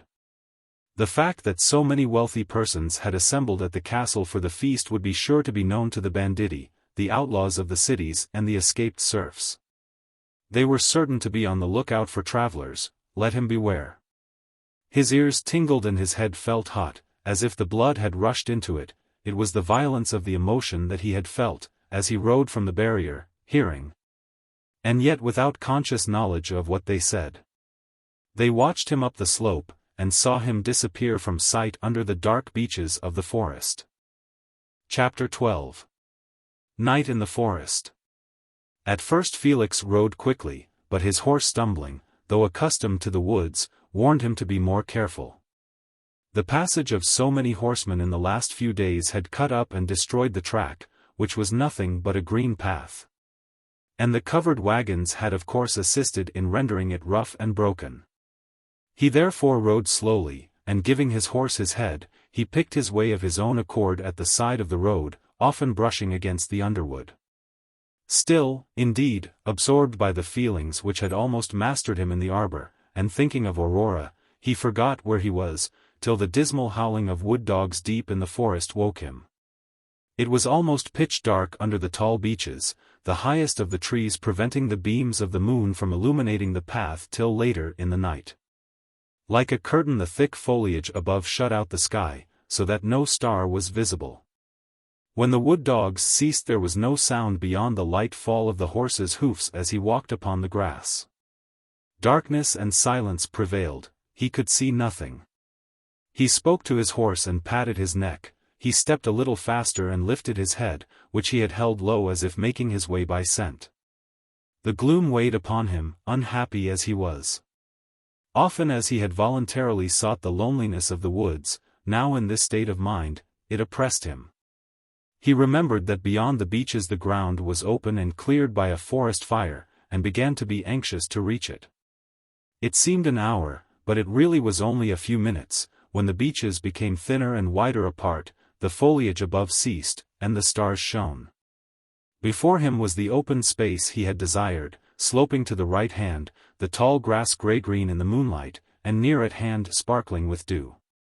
Amongst it stood the crooked and charred stems of firs with which it had been covered before the fire passed. A white owl floated rather than flew by, following the edge of the forest. From far down the slope came the chattering notes of a brook sparrow, showing that there was water in the hollow. Some large animal moved into the white mist that hung there and immediately concealed it, like a cloud upon the ground. He was not certain in the dim light, and with so momentary and distant a view, but supposed from its size that it must have been a white or dun wood cow. Ahead, across the open, rose the dark top of the fir trees through which the route ran. Instead of the relief which he had anticipated as he rode towards them, the space clear of trees around seemed to expose him to the full view of all that might be lurking in the forest. As he approached the firs and saw how dark it was beneath them, the shadowy depths suggested uncertain shapes hiding therein. And his memory immediately reverted to the book of magic he had read at the castle. There could not be such things, and yet no one in his heart doubted their existence. Deny it as they might with their tongues as they sat at the supper table and handed round the ale, out of doors in the night, the haste to pass the haunted spot, the bated breath, and the fearful glances cast around, told another tale. He endeavored to call philosophy to his aid. He remembered, too, how many nights he had spent in the deepest forest without seeing anything, and without even thinking of such matters. He reproved himself for his folly, and asked himself if ever he could hope to be a successful leader of men who started at a shadow. In vain. The tone of his mind had been weakened by the strain it had undergone. Instead of strengthening him, the teachings of philosophy now seemed cold and feeble. And it occurred to him that possibly the belief of the common people, fully shared by their religious instructors, was just as much entitled to credence as these mere suppositions and theories. The details of the volume recurred to his mind, the accurate description of the demons of the forest and the hill, and especially the horrible vampires enfolding the victim with outstretched wings. In spite of himself, incredulous, yet excited, he pressed his horse to greater speed, though the track was narrow and very much broken under the firs. He obeyed, and trotted, but reluctantly, and needed continual urging. The yellow spark of a glowworm shining by a bush made him set his teeth. Trifling and well known as it was, the light suddenly seen thrilled him with the terror of the unexpected. Strange rushings sounded among the fern, as if the wings of a demon brushed it as he traveled. Felix knew that they were caused by rabbits hastening off, or a boar bounding away, yet they increased the feverish excitement with which he was burdened. Though dark beneath the firs, it was not like the darkness of the beeches. These trees did not form a perfect canopy overhead everywhere. In places he could see where a streak of moonlight came aslant through an opening and reached the ground. One such streak fell upon the track ahead. The trees there had decayed and fallen, and a broad band of light lit up the way. As he approached it and had almost entered, suddenly something shot towards him in the air. A flash, as it were, as if some object had crossed the streak, and was rendered visible for the 10th of a second, like a mote in the sunbeams. At the same instant of time, the horse, which he had pressed to go faster, put his foot into a rut or hole, and stumbled. And Felix was flung so far forward that he only saved himself from being thrown by clinging to his neck. A slight whizzing sound passed over his head, followed immediately by a sharp tap against a tree in his rear. The thing happened in the twinkling of an eye, but he recognized the sound. It was the whiz of a crossbow bolt, which had missed his head, and buried its point in a fir. The stumble saved him. The bolt would have struck his head or chest had not the horse gone nearly on his knee. The robber had so planned his ambush that his prey should be well seen, distinct in the moonlight, so that his aim might be sure. Recovering himself, the horse, without needing the spur, as if he recognized the danger to his rider, started forward at full speed, and raced, regardless of ruts, along the track. Felix, who had hardly got into his seat again, could for a while but barely restrain it, so wildly he fled. He must have been carried within a few yards of the bandit, but saw nothing, neither did a second bolt follow him. The crossbow takes time to bend, and if the robber had companions they were differently armed. He was a furlong or more from the spot before he quite realized the danger he had escaped. His bow was unstrung in his hand, his arrows were all in the quiver. Thus, had the bolt struck him, even if the wound had not been mortal, as it most likely would have been, he could have made no resistance. How foolish to disregard the warnings of the grooms at the castle. It was now too late, all he could do was to ride. Dreading every moment to be thrown, he pushed on as fast as the horse would go. There was no pursuit, and after a mile or so, as he left the firs and entered the ash woods, he slackened somewhat. It was, indeed, necessary, for here the hoofs of preceding horsemen had poached the turf, always damp under ash, into mud. It was less dark, for the boughs of the ashes did not meet above. As he passed, wood pigeons rose with loud clatterings from their roosting places, and once or twice he saw in the gloom the fiery phosphoric eyeballs of the grey woodcats. How gladly he recognized presently the change from trees to bushes, when he rode out from the thick ashes among the low hawthorns. And knew that he was within a mile or so of the south barrier at home. Already he heard the song of the nightingale, the long note which at night penetrates so far, the nightingale, which loves the hawthorn and the neighborhood of man. Imperceptibly he increased the speed again. The horse, too, knew that he was nearing home, and responded willingly. The track was much broader and fairly good, but he knew that at one spot where it was marshy it must be cut up. There he went at the side, almost brushing a projecting maple bush. Something struck the horse, he fancied the rebound of a bough, he jumped, literally jumped, like a buck, and tore along the road.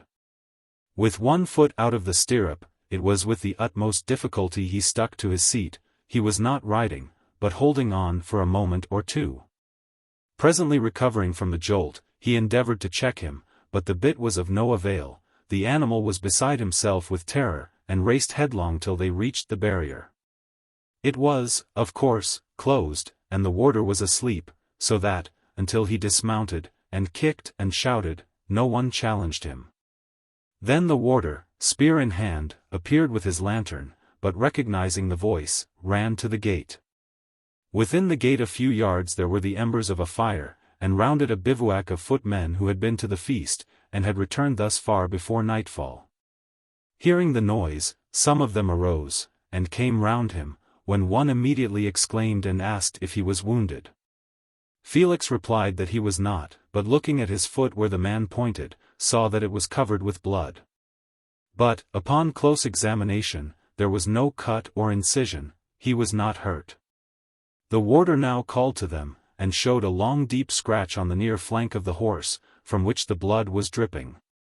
It was such a scratch as might have been made with an iron nail, and, without hesitation, they all put it down to a bushman's spud.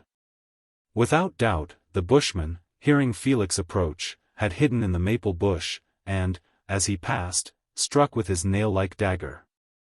But, miscalculating the speed at which the horse was going, instead of piercing the thigh of the rider, the blow fell on the horse, and the sharp point was dragged along the side. The horse trembled as they touched him. "Sir," said one of the retainers, their headman, "if you will pardon me, you had best string your bow and send a shaft through his heart, for he will die in misery before morning." The bushman's spud, the one he uses for assassination or to dispatch his prey, is poisoned. It is a lingering poison, and takes several hours to produce its effect. But no remedy is known, and many who have escaped from the cowardly blow have crawled to the path only to expire in torture. There was no denying that what the retainer proposed was the only thing that could be done. The warder had meantime brought a bucket of water, of which the poor creature drank eagerly. Felix could not do it, he could not slay the creature which had carried him so long, and which twice that night had saved him, and was now to die, as it were, in his place. He could not consent to it. He led the horse towards home, but he was weak or weary, and could not be got beyond the pen. There the group assembled around him. Felix ordered the scratch to be cleansed, while he ran over in his mind every possible remedy. He gave strict orders that he should not be dispatched, and then hastened to the house. He undid with trembling hands the thongs that bound his chest, and took out his manuscripts, hoping against hope that among the many notes he had made there might be something. But there was nothing, or in his excitement he overlooked it. Remembering that Oliver was a great authority upon horses, he went into his room and tried to wake him. Oliver, weary with his ride, and not as yet having slept off the effects of the feast, could not be roused. Felix left him and hurried back to the pen. Weary as he was, he watched by the horse till the larks began to sing and the dawn was at hand. As yet he had not shown any severe symptoms except twitching of the limbs, and a constant thirst, which water could not quench. But suddenly he fell, and the old retainer warned them all to stand away, for he would bite anything that was near. His words were instantly fulfilled. He rolled, and kicked, and bit at everything within reach. Seeing this agony, Felix could no longer delay. He strung his bow, but he could not fit the arrow to the string, he missed the notch, so much did his hands shake. He motioned to the retainers who had gathered around, and one of them thrust his spear into the horse behind his shoulder. When Felix at last returned to his chamber he could not but reflect, as the sun rose and the beams entered, that every omen had been against him. The adder underfoot, the bandit's bolt, the bushman's poisoned point. He slept till noon, and, upon going out, unrefreshed and still weary, he found that they had already buried the horse, and ordered a mound to be raised above his grave. The day passed slowly. He wandered about the castle and the enclosed grounds, seeking comfort and finding none. His mind vacillated.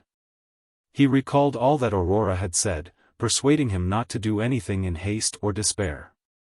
Yet he could not continue in his present condition. Another day went by, and still undecided and doubting, he remained at home. Oliver began to jest at him, had he abandoned the expedition? Oliver could not understand indecision. Perhaps he did not see so many sides to the question, his mind was always quickly made up. Action was his forte, not thought. The night came, and still Felix lingered, hesitating. Chapter 13. Sailing away. But the next morning Felix arose straight from his sleep resolved to carry out his plan. Without staying to think a moment, without further examination of the various sides of the problem, he started up the instant his eyes unclosed, fully determined upon his voyage. The breath of the bright June morn as he threw open the window shutter filled him with hope, his heart responded to its joyous influence. The excitement which had disturbed his mind had had time to subside. In the still slumber of the night the strong undercurrent of his thought resumed its course, and he awoke with his will still firmly bent in one direction. When he had dressed, he took his bow and the chest bound with the leathern thongs, and went down. It was early, but the Baron had already finished breakfast and gone out to his gardens. The Baroness had not yet appeared. While he was making a hurried breakfast, for having now made up his mind he was eager to put his resolve into execution, Oliver came in, and seeing the chest and the bow, understood that the hour had arrived. He immediately said he should accompany him to Heron Bay, and assist him to start, and went out to order their horses.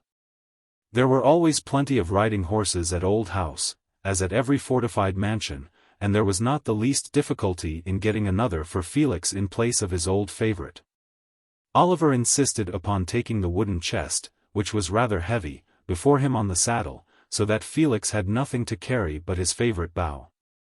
Oliver was surprised that Felix did not first go to the gardens and say goodbye to the Baron, or at least knock at the Baroness's door and bid her farewell. But he made no remark, knowing Felix's proud and occasionally hard temper. Without a word Felix left the old place. He rode forth from the north barrier, and did not even so much as look behind him. Neither he nor Oliver thought of the events that might happen before they should again meet in the old familiar house. When the circle is once broken up it is often years before it is reformed. Often, indeed, the members of it never meet again, at least, not in the same manner, which, perhaps, they detested then, and ever afterwards regretted. Without one word of farewell, without a glance, Felix rode out into the forest. There was not much conversation on the trail to Heron Bay. The serfs were still there in charge of the canoe, and were glad enough to see their approach, and thus to be relieved from their lonely watch. They launched the canoe with ease, the provisions were put on board, the chest lashed to the mast that it might not be lost, the favorite bow was also fastened upright to the mast for safety. And simply shaking hands with Oliver, Felix pushed out into the creek. He paddled the canoe to the entrance and out into the lake till he arrived where the southwest breeze, coming over the forest, touched and rippled the water, which by the shore was perfectly calm. Then, hoisting the sail, he put out the larger paddle which answered as a rudder, took his seat, and, waving his hand to Oliver, began his voyage. The wind was but light, and almost too favorable, for he had determined to sail to the eastward. Not for any specific reason, but because there the sun rose, and that was the quarter of light and hope. His canoe, with a long fore and aft sail, and so well adapted for working into the wind, was not well rigged for drifting before a breeze, which was what he was now doing. He had merely to keep the canoe before the wind, steering so as to clear the bold headland of White Horse which rose blue from the water's edge far in front of him. Though the wind was light, the canoe being so taper and sharp at the prow, and the sail so large in comparison, slipped from the shore faster than he at first imagined. As he steered aslant from the little bay outwards into the great lake, the ripples rolling before the wind gradually enlarged into wavelets, these again increased, and in half an hour. As the wind now played upon them over a mile of surface, they seemed in his canoe, with its low freeboard, to be considerable waves. He had purposely refrained from looking back till now, lest they should think he regretted leaving, and in his heart desired to return. But now, feeling that he had really started, he glanced behind. He could see no one.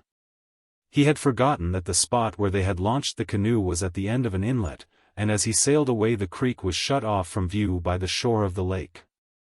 Unable to get to the mouth of the bay because of the underwood and the swampy soil, Oliver had remained gazing in the direction the canoe had taken for a minute or two. Absorbed in thought, almost the longest period he had ever wasted in such an occupation, and then with a whistle turned to go. The serfs, understanding that they were no longer required, gathered their things together, and were shortly on their way home. Oliver, holding Felix's horse by the bridle, had already ridden that way, but he presently halted, and waited till the three men overtook him. He then gave the horse into their charge, and turning to the right, along a forest path which branched off there, went to ponds. Felix could therefore see no one when he looked back, and they were indeed already on their way from the place. He now felt that he was alone. He had parted from the shore, and from all the old associations. He was fast passing not only out upon the water, but out into the unknown future. But his spirit no longer vacillated. Now that he was really in the beginning of his long-contemplated enterprise, his natural strength of mind returned. The weakness and irresolution, the hesitation, left him. He became full of his adventure, and thought of nothing else.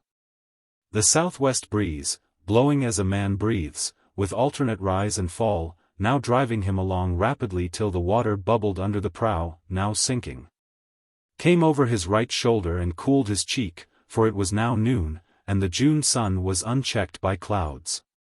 He could no longer distinguish the shape of the trees on shore. All the boughs were blended together in one great wood, stretching as far as he could see.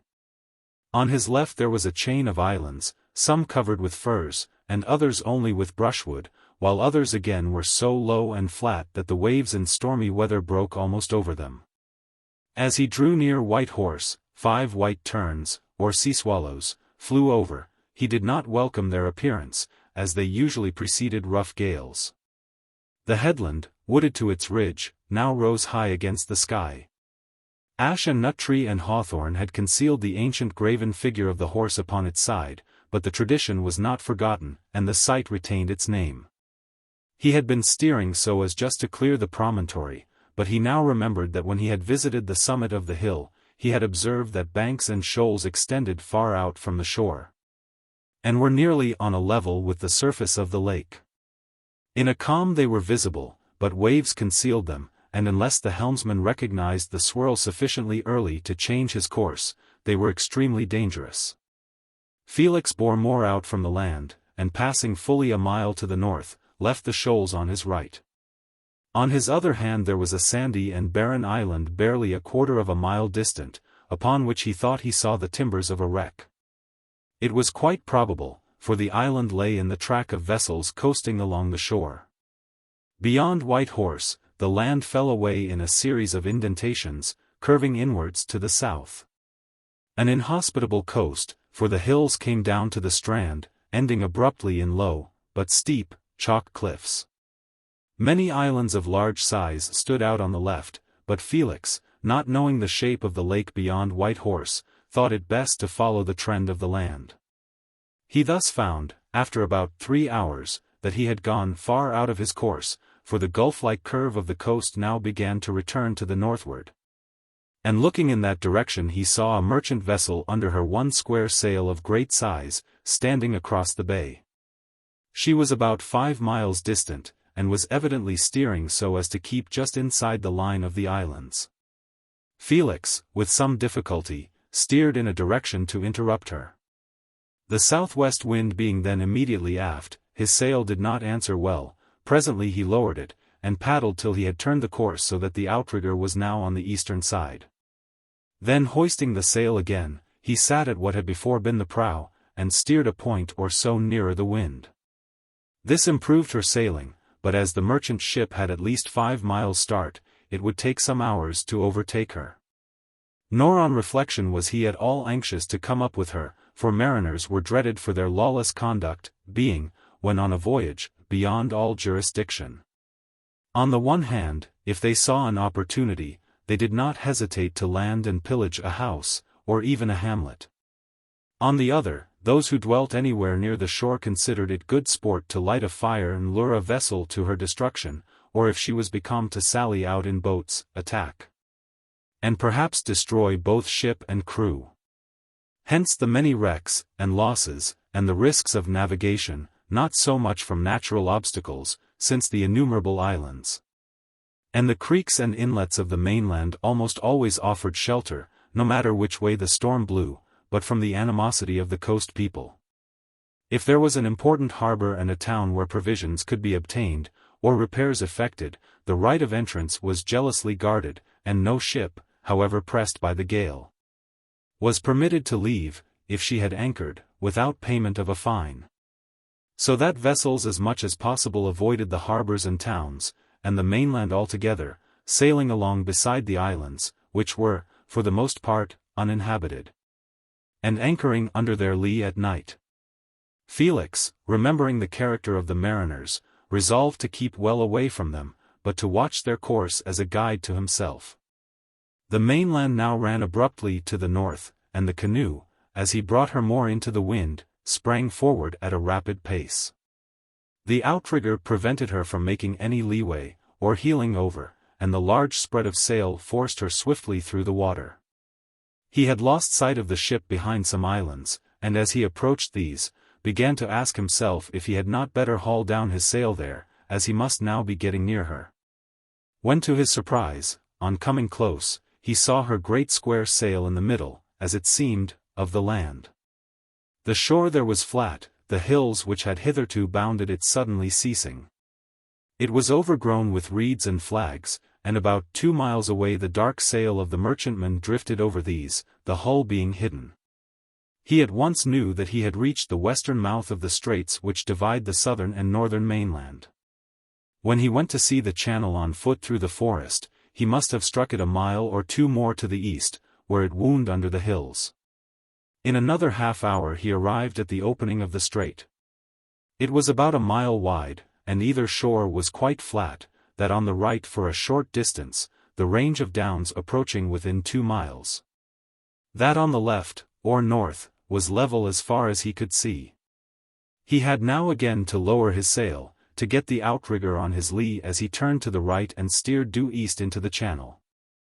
So long as the shore was level, he had no difficulty, for the wind drew over it, but when the hills gradually came near and almost overhung the channel, they shut off much of the breeze. And his progress was slow. When it turned and ran narrowing every moment to the south, the wind failed him altogether.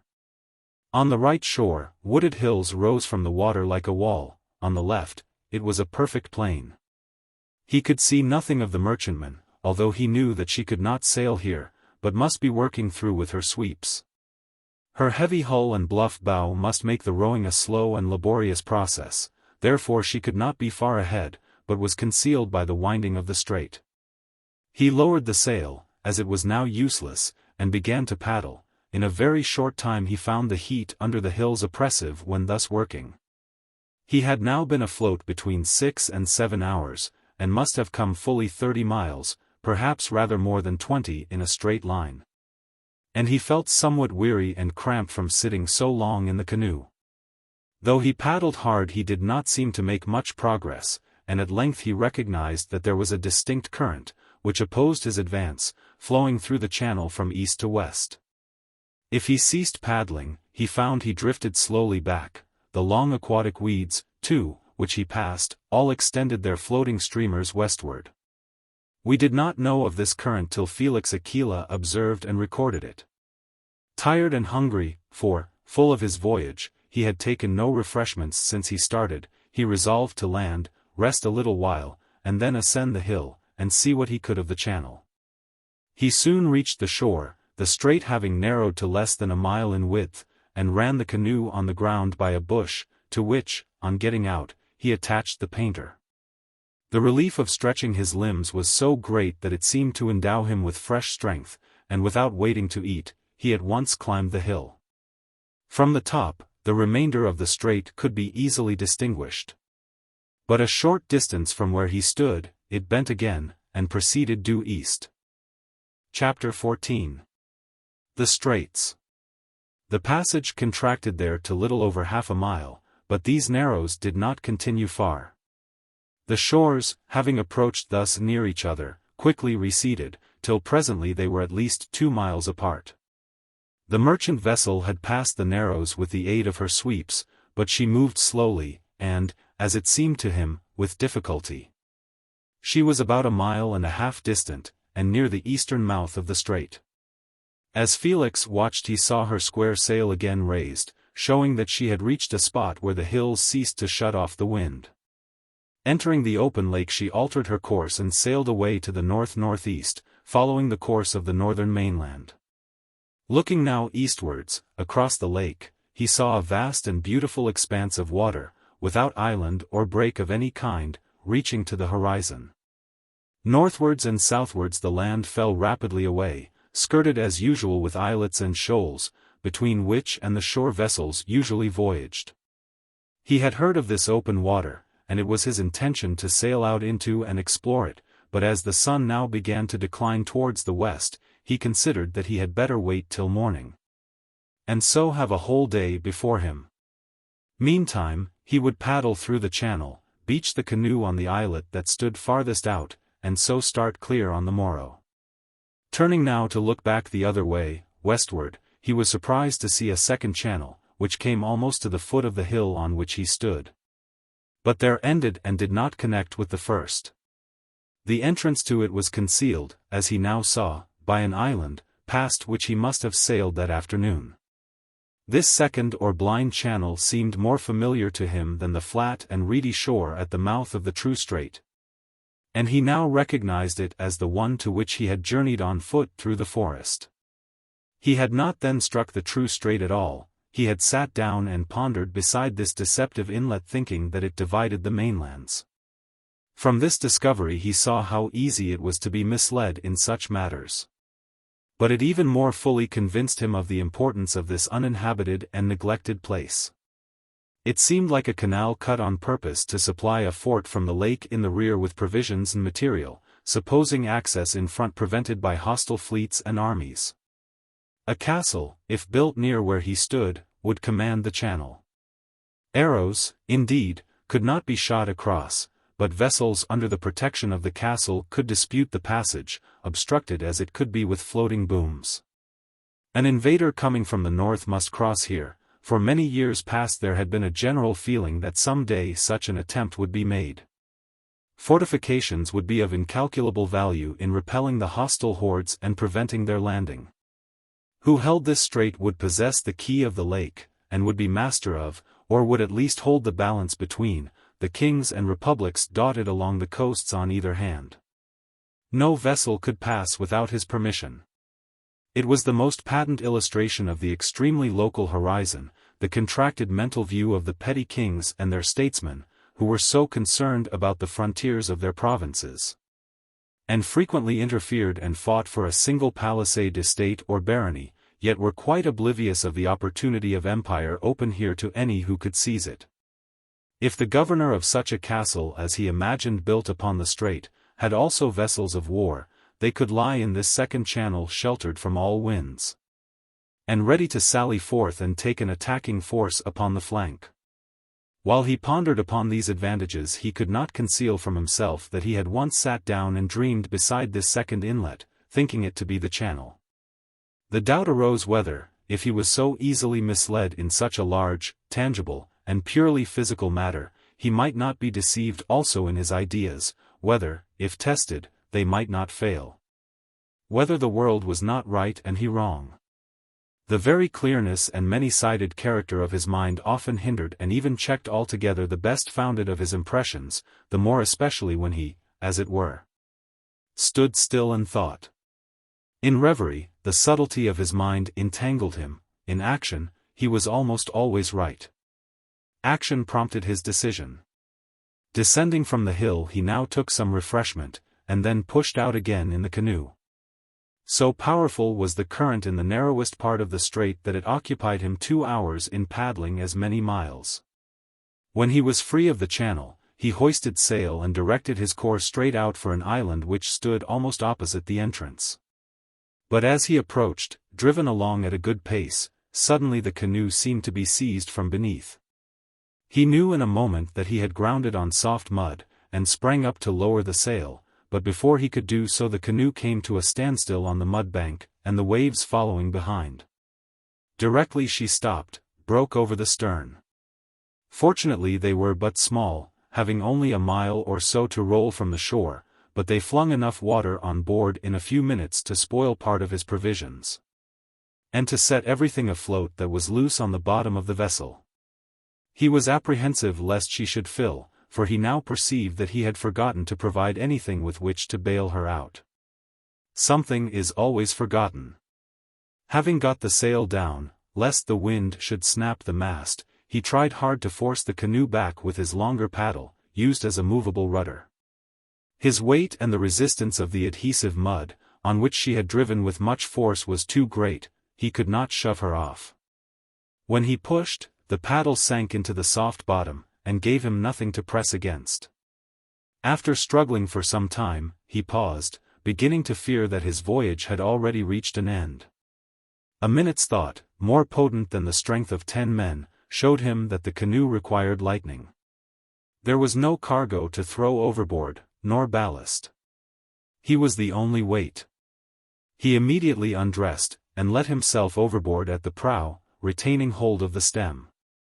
His feet sank deep into the ooze. He felt as if, had he let go, he should have gradually gone down into this quicksand of fine mud. By rapidly moving his feet he managed, however, to push the canoe. She rose considerably so soon as he was out of her, and, although he had hold of the prow, still his body was lighter in the water. Pushing, struggling, and pressing forward, he, by sheer impact, as it were, for his feet found no hold in the mud, forced her back by slow degrees. The blows of the waves drove her forward almost as much as he pushed her back. Still, in time, and when his strength was fast decreasing, she did move, and he had the satisfaction of feeling the water deeper beneath him. But when he endeavored to pull himself into the canoe over the prow, directly his motive power ceased, the waves undid the advance he had achieved, and he had to resume his labor. This time, thinking again, before he attempted to get into the canoe he turned her sideways to the wind, with the outrigger to leeward. When her sharp prow and rounded keel struck the mud bank end on she ran easily along it. But, turned sideways, her length found more resistance, and though the waves sent her some way upon it, she soon came to a standstill. He clambered in as quickly as he could. It is not easy to get into a boat out of the water, the body feels so heavy, and, taking the paddle, without waiting to dress, worked away from the spot. Not till he had got some quarter of a mile back towards the mainland did he pause to dry himself and resume part of his clothing. The canoe being still partly full of water, it was no use to put on all. Resting a while after his severe exertions, he looked back, and now supposed, from the color of the water and the general indications, that these shallows extended a long distance, surrounding the islands at the mouth of the channel, so that no vessel could enter or pass out in a direct line, but must steer to the north or south until the obstacle was rounded. Afraid to attempt to land on another island, his only course, as the sun was now going down, was to return to the mainland, which he reached without much trouble, as the current favored him. He drew the canoe upon the ground as far as he could. It was not a good place to land, as the bottom was chalk, washed into holes by the waves, and studded with angular flints. As the wind was off the shore it did not matter. If it had blown from the east, his canoe might very likely have been much damaged. The shore was overgrown with hazel to within 20 yards of the water, then the ground rose and was clothed with low ash trees, whose boughs seemed much stunted by tempest, showing how exposed the spot was to the easterly gales of spring. The southwest wind was shut off by the hills beyond. Felix was so weary that for some time he did nothing save rest upon the ground, which was but scantily covered with grass. An hour's rest, however, restored him to himself. He gathered some dry sticks, there were plenty under the ashes, struck his flint against the steel, ignited the tinder, and soon had a fire. It was not necessary for warmth, the June evening was soft and warm, but it was the hunter's instinct. Upon camping for the night the hunter, unless bushmen are suspected to be in the neighborhood, invariably lights a fire, first to cook his supper, and secondly, and often principally, to make the spot his home. The hearth is home, whether there be walls round it or not. Directly there are glowing embers the place is no longer wild, it becomes human. Felix had nothing that needed cooking. He took his cowhide from the canoe and spread it on the ground. A well-seasoned cowhide is the first possession of every hunter, it keeps him from the damp. And with a second, supported on 3 short poles stuck in the earth, 2 crossed at the top in front, forming a fork, and fastened with a thong, the third resting on these. He protects himself from the heaviest rain. This little tent is always built with the back to windward. Felix did not erect a second hide, the evening was so warm and beautiful he did not need it, his cloak would be ample for covering. The fire crackled and blazed at intervals, just far enough from him that he might feel no inconvenience from its heat. Thrushes sang in the ash wood all around him, the cuckoo called, and the chiffchaff never ceased for a moment. Before him stretched the expanse of waters. He could even hear sea over the low islands. In the sky a streak of cloud was tinted by the sunset, slowly becoming paler as the light departed. He reclined in that idle, thoughtless state which succeeds unusual effort, till the deepening shadow and the sinking fire, and the appearance of a star, warned him that the night was really here. Then he arose, threw on more fuel, and fetched his cloak, his chest, and his boar spear from the canoe. The chest he covered with a corner of the hide, wrapped himself in the cloak, bringing it well over his face on account of the dew. Then, drawing the lower corners of the hide over his feet and limbs, he stretched himself at full length and fell asleep, with the spear beside him. There was the possibility of bushmen, but not much probability. There would be far more danger near the forest path, where they might expect a traveler and watch to waylay him, but they could not tell beforehand where he would rest that night. If any had seen the movements of his canoe, if any lighted upon his bivouac by chance, his fate was certain. He knew this, but trusted to the extreme improbability of bushmen frequenting a place where there was nothing to plunder. Besides, he had no choice, as he could not reach the islands. If there was risk, it was forgotten in the extremity of his weariness. Chapter 15. Sailing onwards.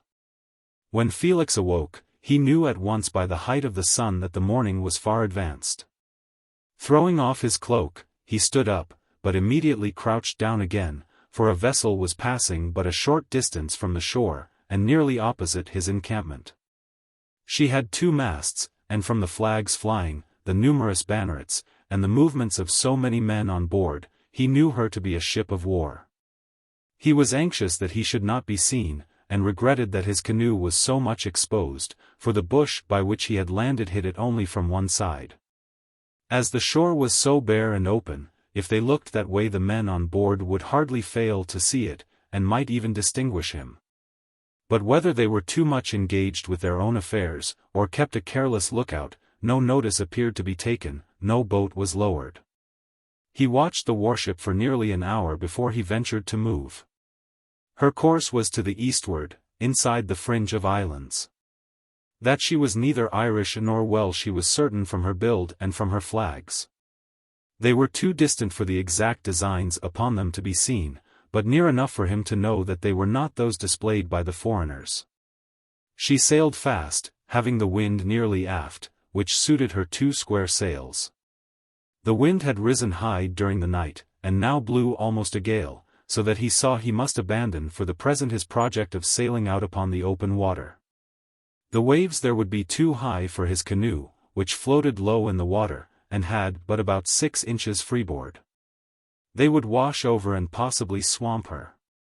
Only 2 courses were open to him, either to sail inside the islands under shelter of the land, or to remain where he was till the breeze moderated. If he sailed inside the islands, following the northward course of the merchant vessel he had observed the previous evening, that would carry him past East Stock, the eastern port of Sicily. Which city, itself inland, had 2 harbors, with the western of which, West Stock, it had communication by water. Should he continue to sail on, he would soon reach that part of the northern continent which was occupied by the Irish outposts. On the other hand, to follow the warship, east by south, would, he knew, bring him by the great city of Aci, famous for its commerce, its riches, and the warlike disposition of its king, Isambard. He was the acknowledged head of the forces of the League, but yet, with the inconsistency of the age, sometimes attacked other members of it. His furious energy was always disturbing the world, and Felix had no doubt he was now at war with someone or other, and that the warship he had seen was on its way to assist him or his enemies. One of the possibilities which had impelled him to this voyage was that of taking service with some king or commander, and so perhaps gradually rising himself to command. Such adventures were very common, knights often setting forth upon such expeditions when dissatisfied with their own rulers. And they were usually much welcomed as an addition to the strength of the camp they sought. But there was this difference, that such knights carried with them some substantial recommendation, either numerous retainers well armed and accustomed to battle, considerable treasure, or at least a reputation for prowess in the field. Felix had nothing to offer, and for nothing nothing is given.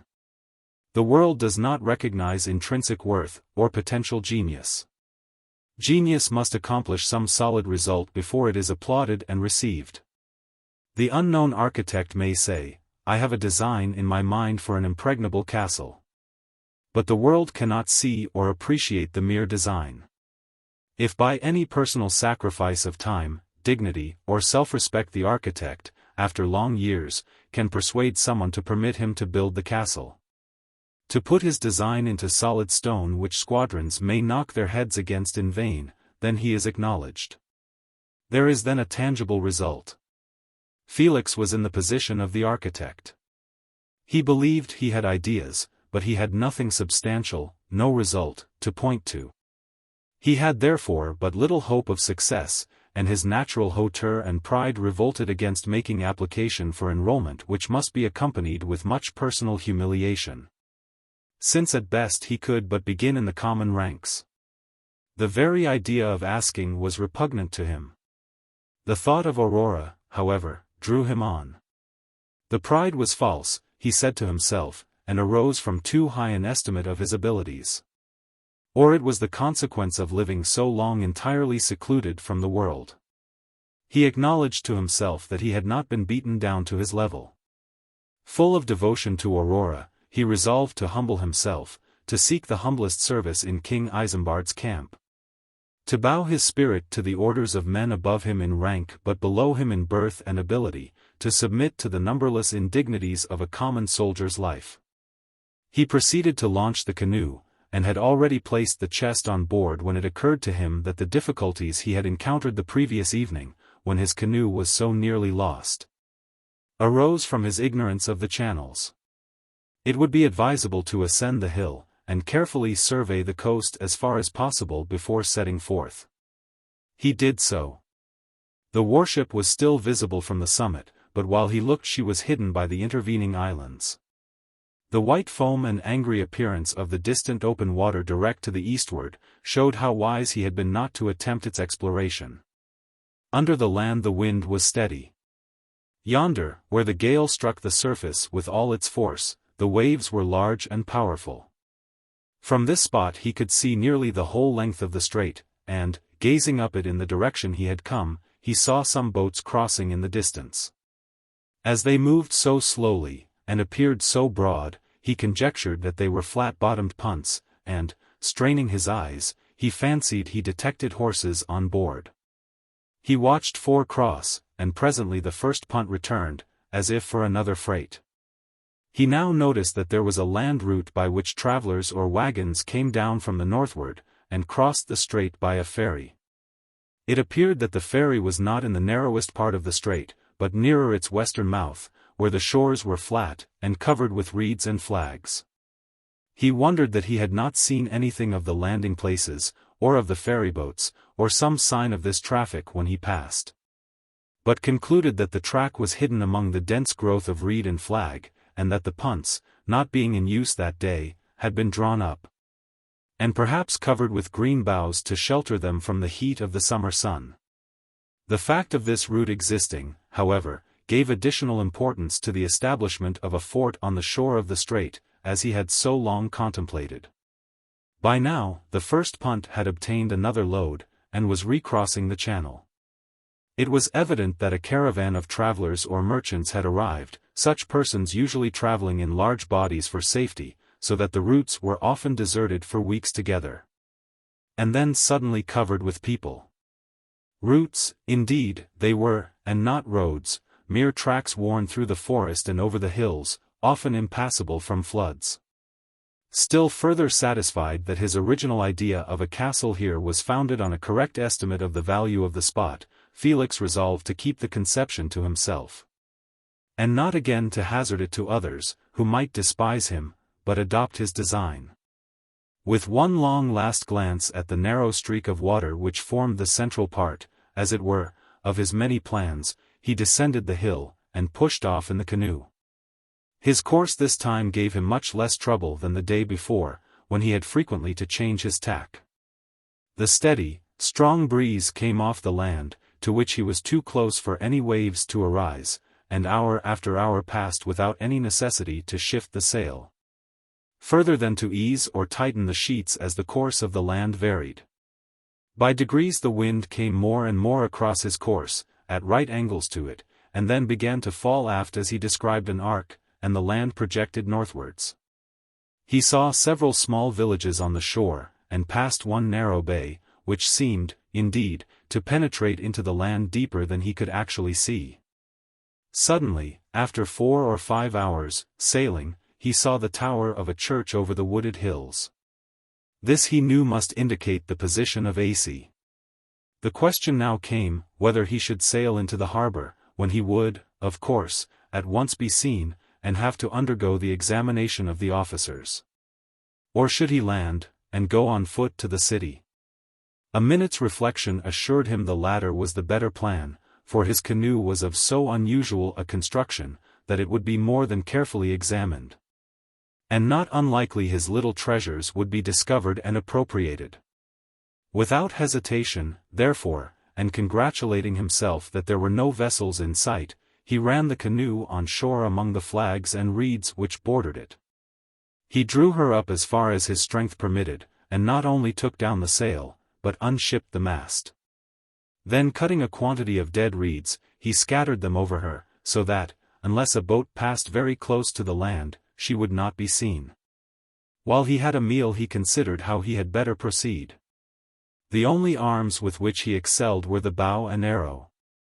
Clearly, therefore, if he wished an engagement, he should take these with him, and exhibit his skill. But well he knew the utter absence of law and justice except for the powerful.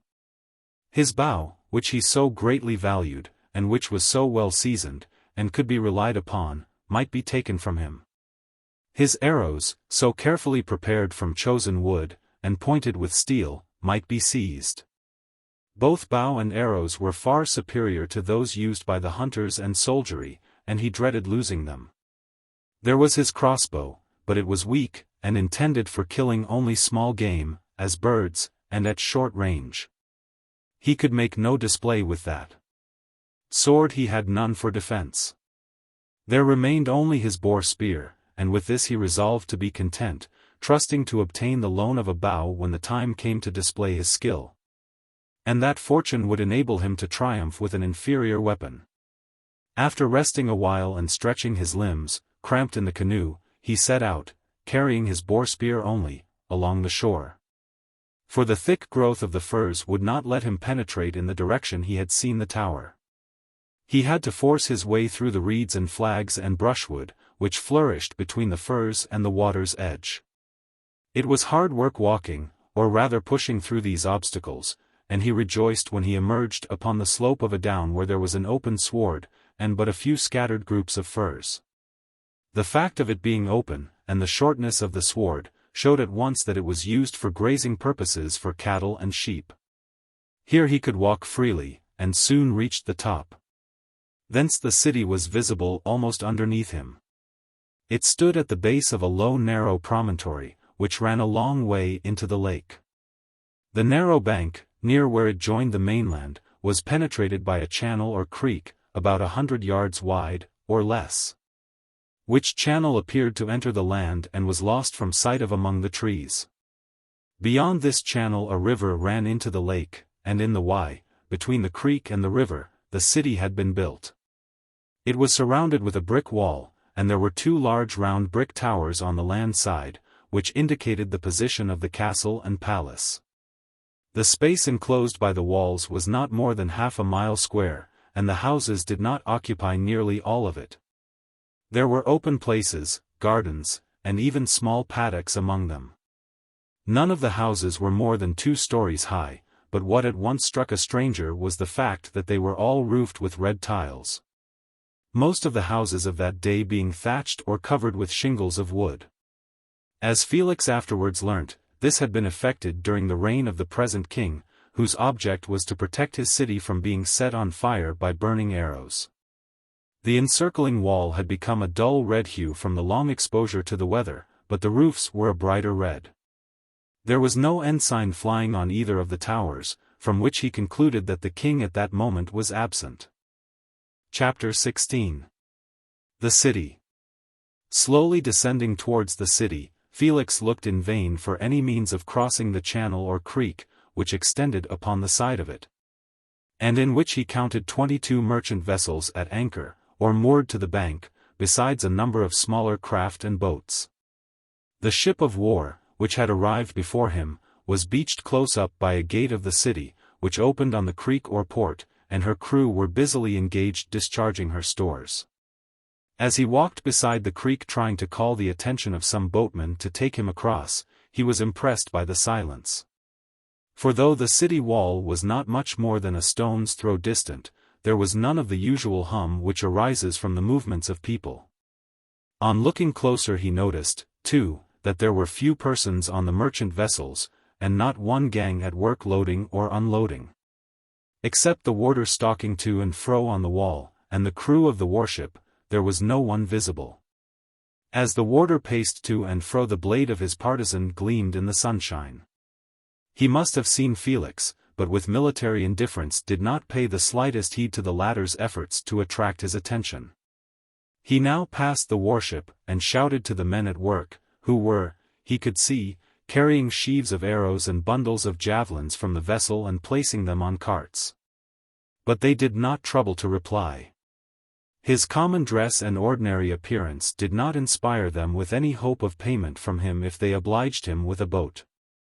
The utter indifference with which his approach was seen showed him the contempt in which he was held. Looking round to see if there were no bridge or ferry, he caught sight of the grey church tower which he had observed from afar while sailing. It was quite a mile from the city, and isolated outside the walls. It stood on the slope of the hill, over whose summit the tower was visible. He wandered up towards it, as there were usually people in or about the churches, which were always open day and night. If no one else, the porter in the lodge at the church door would be there, for he or his representative never left it, being always on the watch lest some thief should attempt to enter the treasury, or steal the sacred vessels. But as he ascended the hill he met a shepherd, whose dogs prepared to fly at him, recognizing a stranger. For a moment the man seemed inclined to let them wreak their will, if they could, for he also felt inclined to challenge a stranger, but, seeing Felix lower his spear, it probably occurred to him that some of his dogs would be killed. He therefore ordered them down, and stayed to listen. Felix learnt that there was no bridge across the creek, and only one over the river, but there was a ferry for anybody who was known. No strangers were allowed to cross the ferry, they must enter by the main road over the bridge. "But how am I to get into the place then?" said Felix. The shepherd shook his head, and said he could not tell him, and walked away about his business. Discouraged at these trifling vexations, which seemed to cross his path at every step, Felix found his way to the ferry, but, as the shepherd had said, the boatman refused to carry him. Being a stranger, no persuasion could move him, nor the offer of a small silver coin, worth about 10 times his fare. "I must then swim across," said Felix, preparing to take off his clothes. "Swim, if you like," said the boatman, with a grim smile, "but you will never land." "Why not?" Because the warder will let drive at you with an arrow. Felix looked, and saw that he was opposite the extreme angle of the city wall, a point usually guarded with care. There was a warder stalking to and fro. He carried a partisan, but, of course, might have his bow within reach, or could probably call to the soldiers of the guard. "This is annoying," said Felix, ready to give up his enterprise. "However can I get into the city?" The old boatman grinned, but said nothing, and returned to a net which he was mending. He made no answer to the further questions Felix put to him. Felix then shouted to the warder. The soldier looked once, but paid no more heed. Felix walked a little way and sat down on the grass. He was deeply discouraged. These repulses, trifles in themselves, assumed an importance, because his mind had long been strung up to a high pitch of tension. A stolid man would have thought nothing of them. After a while he arose, again asking himself how should he become a leader, who had not the perseverance to enter a city in peaceful guise? Not knowing what else to do, he followed the creek round the foot of the hill, and so onwards for a mile or more. This bank was steep, on account of the down. The other cultivated, the corn being already high. The cuckoo sang, she loves the near neighborhood of man, and flew over the channel towards a little copse. Almost suddenly the creek wound round under a low chalk cliff, and in a moment Felix found himself confronted by another city. This had no wall. It was merely defended by a ditch and earthwork, without tower or bastion. The houses were placed thickly together. There were, he thought, 6 or 7 times as many as he had previously seen, and they were thatched or shingled, like those in his own country. It stood in the midst of the fields, and the corn came up to the fosse. There were many people at work, but, as he noticed, most of them were old men, bowed and feeble. A little way farther he saw a second boathouse. He hastened thither, and the ferry woman, for the boat was poled across by a stout dame, made not the least difficulty about ferrying him over. So delighted was Felix at this unexpected fortune, that he gave her the small silver coin, at sight of which he instantly rose high in her estimation. She explained to him, in answer to his inquiries, that this was also called Aci, this was the city of the common folk. Those who were rich or powerful had houses in the walled city, the precinct of the court. Many of the houses there, too, were the inns of great families who dwelt in the country in their castles, but when they came to the court required a house. Their shields, or coats of arms, were painted over the doors. The walled city was guarded with such care, because so many attempts had been made to surprise it, and to assassinate the king, whose fiery disposition and constant wars had raised him up so many enemies. As much care was taken to prevent a single stranger entering as if he were the vanguard of a hostile army, and if he now went back, as he could do, to the bridge over the river, he would be stopped and questioned, and possibly confined in prison till the king returned. "Where is the king?" asked Felix. "I came to try and take service with him." "Then you will be welcome," said the woman. "He is in the field, and has just sat down before Iwis." "That was why the walled city seemed so empty, then," said Felix. "Yes, all the people are with him. There will be a great battle this time." "How far is it to Iwis?" said Felix. 27 miles, replied the dame, "and if you take my advice, you had better walk 27 miles there, than 2 miles back to the bridge over the river." Someone now called from the opposite bank, and she started with the boat to fetch another passenger. "Thank you, very much," said Felix, as he wished her good day. "But why did not the man at the other ferry tell me I could cross here?" The woman laughed outright. "Do you suppose he was going to put a penny in my way when he could not get it himself? So mean and petty is the world." Felix entered the second city and walked some distance through it, when he recollected that he had not eaten for some time. He looked in vain for an inn, but upon speaking to a man who was leaning on his crutch at a doorway, he was at once asked to enter, and all that the house afforded was put before him. The man with the crutch sat down opposite, and remarked that most of the folk were gone to the camp, but he could not because his foot had been injured. He then went on to tell how it had happened, with the usual garrulity of the wounded. He was assisting to place the beam of a battering ram upon a truck. It took 10 horses to draw it, when a lever snapped, and the beam fell. Had the beam itself touched him, he would have been killed on the spot. As it was, only a part of the broken lever or pole hit him. Thrown with such force, the weight of the ram driving it, the fragment of the pole grazed his leg, and either broke one of the small bones that form the arch of the instep, or so bruised it that it was worse than broken. All the bone-setters and surgeons had gone to the camp, and he was left without attendants other than the women, who fomented the foot daily, but he had little hope of present recovery, knowing that such things were often months about. He thought it lucky that it was no worse, for very few, he had noticed, ever recovered from serious wounds of spear or arrow. The wounded generally died, only the fortunate escaped. Thus he ran on, talking as much for his own amusement as that of his guest. He fretted because he could not join the camp and help work the artillery. He supposed the ram would be in position by now and shaking the wall with its blow. He wondered if Baron in Gulf would miss his face. "Who's he?" asked Felix. "He is captain of the artillery," replied his host. "Are you his retainer?" "No, I am a servant." Felix started slightly, and did but just check himself from rising from the table. A servant was a slave. It was the euphemism used instead of the hateful word, which not even the most degraded can endure to bear. The class of the nobles to which he belonged deemed it a disgrace to sit down with a slave, to eat with him, even to accidentally touch him. With the retainers, or free men, they were on familiar terms, though despotic to the last degree. The slave was less than the dog. Then, stealing a glance at the man's face, Felix saw that he had no mustache. He had not noticed this before. No slaves were allowed to wear the mustache.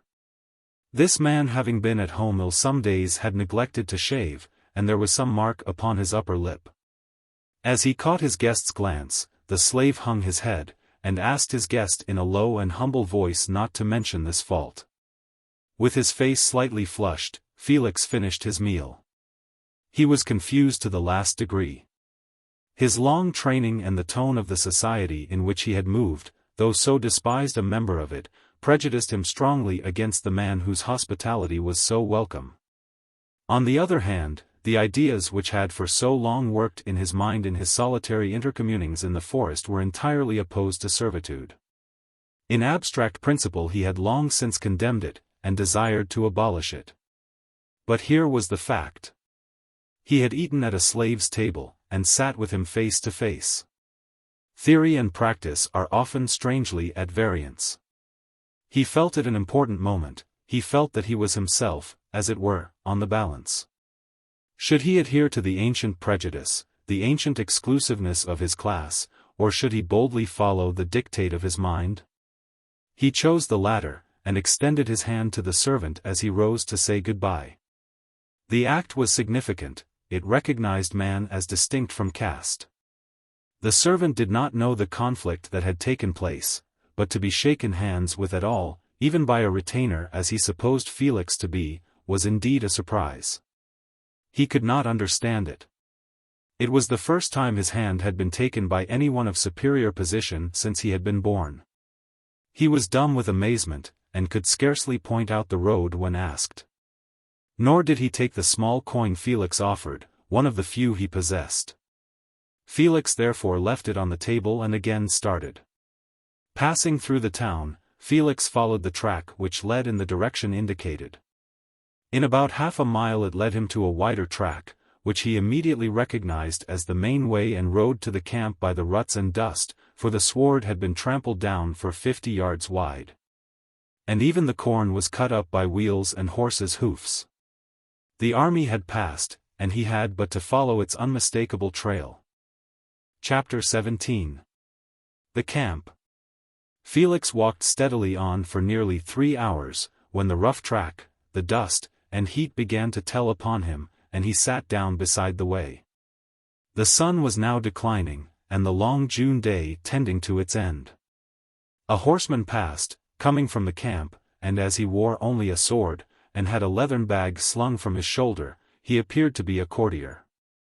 The dust raised by the hoofs, as it rose and floated above the brushwood, rendered his course visible. Some time afterwards, while he still rested, being very weary with walking through the heat of the afternoon, he heard the sound of wheels. And 2 carts drawn by horses came along the track from the city. The carts were laden with bundles of arrows, perhaps the same he had seen unloading that morning from the warship, and were accompanied only by carters. As they approached he rose, feeling that it was time to continue his journey. His tired feet were now stiff, and he limped as he stepped out into the road. The men spoke, and he walked as well as he could beside them, using his boar spear as a staff. There were 2 carters with each cart. And presently, noting how he lagged, and could scarce keep pace with them, one of them took a wooden bottle from the load on his cart, and offered him a draught of ale. Thus somewhat refreshed, Felix began to talk, and learnt that the arrows were from the vessel in whose track he had sailed. That it had been sent loaded with stores for the king's use, by his friend the Prince of Quinton, that very great efforts had been made to get together a large army in this campaign. First, because the city besieged was so near home, and failure might be disastrous, and, secondly, because it was one of 3 which were all republics. And the other 2 would be certain to send it assistance. These cities stood in a plain, but a few miles apart, and in a straight line on the banks of the river. The king had just sat down before the first, vowing that he would knock them down, one after the other, like a row of ninepins. The carters asked him, in return, whose retainer he was, and he said that he was on his way to take service, and was under no banner yet. Then, said the man who had given him a drink, if you are free like that, you had better join the king's levy, and be careful to avoid the barons' war. For if you join either of the barons' war, they will know you to be a stranger, and very likely, if they see that you are quick and active, they will not let you free again. And if you attempt to escape after the campaign, you will find yourself mightily mistaken. The baron's captain would only have to say you had always been his man, and, as for your word, it would be no more than a dog's bark. Besides which, if you rebelled, it would be only to shave off that mustache of yours, and declare you a slave, and as you have no friends in camp, a slave you would be. That would be very unjust, said Felix. Surely the king would not allow it? How is he to know, said another of the carters. My brother's boy was served just like that. He was born free, the same as all our family, but he was fond of roving, and when he reached Quinton, he was seen by Baron Robert, who was in want of men, and being a likely young fellow. They shaved his lip, and forced him to labor under the thong.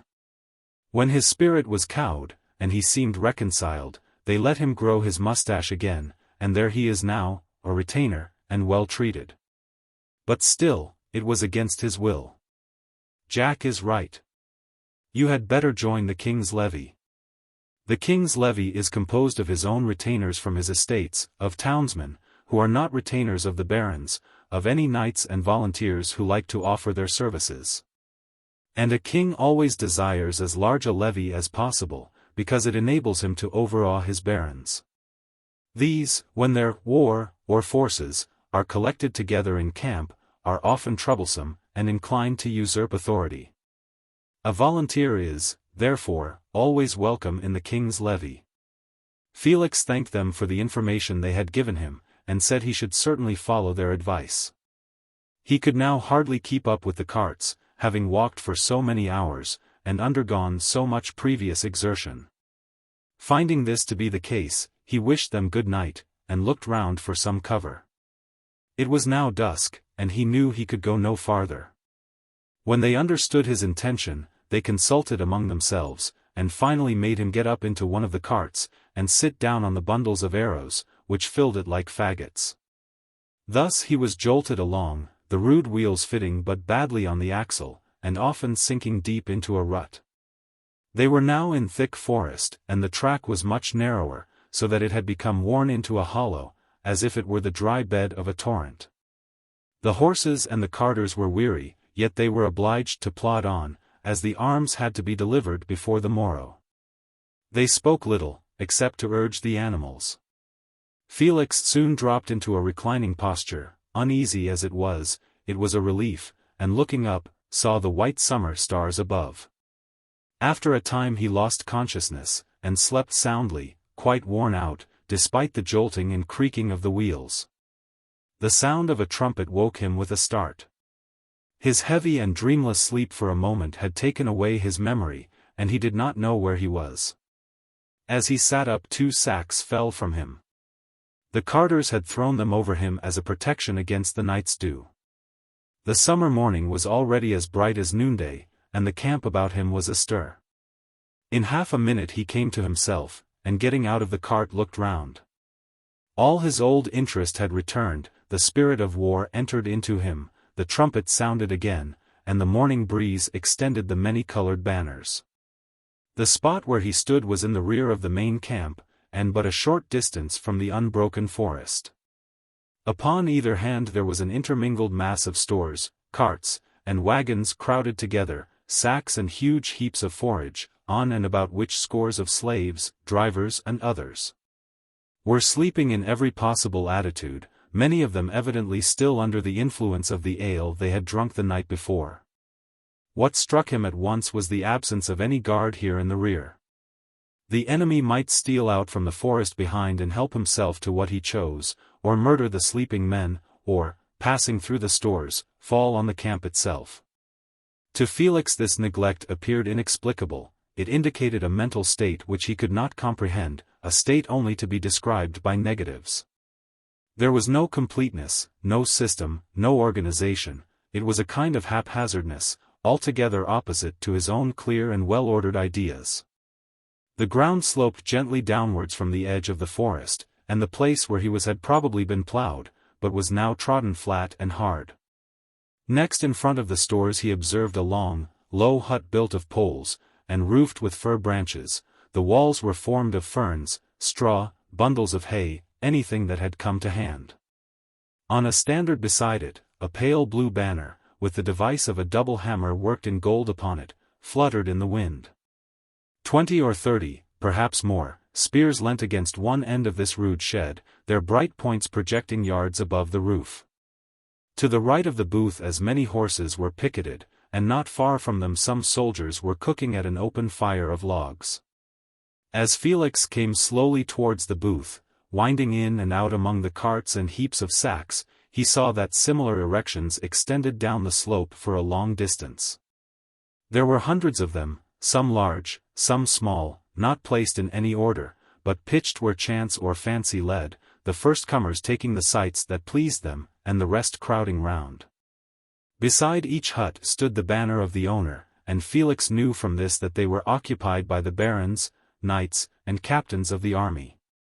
The retainers of each baron bivouacked as they might in the open air, some of them had hunters' hides, and others used bundles of straw to sleep on. Their fire was as close to their lord's hut as convenient, and thus there were always plenty within call. The servants, or slaves, also slept in the open air, but in the rear of their owner's booth, and apart from the free retainers. Felix noticed, that although the huts were pitched anyhow and anywhere, those on the lowest ground seemed built along a line, and, looking closer, he found that a small stream ran there. He learnt afterwards that there was usually an emulation among the commanders to set up their standards as near the water as possible, on account of convenience. Those in the rear having often to lead their horses a long distance to water. Beyond the stream the ground rose again as gradually as it had declined. It was open and cultivated up to the walls of the besieged city, which was not 3/4 of a mile distant. Felix could not for the moment distinguish the king's headquarters. The confused manner in which the booths were built prevented him from seeing far, though from the higher ground it was easy to look over their low roofs. He now wandered into the center of the camp, and saw with astonishment groups of retainers everywhere eating, drinking, talking, and even playing cards or dice, but not a single officer of any rank. At last, stopping by the embers of a fire, he asked timidly if he might have breakfast. The soldiers laughed and pointed to a cart behind them, telling him to help himself. The cart was turned with the tail towards the fire, and laden with bread and sides of bacon, slices of which the retainers had been toasting at the embers. He did as he was bid, and the next minute a soldier, not quite steady on his legs even at that hour, offered him the can, for, said he, you had best drink whilst you may, youngster. There is always plenty of drink and good living at the beginning of a war, and very often not a drop or a bite to be got in the middle of it. Listening to their talk as he ate his breakfast, Felix found the reason there were no officers about was because most of them had drunk too freely the night before. The king himself, they said, was put to bed as tight as a drum, and it took no small quantity to fill so huge a vessel, for he was a remarkably big man. After the fatigue of the recent march, they had, in fact, refreshed themselves, and washed down the dust of the track. They thought that this siege was likely to be a very tough business, and congratulated themselves that it was not 30 miles to Aci, so that so long as they stayed there they might, perhaps, get supplies of provisions with tolerable regularity. But if you're over the water, my lad, said the old fellow with the can, picking his teeth with a twig, and have got to get your victuals by ship. By George, you may have to eat grass, or gnaw boughs like a horse. None of these men wore any arms, except the inevitable knife. Their arms were piled against the adjacent booth, bows and quivers, spears, swords, bills and darts, thrown together just as they had cast them aside, and more or less rusty from the dew. Felix thought that had the enemy come suddenly down in force they might have made a clean sweep of the camp, for there were no defences, neither breastwork, nor fosse, nor any set guard. But he forgot that the enemy were quite as ill-organized as the besiegers. Probably they were in still greater confusion, for King Isambard was considered one of the greatest military commanders of his age, if not the very greatest. The only sign of discipline he saw was the careful grooming of some horses, which he rightly guessed to be those ridden by the knights, and the equally careful polishing of pieces of armor before the doors of the huts. He wished now to inquire his way to the king's levy, but as the question rose to his lips he checked himself, remembering the caution the friendly carters had given him. He therefore determined to walk about the camp till he found some evidence that he was in the immediate neighborhood of the king. He rose, stood about a little while to allay any possible suspicion, quite needless precautions, for the soldiers were far too agreeably engaged to take the least notice of him, and then sauntered off with as careless an air as he could assume. Looking about him, first at a forge where the blacksmith was shoeing a horse, then at a grindstone, where a knight's sword was being sharpened, he was nearly knocked down by a horse, urged at some speed through the crowds. By a rope from the collar, 3 dead bodies were drawn along the ground, dusty and disfigured by bumping against stone and clod. They were those of slaves, hanged the preceding day, perhaps for pilfering, perhaps for a mere whim, since every baron had power of the gallows. They were dragged through the camp, and out a few hundred yards beyond, and there left to the crows. This horrible sight, to which the rest were so accustomed and so indifferent that they did not even turn to look at it, deeply shocked him. The drawn and distorted features, the tongues protruding and literally licking the dust, haunted him for long after. Though his father, as a baron, possessed the same power, it had never been exercised during his tenure of the estate, so that Felix had not been hardened to the sight of executions, common enough elsewhere. Upon the old house estate a species of negative humanity reigned. If the slaves were not emancipated, they were not hanged or cruelly beaten for trifles. Hastening from the spot, Felix came across the artillery, which consisted of battering rams and immense crossbows. The bows were made from entire trees, or, more properly, poles. He inspected these clumsy contrivances with interest, and entered into a conversation with some men who were fitting up the framework on which a battering ram was to swing. Being extremely conceited with themselves and the knowledge they had acquired from experience only, as the repeated blows of the block drive home the pile, they scarcely answered him. But, presently, as he lent a hand to assist, and bore with their churlishness without reply, they softened, and, as usual, asked him to drink, for here, and throughout the camp, the ale was plentiful, too plentiful for much progress. Felix took the opportunity and suggested a new form of trigger for the unwieldy crossbows. He saw that as at present discharged it must require some strength, perhaps the united effort of several men, to pull away the bolt or catch. Such an effort must disconcert the aim. These crossbows were worked upon a carriage, and it was difficult to keep the carriage steady even when stakes were inserted by the low wheels. It occurred to him at once that the catch could be depressed by a lever, so that one man could discharge the bow by a mere pressure of the hand, and without interfering with the aim. The men soon understood him, and acknowledged that it would be a great improvement. One, who was the leader of the gang, thought it so valuable an idea that he went off at once to communicate with the lieutenant, who would in his turn carry the matter to Baron Ingulf, master of the artillery. The others congratulated him, and asked to share in the reward that would be given to him for this invention. To whose war did he belong? Felix answered, after a little hesitation, to the king's levy. At this they whispered among themselves, and Felix, again remembering the carter's caution, said that he must attend the muster. This was a pure guess, but that he would return directly afterwards. Never for a moment suspecting that he would avoid the reward they looked upon as certain, they made no opposition, and he hurried away. Pushing through the groups, and not in the least knowing where he was going, Felix stumbled at last upon the king's quarters. Chapter 18. The King's Levy. The king's booth stood apart from the rest. It was not much larger, but properly thatched with straw, and the wide doorway hung with purple curtains. 2 standards stood beside it, one much higher than the other. The tallest bore the ensign of the kingdom, the lesser, the king's own private banner as a knight. A breastwork encircled the booth, enclosing a space about 70 yards in diameter, with a fosse, and stakes so planted as to repel assailants. There was but one gateway, opposite the general camp, and this was guarded by soldiers fully armed.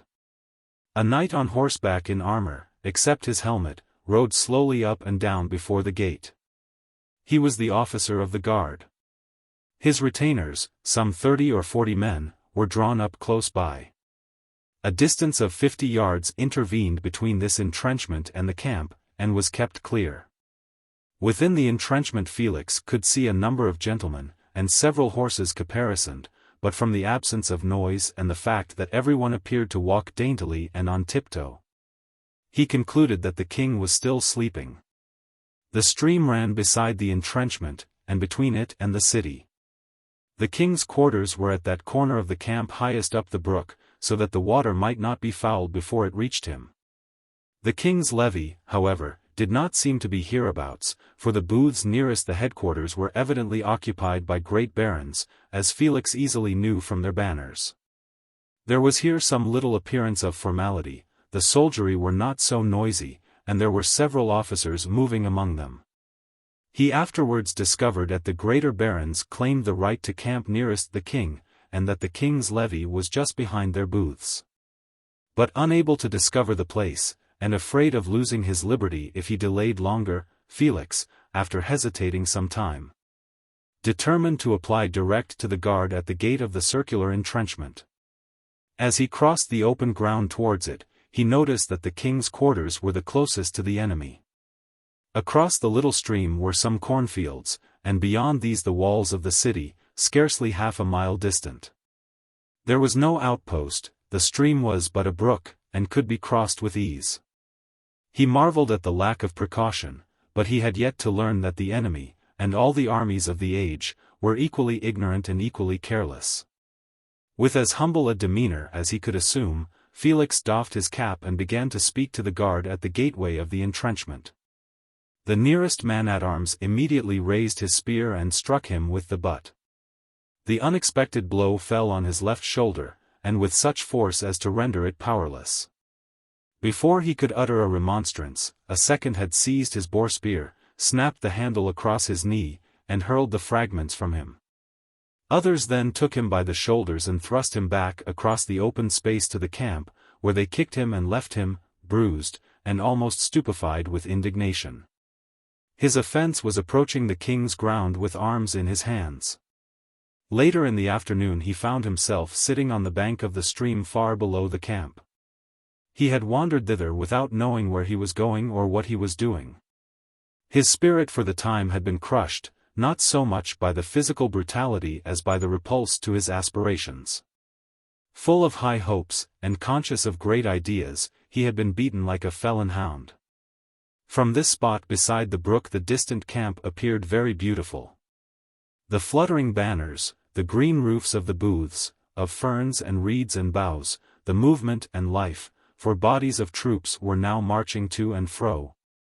And knights in gay attire riding on horseback, made a pleasant scene on the sloping ground with the forest at the back. Over the stream the sunshine lit up the walls of the threatened city, where, too, many flags were waving. Felix came somewhat to himself as he gazed, and presently acknowledged that he had only had himself to blame. He had evidently transgressed a rule, and his ignorance of the rule was no excuse, since those who had any right to be in the camp at all were supposed to understand it. He got up, and returning slowly towards the camp, passed on his way the drinking place, where a groom was watering some horses. The man called to him to help hold a spirited charger, and Felix mechanically did as he was asked. The fellow's mates had left him to do their work, and there were too many horses for him to manage. Felix led the charger for him back to the camp, and in return was asked to drink. He preferred food, and a plentiful supply was put before him. The groom, gossiping as he attended to his duties, said that he always welcomed the beginning of a war, for they were often half-starved, and had to gnaw the bones, like the dogs, in peace. But when war was declared, vast quantities of provisions were got together, and everybody gorged at their will.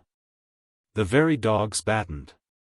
He pointed to half a dozen who were tearing a raw shoulder of mutton to pieces. Before the campaign was over, those very dogs might starve. To what war did Felix belong? He replied to the king's levy. The groom said that this was the king's levy where they were, but under whose command was he? This puzzled Felix, who did not know what to say, and ended by telling the truth, and begging the fellow to advise him, as he feared to lose his liberty. The man said he had better stay where he was, and serve with him under Master Lacy, who was mean enough in the city, but liked to appear liberal when thus consorting with knights and gentlemen. Master Lacy was a merchant of Ac, an owner of vessels. Like most of his fellows, when war came so close home, he was almost obliged to join the king's levy. Had he not done so it would have been recorded against him as a lack of loyalty. His privileges would have been taken from him, possibly the wealth he had accumulated seized, and himself reduced to slavery. Lacy, therefore, put on armor, and accompanied the king to the camp. Thus Felix, after all his aspirations, found himself serving as the knave of a mere citizen. He had to take the horses down to water, to scour arms, to fetch wood from the forest for the fire. He was at the beck and call of all the other men, who never scrupled to use his services, and, observing that he never refused, put upon him all the more. On the other hand, when there was nothing doing, they were very kind and even thoughtful. They shared the best with him, brought wine occasionally, wine was scarce, though ale plentiful, as a delicacy, and one, who had dexterously taken a purse, presented him with half a dozen copper coins as his share of the plunder. Felix, grown wiser by experience, did not dare refuse the stolen money, it would have been considered as the greatest insult. He watched his opportunity and threw it away. The men, of course, quickly discovered his superior education, but that did not in the least surprise them, it being extremely common for unfortunate people to descend by degrees to menial offices. If once they left the estate and homestead to which they naturally belonged. Thereas cadets, however humble, they were certain of outward respect, once outside the influence of the head of the house, and they were worse off than the lowest retainer. His fellows would have resented any show of pride, and would speedily have made his life intolerable.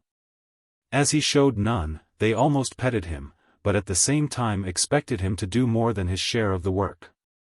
Felix listened with amazement to the revelations to him, of the inner life of the camp and court.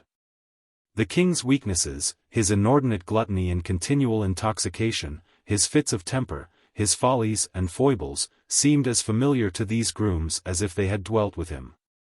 As for the courtiers and barons, there was not one whose vices and secret crimes were not perfectly well known to them. Vice and crime must have their instruments. Instruments are invariably indiscreet, and thus secrets escape. The palace intrigues, the intrigues with other states, the influence of certain women, there was nothing which they did not know. Seen thus from below, the whole society appeared rotten and corrupted, coarse to the last degree, and animated only by the lowest motives. This very gossip seemed in itself criminal to Felix, but he did not at the moment reflect that it was but the tale of servants. Had such language been used by gentlemen, then it would have been treason. As himself of noble birth, Felix had hitherto seen things only from the point of view of his own class. Now he associated with grooms, he began to see society from their point of view, and recognized how feebly it was held together by brute force, intrigue, cord and axe, and woman's flattery. But a push seemed needed to overthrow it. Yet it was quite secure, nevertheless, as there was none to give that push, and if any such plot had been formed, those very slaves who suffered the most would have been the very men to give information, and to torture the plotters. Felix had never dreamed that common and illiterate men, such as these grooms and retainers, could have any conception of reasons of state, or the crafty designs of courts. He now found that, though they could neither write nor read, they had learned the art of reading man, the worst and lowest side of character, to such perfection that they at once detected the motive.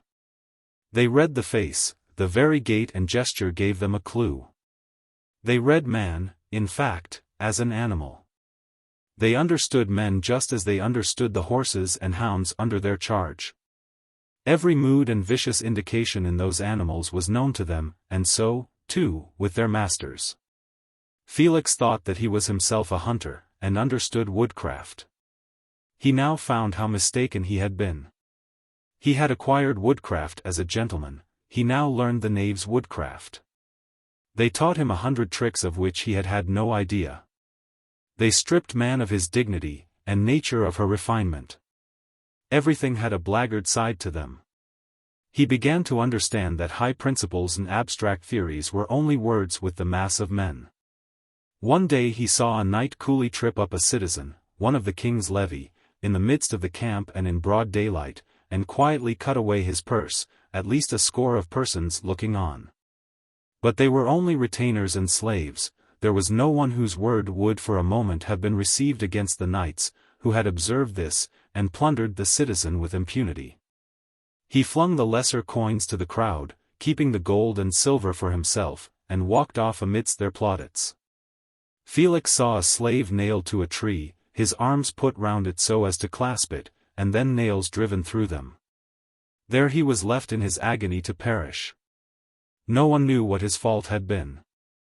His master had simply taken a dislike to him. A guard was set that no one should relieve the miserable being. Felix's horror and indignation could not have been expressed, but he was totally helpless. His own condition of mind during this time was such as could not be well analyzed. He did not himself understand whether his spirit had been broken, whether he was really degraded with the men with whom he lived, or why he remained with them.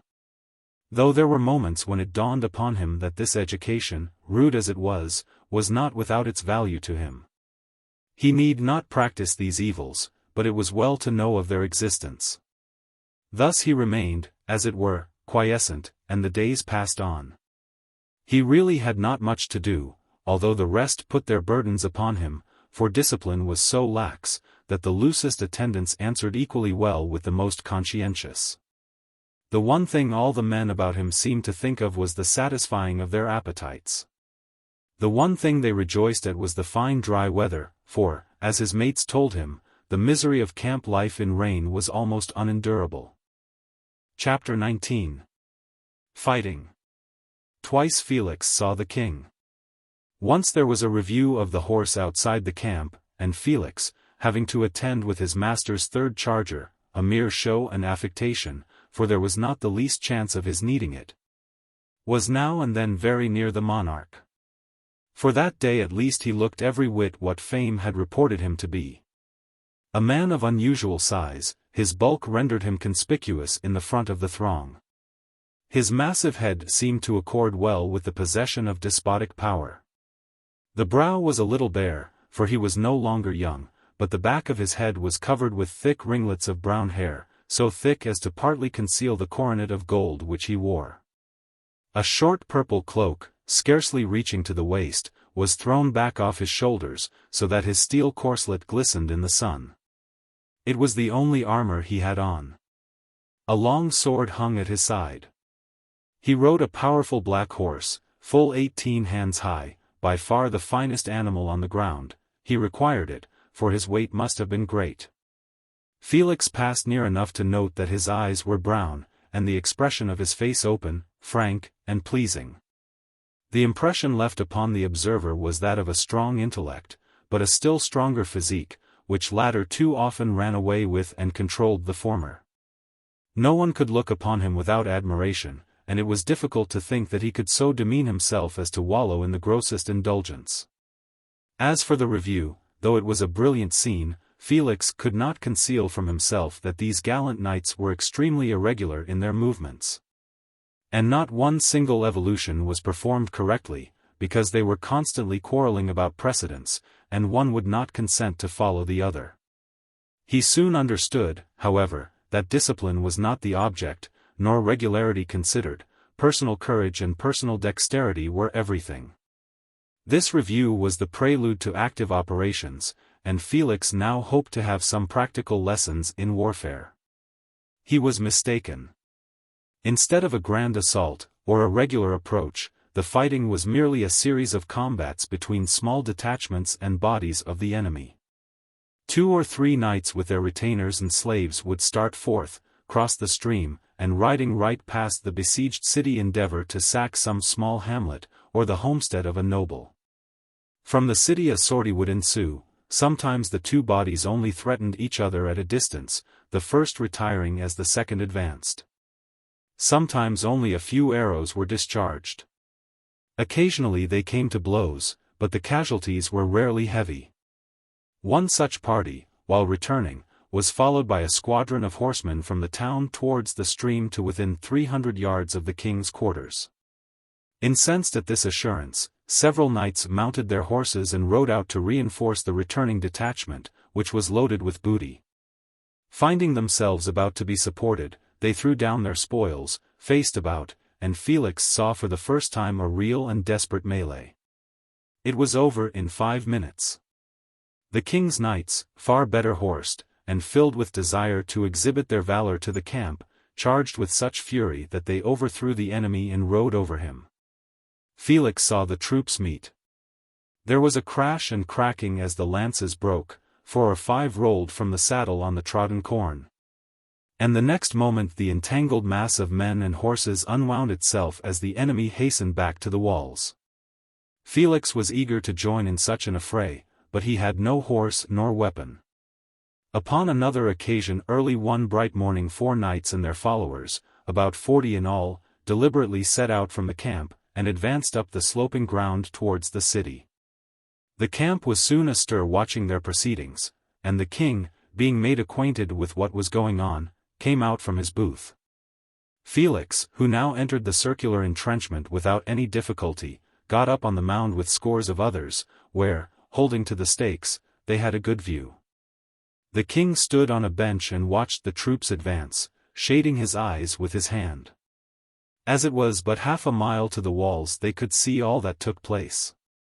When the knights had got within 200 yards and arrows began to drop amongst them, they dismounted from their horses and left them in charge of the grooms, who walked them up and down. None remaining still a minute, so as to escape the aim of the enemy's archers.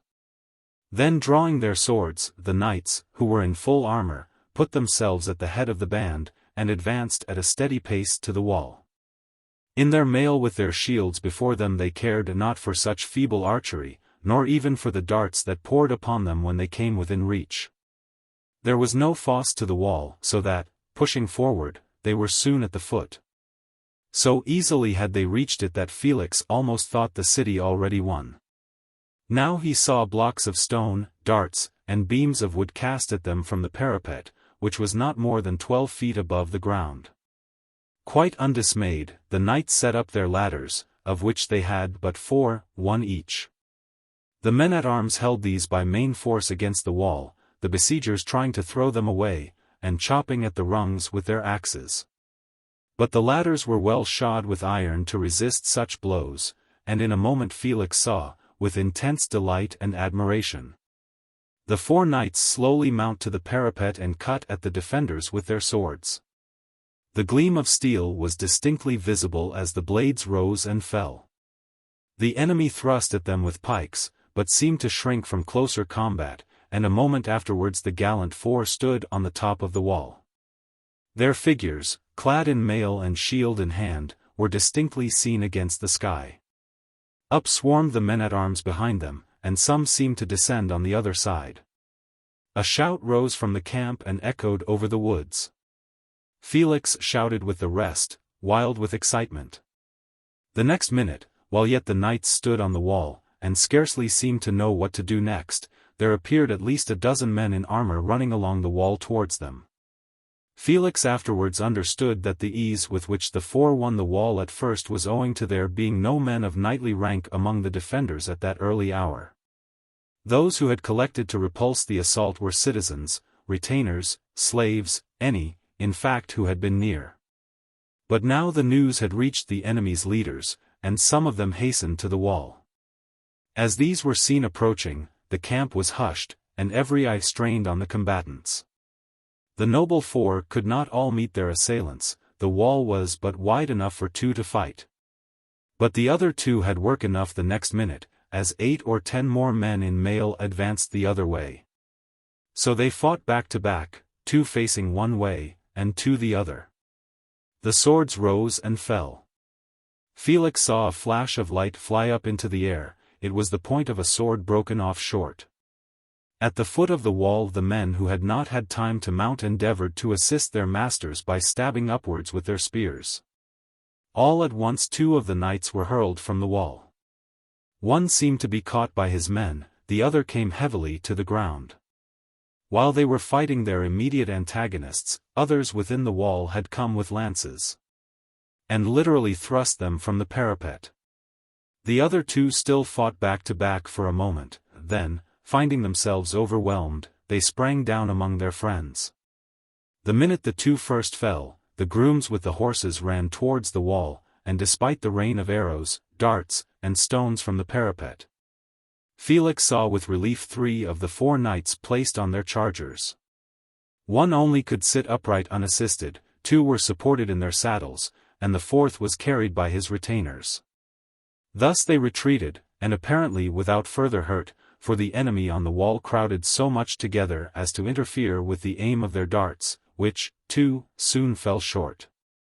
But there was a dark heap beneath the wall, where 10 or 12 retainers and slaves, who wore no armor, had been slain or disabled. Upon these the loss invariably fell. None attempted to follow the retreating party, who slowly returned towards the camp, and were soon apparently in safety. But suddenly a fresh party of the enemy appeared upon the wall, and the instant afterwards 3 retainers dropped, as if struck by lightning.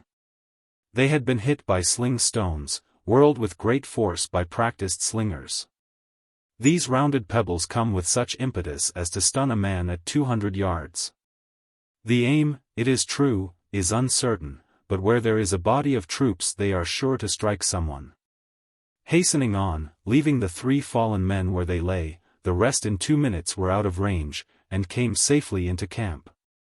Everyone, as they crossed the stream, ran to meet them, the king included, and as he passed in the throng, Felix heard him remark that they had had a capital main of cocks that morning.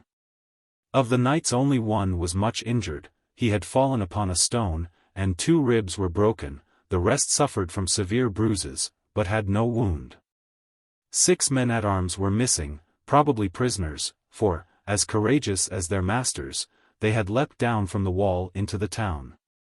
11 other retainers or slaves were slain, or had deserted, or were prisoners, and no trouble was taken about them. As for the 3 who were knocked over by the sling stones, there they lay until they recovered their senses, when they crawled into camp. This incident cooled Felix's ardor for the fray, for he reflected that, if injured thus, he too, as a mere groom, would be left. The devotion of the retainers to save and succor their masters was almost heroic. The mailed knights thought no more of their men, unless it was some particular favorite, than of a hound slashed by a boar's tusk in the chase. When the first flush of his excitement had passed, Felix, thinking over the scene of the morning as he took his horses down to water at the stream, became filled at first with contempt, and then with indignation. That the first commander of the age should thus look on while the wall was won before his eyes, and yet never send a strong detachment, or move himself with his whole army to follow up the advantage, seemed past understanding. If he did not intend to follow it up, why permit such desperate ventures, which must be overwhelmed by mere numbers, and could result only in the loss of brave men? And if he did permit it, why did he not, when he saw they were overthrown, send a squadron to cover their retreat? To call such an exhibition of courage a main of cocks, to look on it as a mere display for his amusement, was barbarous and cruel in the extreme. He worked himself up into a state of anger which rendered him less cautious than usual in expressing his opinions. The king was not nearly so much at fault as Felix, arguing on abstract principles, imagined. He had long experience of war, and he knew its extreme uncertainty. The issue of the greatest battle often hung on the conduct of a single leader, or even a single man-at-arms. He had seen walls won and lost before. To follow up such a venture with a strong detachment must result in one of two things: either the detachment in its turn must be supported by the entire army, or it must eventually retreat. If it retreated, the loss of prestige would be serious, and might encourage the enemy to attack the camp, for it was only his prestige which prevented them. If supported by the entire army, then the fate of the whole expedition depended upon that single day. The enemy had the advantage of the wall, of the narrow streets and enclosures within, of the houses, each of which would become a fortress. And thus in the winding streets a repulse might easily happen. To risk such an event would be folly in the last degree, before the town had been dispirited and discouraged by the continuance of the siege, the failure of their provisions, or the fall of their chief leaders in the daily combats that took place. The army had no discipline whatever, beyond that of the attachment of the retainer to his lord, and the dread of punishment on the part of the slave. There were no distinct ranks, no organized corps. The knights followed the greater barons, the retainers the knights, the greater barons followed the king. Such an army could not be risked in an assault of this kind. The venture was not ordered, nor was it discouraged. To discourage, indeed, all attempts would have been bad policy. It was upon the courage and bravery of his knights that the king depended, and upon that alone rested his hopes of victory. The great baron whose standard they followed would have sent them assistance if he had deemed it necessary. The king, unless on the day of battle, would not trouble about such a detail. As for the remark, that they had had a good main of cocks that morning, he simply expressed the feeling of the whole camp. The spectacle Felix had seen was, in fact, merely an instance of the strength and of the weakness of the army and the monarch himself. Felix afterwards acknowledged these things to himself, but at the moment, full of admiration for the bravery of the four knights and their followers, he was full of indignation, and uttered his views too freely. His fellow grooms cautioned him, but his spirit was up, and he gave way to his feelings without restraint. Now, to laugh at the king's weaknesses, his gluttony or follies, was one thing. To criticize his military conduct was another. The one was merely badinage, and the king himself might have laughed had he heard it. The other was treason, and, moreover, likely to touch the monarch on the delicate matter of military reputation. Of this Felix quickly became aware. His mates, indeed, tried to shield him.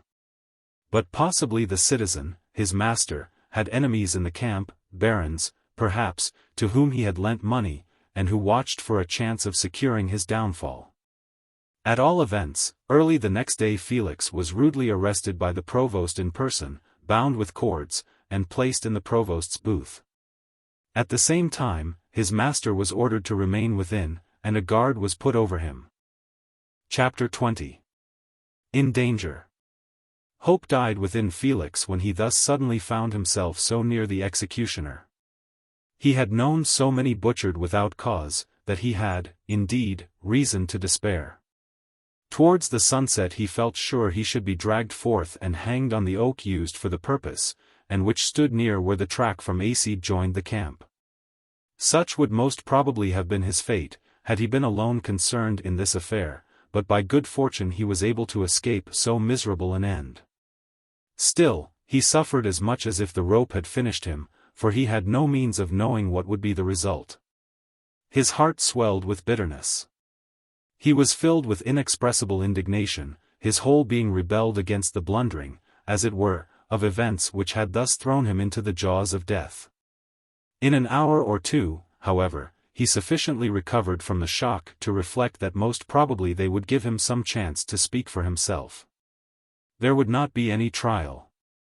Who would waste time in trying so insignificant a wretch? But there might be some opportunity of speaking, and he resolved to use it to the utmost possible extent.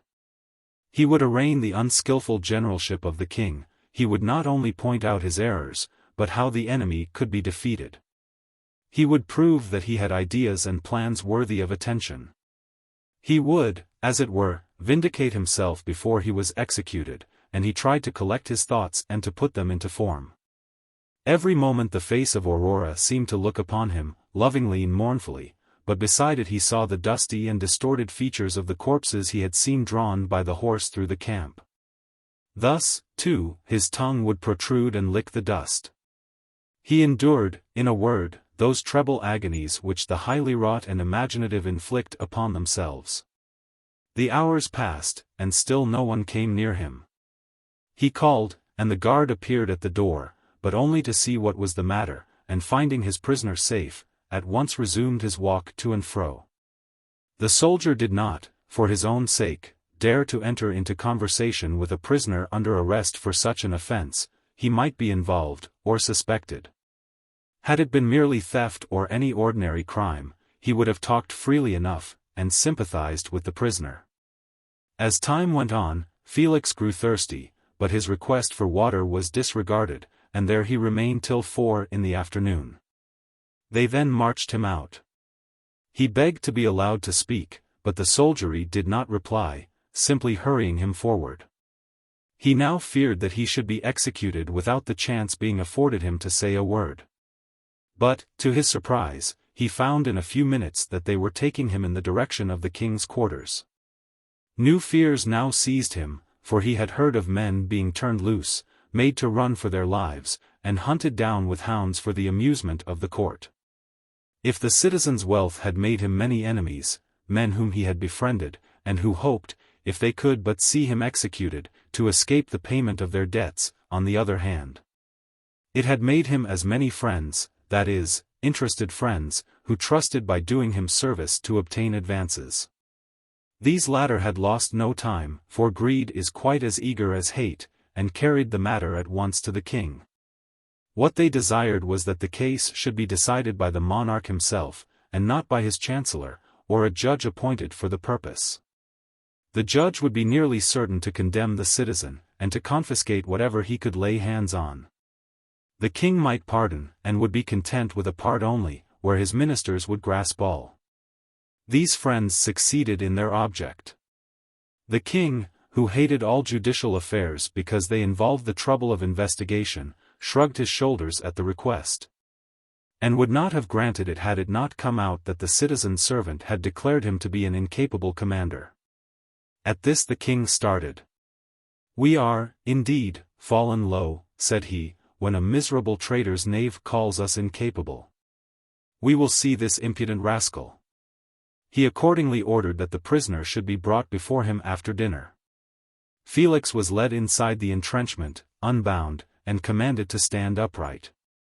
There was a considerable assembly of the greater barons anxious to see the trial of the moneylender, who, though present, was kept apart from Felix lest the two should arrange their defense.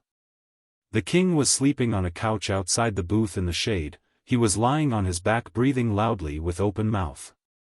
How different his appearance to the time when he sat on his splendid charger and reviewed his knights. A heavy meal had been succeeded by as heavy a slumber. No one dared to disturb him. The assembly moved on tiptoe and conversed in whispers. The experienced divined that the prisoners were certain to be condemned, for the king would wake with indigestion, and vent his uneasy sensations upon them. Full an hour elapsed before the king awoke with a snort and called for a draught of water. How Felix envied that draught! He had neither eaten nor drunk since the night previous. It was a hot day, and his tongue was dry and parched. The citizen was first accused. He denied any treasonable designs or expressions whatever. As for the other prisoner, till the time he was arrested he did not even know he had been in his service. He was some stroller whom his grooms had incautiously engaged, the lazy scoundrels, to assist them. He had never even spoken to him, yet the knave told the truth. He must acknowledge this. "How now," said the king, turning to Felix, "what do you say?" "It is true," replied Felix, "he has never spoken to me nor I to him. He knew nothing of what I said. I said it on my own account, and I say it again."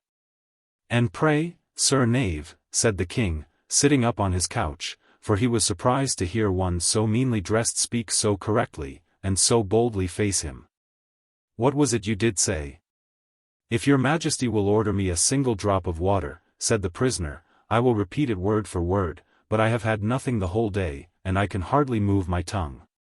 Without a word the king handed him the cup from which he had himself drunk. Never, surely, was water so delicious. Felix drained it to the bottom, handed it back, an officer took it, and with one brief thought of Aurora, he said, "Your Majesty, you are an incapable commander." "Go on," said the king sarcastically, "why am I incapable?" "You have attacked the wrong city, these three are all your enemies, and you have attacked the first. They stand in a row." "They stand in a row," repeated the king, "and we will knock them over like 3 ninepins. "But you have begun with the end one," said Felix, "and that is the mistake. For after you have taken the first you must take the second, and still after that the third. But you might have saved much trouble and time if—" "If what?" "If you had assaulted the middle one first. For then, while the siege went on, you would have been able to prevent either of the other 2 towns from sending assistance, and when you had taken the first and put your garrison in it, neither of the others could have stirred, or reaped their corn, nor could they even communicate with each other, since you would be between them. And in fact you would have cut your enemies in twain." "By St. John," swore the king, "it is a good idea. I begin to think, but go on, you have more to say." "I think, too, your Majesty, that by staying here as you have done this fortnight past without action, you have encouraged the other 2 cities to make more desperate resistance. And it seems to me that you are in a dangerous position, and may at any moment be overwhelmed with disaster. For there is nothing whatever to prevent either of the other 2 from sending troops to burn the open city of XVIII in your absence. And that danger must increase every day as they take courage by your idleness." "Idleness? There shall be idleness no longer. The man speaks the truth.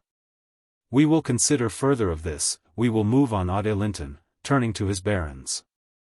"If it please your Majesty," said Baron Ingulf, "this man invented a new trigger for our carriage crossbows, but he was lost in the crowd, and we have sought for him in vain.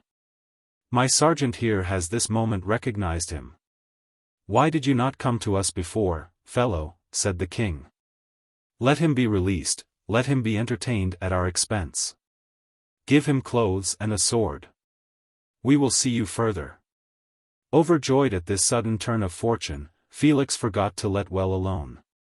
He had his audience with him for a moment. He could not resist as it were following up his victory. He thanked the king, and added that he could make a machine which would knock the walls yonder to pieces without it being necessary to approach nearer than half a bowshot. "What is this?" said the king. "Ingulf, have you ever heard of such a machine?" "There is no such thing," said the baron, beginning to feel that his professional reputation as the master of the artillery was assailed.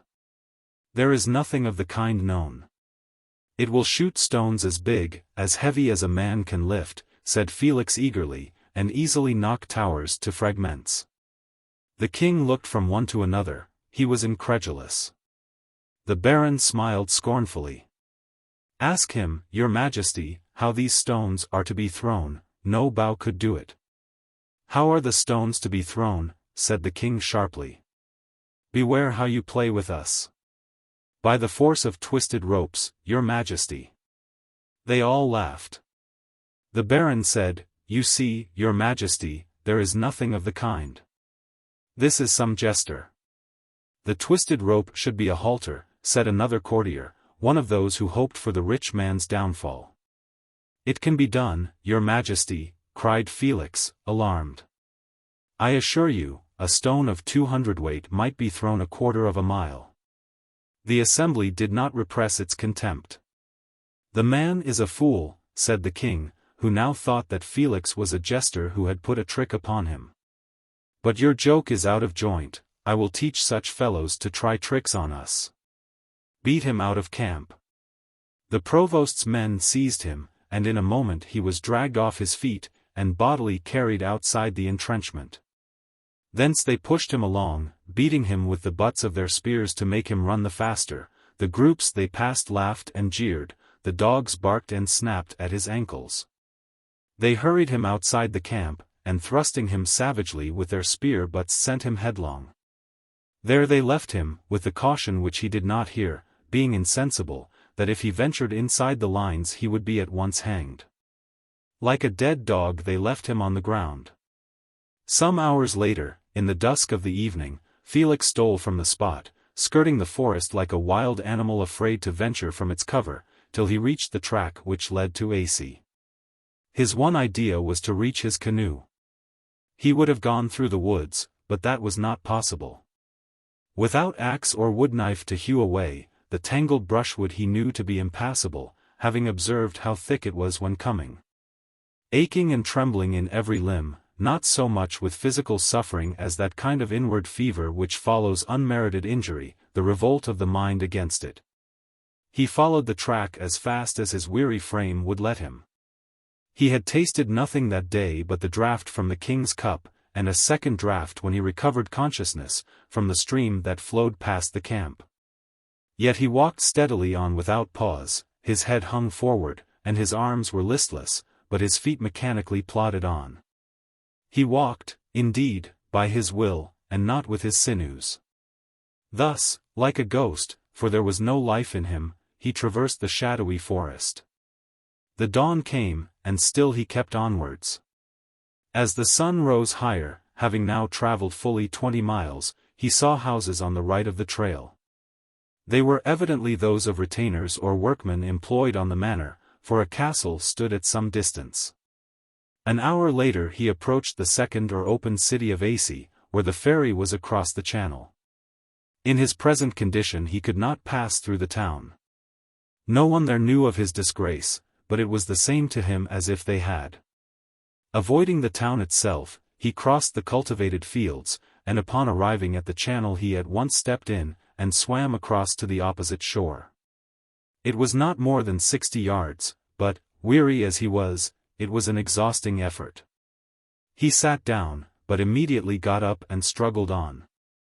The church tower on the slope of the hill was a landmark by which he easily discovered the direction of the spot where he had hidden the canoe. But he felt unable to push through the belt of brushwood, reeds, and flags beside the shore, and therefore struck through the firs, following a cattle track, which doubtless led to another grazing ground. This ran parallel with the shore, and when he judged himself about level with the canoe he left it, and entered the wood itself. For a little way he could walk, but the thick fir branches soon blocked his progress, and he could progress only on hands and knees, creeping beneath them. There was a hollow space under the lower branches free from brushwood. Thus he painfully approached the lake, and descending the hill, after an hour's weary work emerged among the rushes and reeds. He was within 200 yards of the canoe, for he recognized the island opposite it. In 10 minutes he found it undisturbed and exactly as he had left it, except that the breeze had strewn the dry reeds with which it was covered with willow leaves. Yellow and dead, they fall while all the rest are green, which had been whirled from the branches.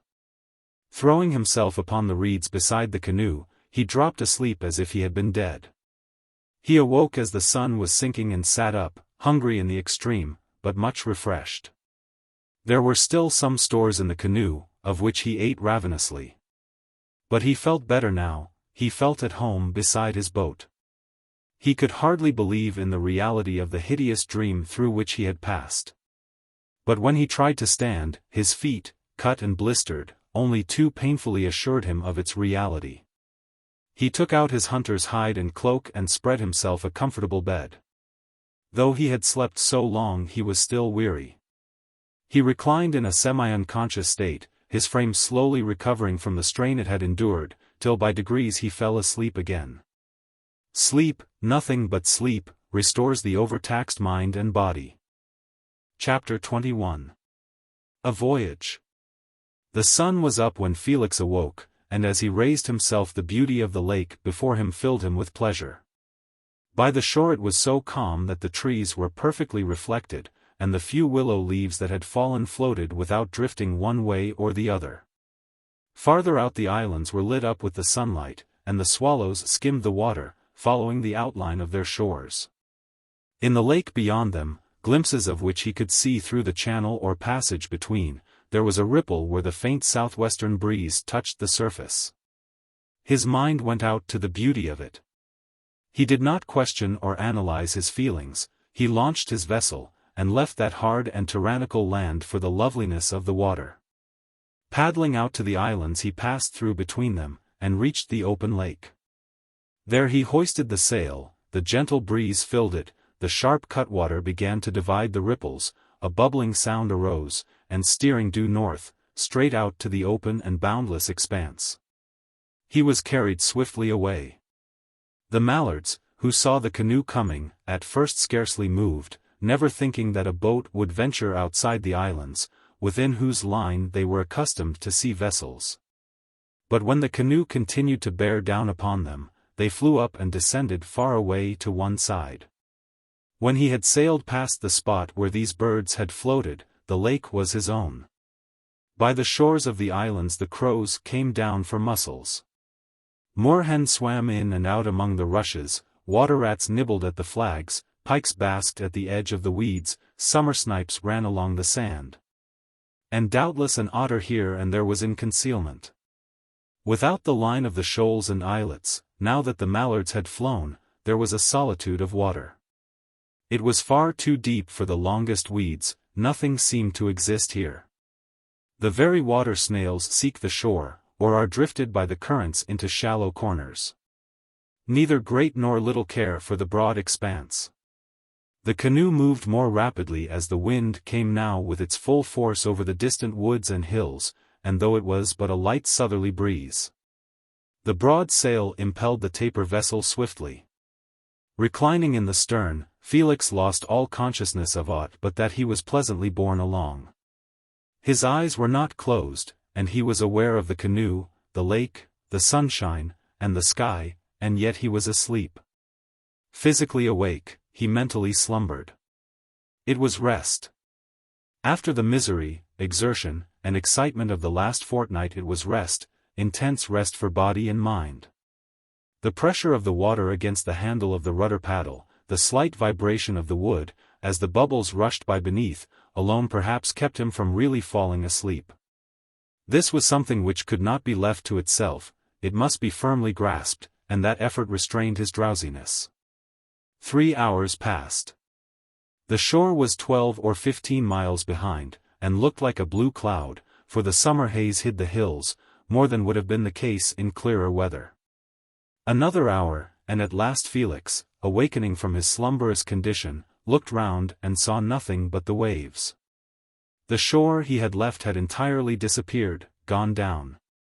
If there were land more lofty on either hand, the haze concealed it.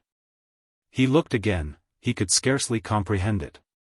He knew the lake was very wide, but it had never occurred to him that he might possibly sail out of sight of land.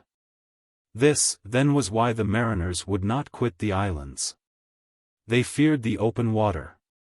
He stood up and swept the horizon carefully, shading his eyes with his hand. There was nothing but a mist at the horizon. He was alone with the sun, the sky, and the lake. He could not surely have sailed into the ocean without knowing it. He sat down, dipped his hand overboard and tasted the drops that adhered. The water was pure and sweet, warm from the summer sunshine. There was not so much as a swift in the upper sky, nothing but slender filaments of white cloud. No swallows glided over the surface of the water. If there were fishes he could not see them through the waves, which were here much larger. Sufficiently large, though the wind was light, to make his canoe rise and fall with their regular rolling. To see fishes a calm surface is necessary, and, like other creatures, they haunt the shallows and the shore. Never had he felt alone like this in the depths of the farthest forest he had penetrated. Had he contemplated beforehand the possibility of passing out of sight of land, when he found that the canoe had arrived he would probably have been alarmed and anxious for his safety. But thus stumbling drowsily into the solitude of the vast lake, he was so astounded with his own discovery, so absorbed in thinking of the immense expanse, that the idea of danger did not occur to him.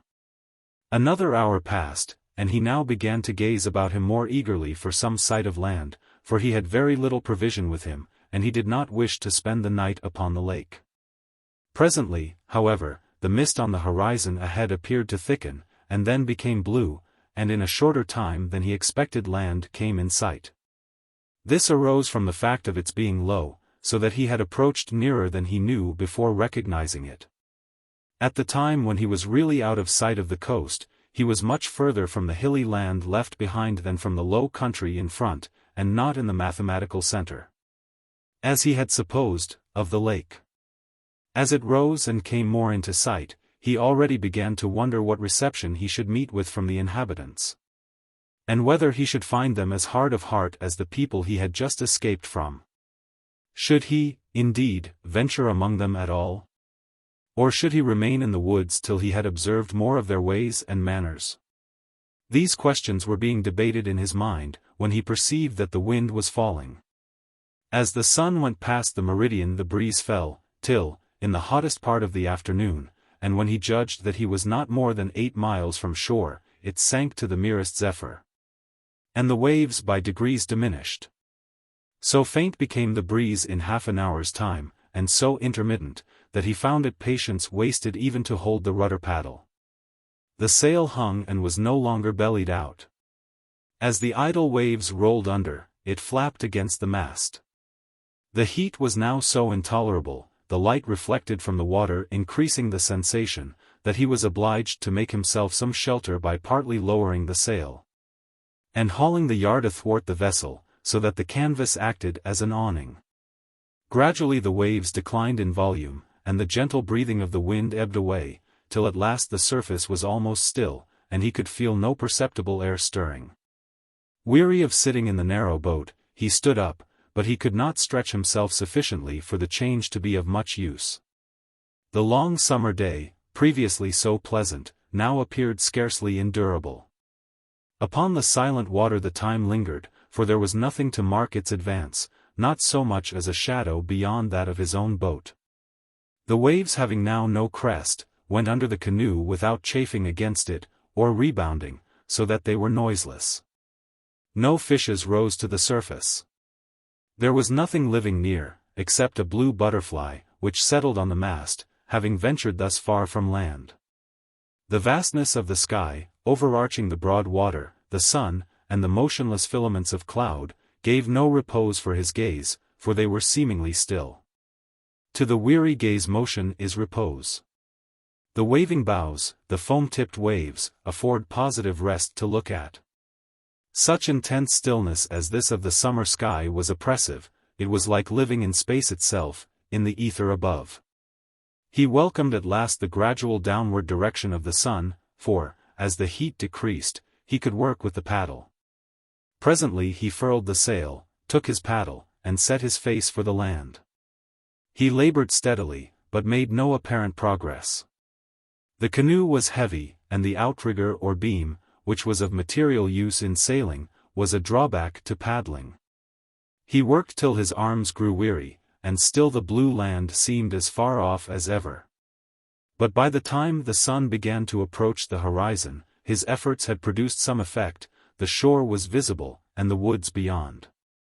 They were still 5 miles distant, and he was tired. There was little chance of his reaching it before night.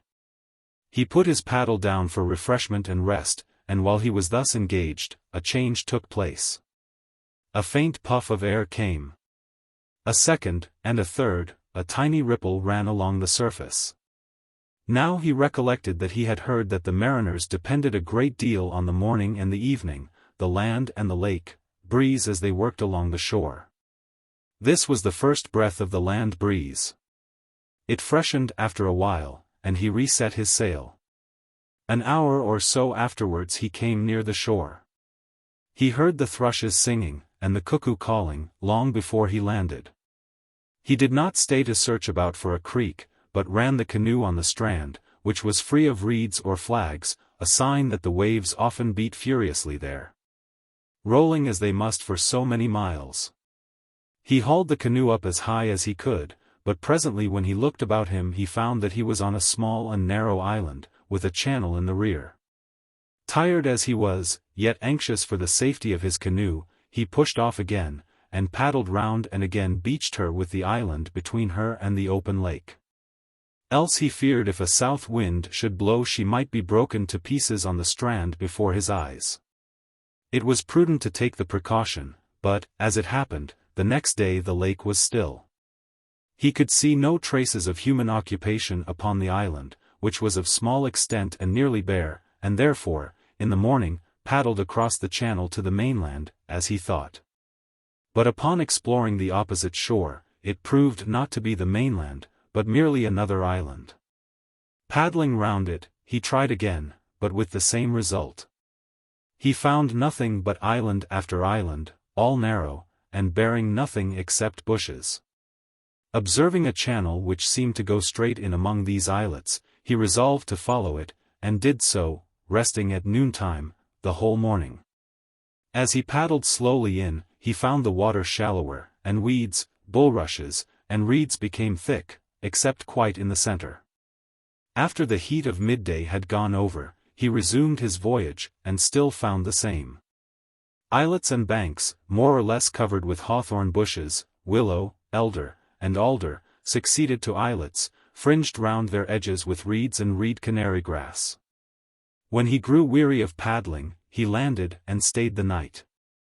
The next day he went on again, and still for hour after hour rode in and out among these banks and islets, till he began to think he should never find his way out.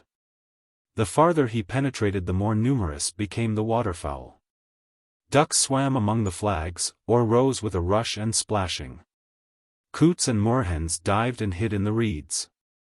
The lesser grebe sank at the sound of the paddle like a stone. A strong northern diver raised a wave as he hurried away under the water, his course marked by the undulation above him.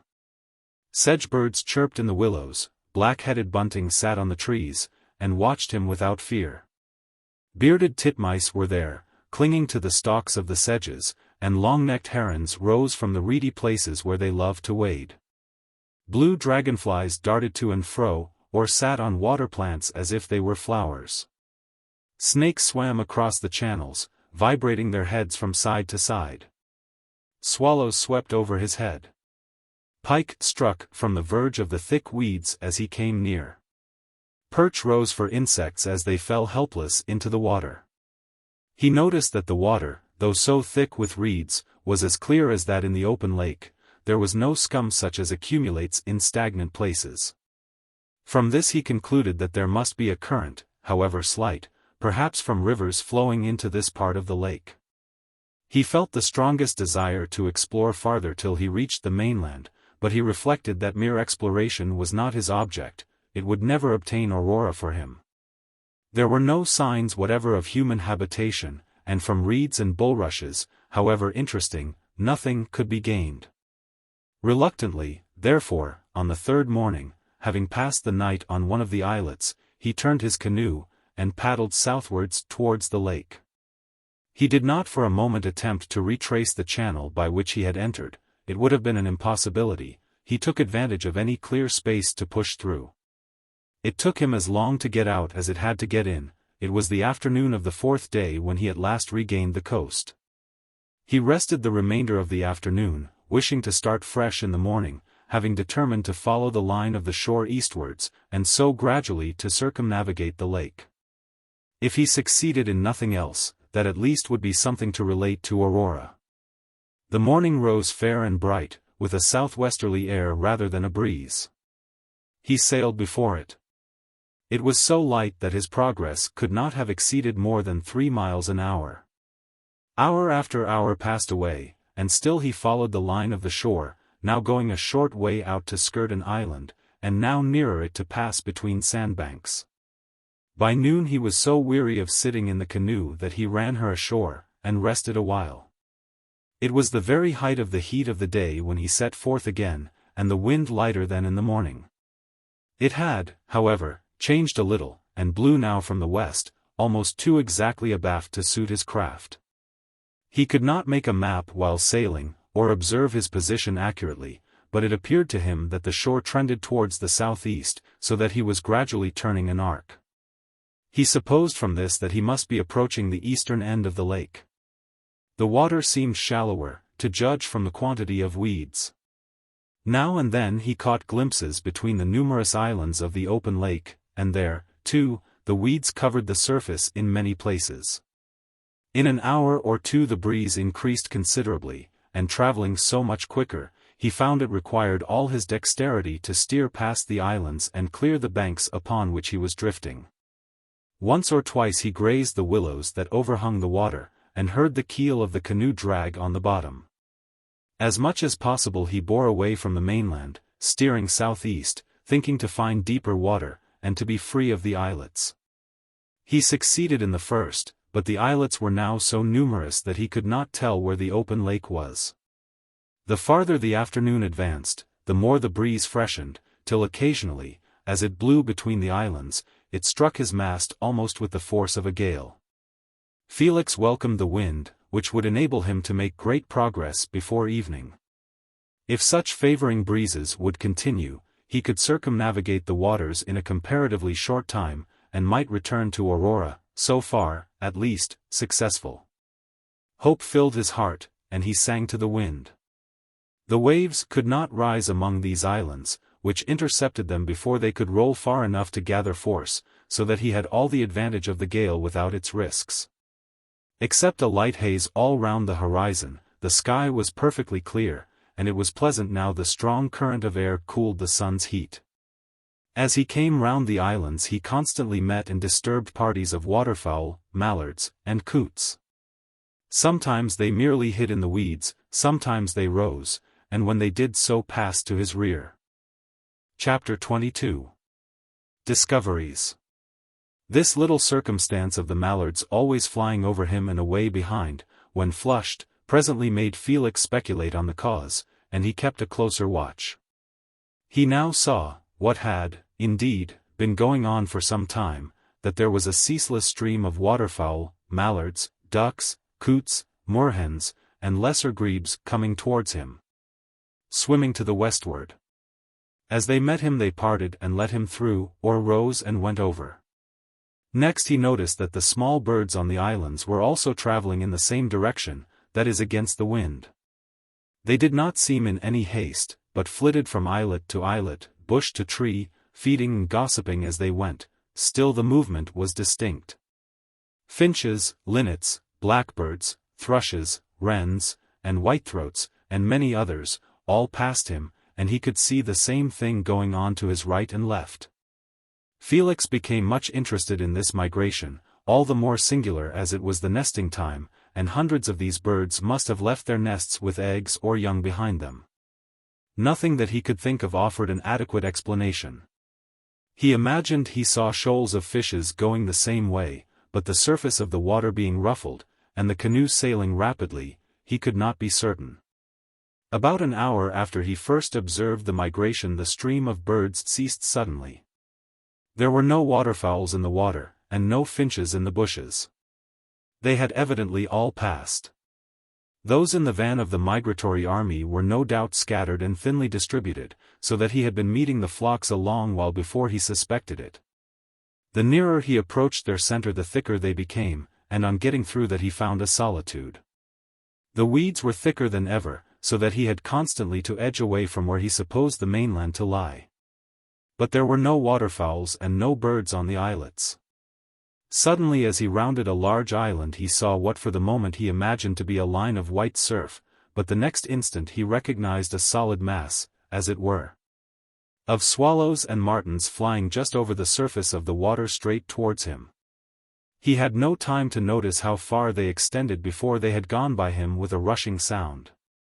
Turning to look back, he saw them continue directly west in the teeth of the wind.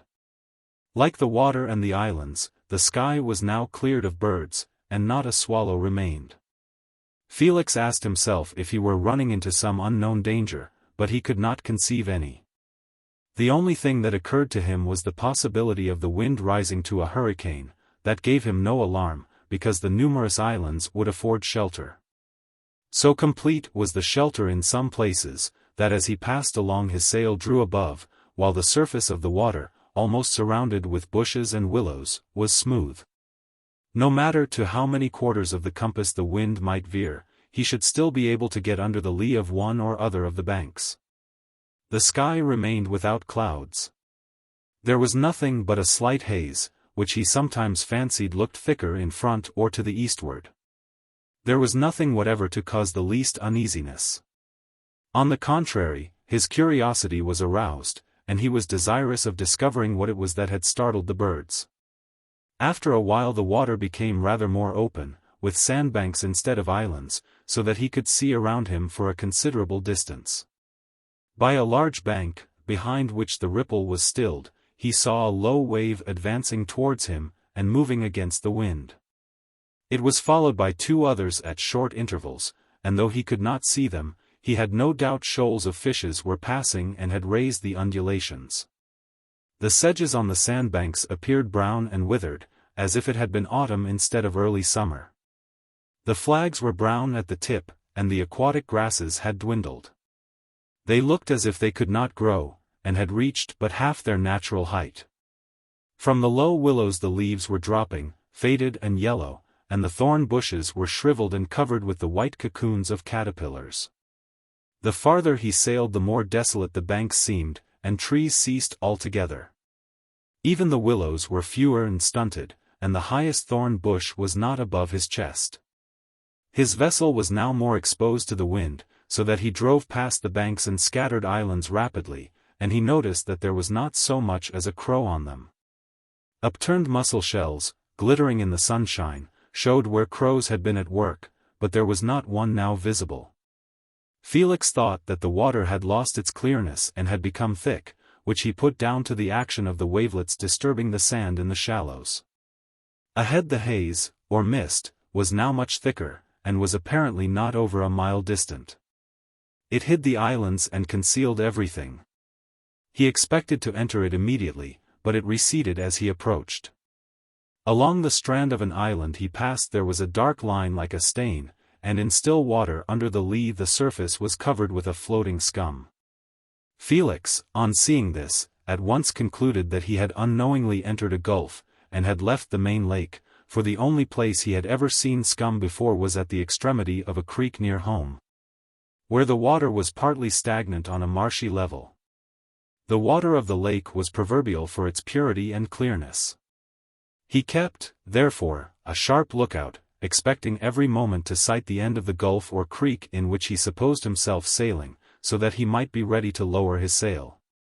By degrees the wind had risen till it now blew with fury, but the numerous sandflats so broke up the waves that he found no inconvenience from them. One solitary gull passed over at a great height, flying steadily westwards against the wind. The canoe now began to overtake fragments of scum drifting before the wind, and rising up and down on the ripples. Once he saw a broad piece rise to the surface together with a quantity of bubbles. None of the sandbanks now rose more than a foot or so above the surface, and were entirely bare, mere sand and gravel. The mist ahead was sensibly nearer, and yet it eluded him. It was of a faint yellow, and though so thin, obscured everything where it hovered. From out of the mist there presently appeared a vast stretch of weeds. They floated on the surface and undulated to the wavelets, a pale yellowish-green expanse. Felix was hesitating whether to lower his sail or attempt to drive over them, when, as he advanced and the mist retreated, he saw open water beyond. The weeds extended on either hand as far as he could see, but they were only a narrow band, and he hesitated no longer. He felt the canoe graze the bottom once as he sailed over the weeds. The water was free of sandbanks beyond them, but he could see large islands looming in several directions. Glancing behind him he perceived that the faint yellow mist had closed in and now encircled him. It came within 200 or 300 yards, and was not affected by the wind, rough as it was. Quite suddenly he noticed that the water on which the canoe floated was black. The wavelets which rolled alongside were black, and the slight spray that occasionally flew on board was black, and stained the side of the vessel. This greatly astonished and almost shocked him. It was so opposite and contrary to all his ideas about the lake, the very mirror of purity. He leant over, and dipped up a little in the palm of his hand. It did not appear black in such a small quantity, it seemed a rusty brown, but he became aware of an offensive odor. The odor clung to his hand, and he could not remove it, to his great disgust. It was like nothing he had ever smelt before, and not in the least like the vapor of marshes. By now being some distance from any island, the wavelets increased in size, and spray flew on board, wetting everything with this black liquid. Instead of level marshes and the end of the gulf, it appeared as if the water were deep, and also as if it widened. Exposed to the full press of the gale, Felix began to fear that he should not be able to return very easily against it. He did not know what to do. The horrid blackness of the water disposed him to turn about and tack out. On the other hand, having set out on a voyage of discovery, and having now found something different to the other parts of the lake, he did not like to retreat. He sailed on, thinking to presently pass these loathsome waters. He was now hungry, and indeed thirsty, but was unable to drink because he had no water barrel. No vessel sailing on the lake ever carried a water barrel, since such pure water was always under their bows. He was cramped, too, with long sitting in the canoe, and the sun was perceptibly sloping in the west. He determined to land and rest, and with this purpose steered to the right under the lee of a large island, so large, indeed, that he was not certain it was not part of the mainland or one side of the gulf. The water was very deep close up to the shore, but, to his annoyance, the strand appeared black, as if soaked with the dark water. He skirted along somewhat farther, and found a ledge of low rocks stretching out into the lake, so that he was obliged to run ashore before coming to these. On landing, the black strand, to his relief, was fairly firm, for he had dreaded sinking to the knees in it, but its appearance was so unpleasant that he could not bring himself to sit down. He walked on towards the ledge of rocks, thinking to find a pleasanter place there. They were stratified, and he stepped on them to climb up, when his foot went deep into the apparently hard rock. He kicked it, and his shoe penetrated it as if it had been soft sand. It was impossible to climb up the reef. The ground rose inland, and curious to see around him as far as possible, he ascended the slope. From the summit, however, he could not see farther than on the shore, for the pale yellow mist rose up round him, and hid the canoe on the strand. The extreme desolation of the dark and barren ground repelled him. There was not a tree, bush, or living creature, not so much as a buzzing fly. He turned to go down, and then for the first time noticed that the disk of the sun was surrounded with a faint blue rim, apparently caused by the yellow vapor. So much were the rays shorn of their glare, that he could look at the sun without any distress, but its heat seemed to have increased, though it was now late in the afternoon. Descending towards the canoe, he fancied the wind had veered considerably. He sat down in the boat, and took some food. It was without relish, as he had nothing to drink, and the great heat had tired him. Wearily, and without thinking, he pushed off the canoe. She slowly floated out, when, as he was about to hoist up the sail, a tremendous gust of wind struck him down on the thwarts, and nearly carried him overboard. He caught the mast as he fell, or over he must have gone into the black waves. Before he could recover himself, she drifted against the ledge of rocks, which broke down and sank before the bow, so that she passed over uninjured. Felix got out a paddle, and directed the canoe as well as he could. The fury of the wind was irresistible, and he could only drive before it. In a few minutes, as he was swept along the shore, he was carried between it and another immense reef. Here, the waves being broken and less powerful, he contrived to get the heavy canoe ashore again, and, jumping out, dragged her up as far as he could on the land. When he had done this, he found to his surprise that the gale had ceased. The tremendous burst of wind had been succeeded by a perfect calm, and the waves had already lost their violent impetus. This was a relief, for he had feared that the canoe would be utterly broken to pieces. But soon he began to doubt if it were an unmixed benefit, as without a wind he could not move from this dismal place that evening. He was too weary to paddle far. He sat on the canoe to rest himself, and, whether from fatigue or other causes, fell asleep. His head heavily dropping on his chest partly woke him several times, but his lassitude overcame the discomfort, and he slept on. When he got up he felt dazed and unrefreshed, as if sleeping had been hard work. He was extremely thirsty, and oppressed with the increasing heat. The sun had sunk, or rather was so low that the high ground hid it from sight. Chapter 23. Strange Things. The thought struck Felix that perhaps he might find a spring somewhere in the island, and he started at once up over the hill. At the top he paused. The sun had not sunk, but had disappeared as a disk. In its place was a billow of blood, for so it looked, a vast upheaved billow of glowing blood surging on the horizon. Over it flickered a tint of palest blue, like that seen in fire. The black waters reflected the glow, and the yellow vapor around was suffused with it. Though momentarily startled, Felix did not much heed these appearances. He was still dazed and heavy from his sleep. He went on, looking for a spring, sometimes walking on firm ground, sometimes sinking to the ankle in a friable soil like black sand. The ground looked, indeed, as if it had been burnt, but there were no charred stumps of timber such as he had seen on the sites of forest fires. The extreme dreariness seemed to oppress his spirits, and he went on and on in a heavy waking dream. Descending into a plain, he lost sight of the flaming sunset and the black waters. In the level plain the desolation was yet more marked. There was not a grass blade or plant.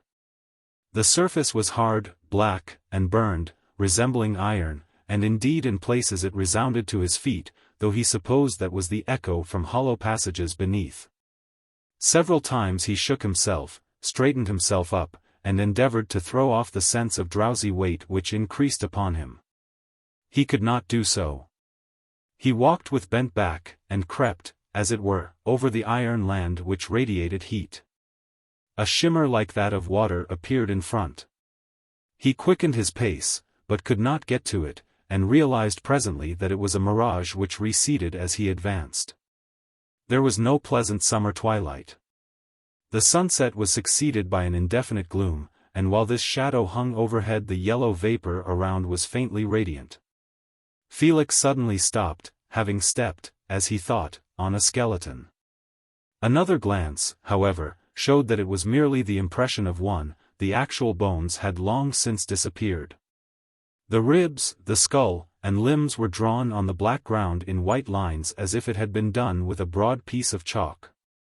Close by he found 3 or 4 more, intertangled and superimposed as if the unhappy beings had fallen partly across each other, and in that position had mouldered away, leaving nothing but their outline.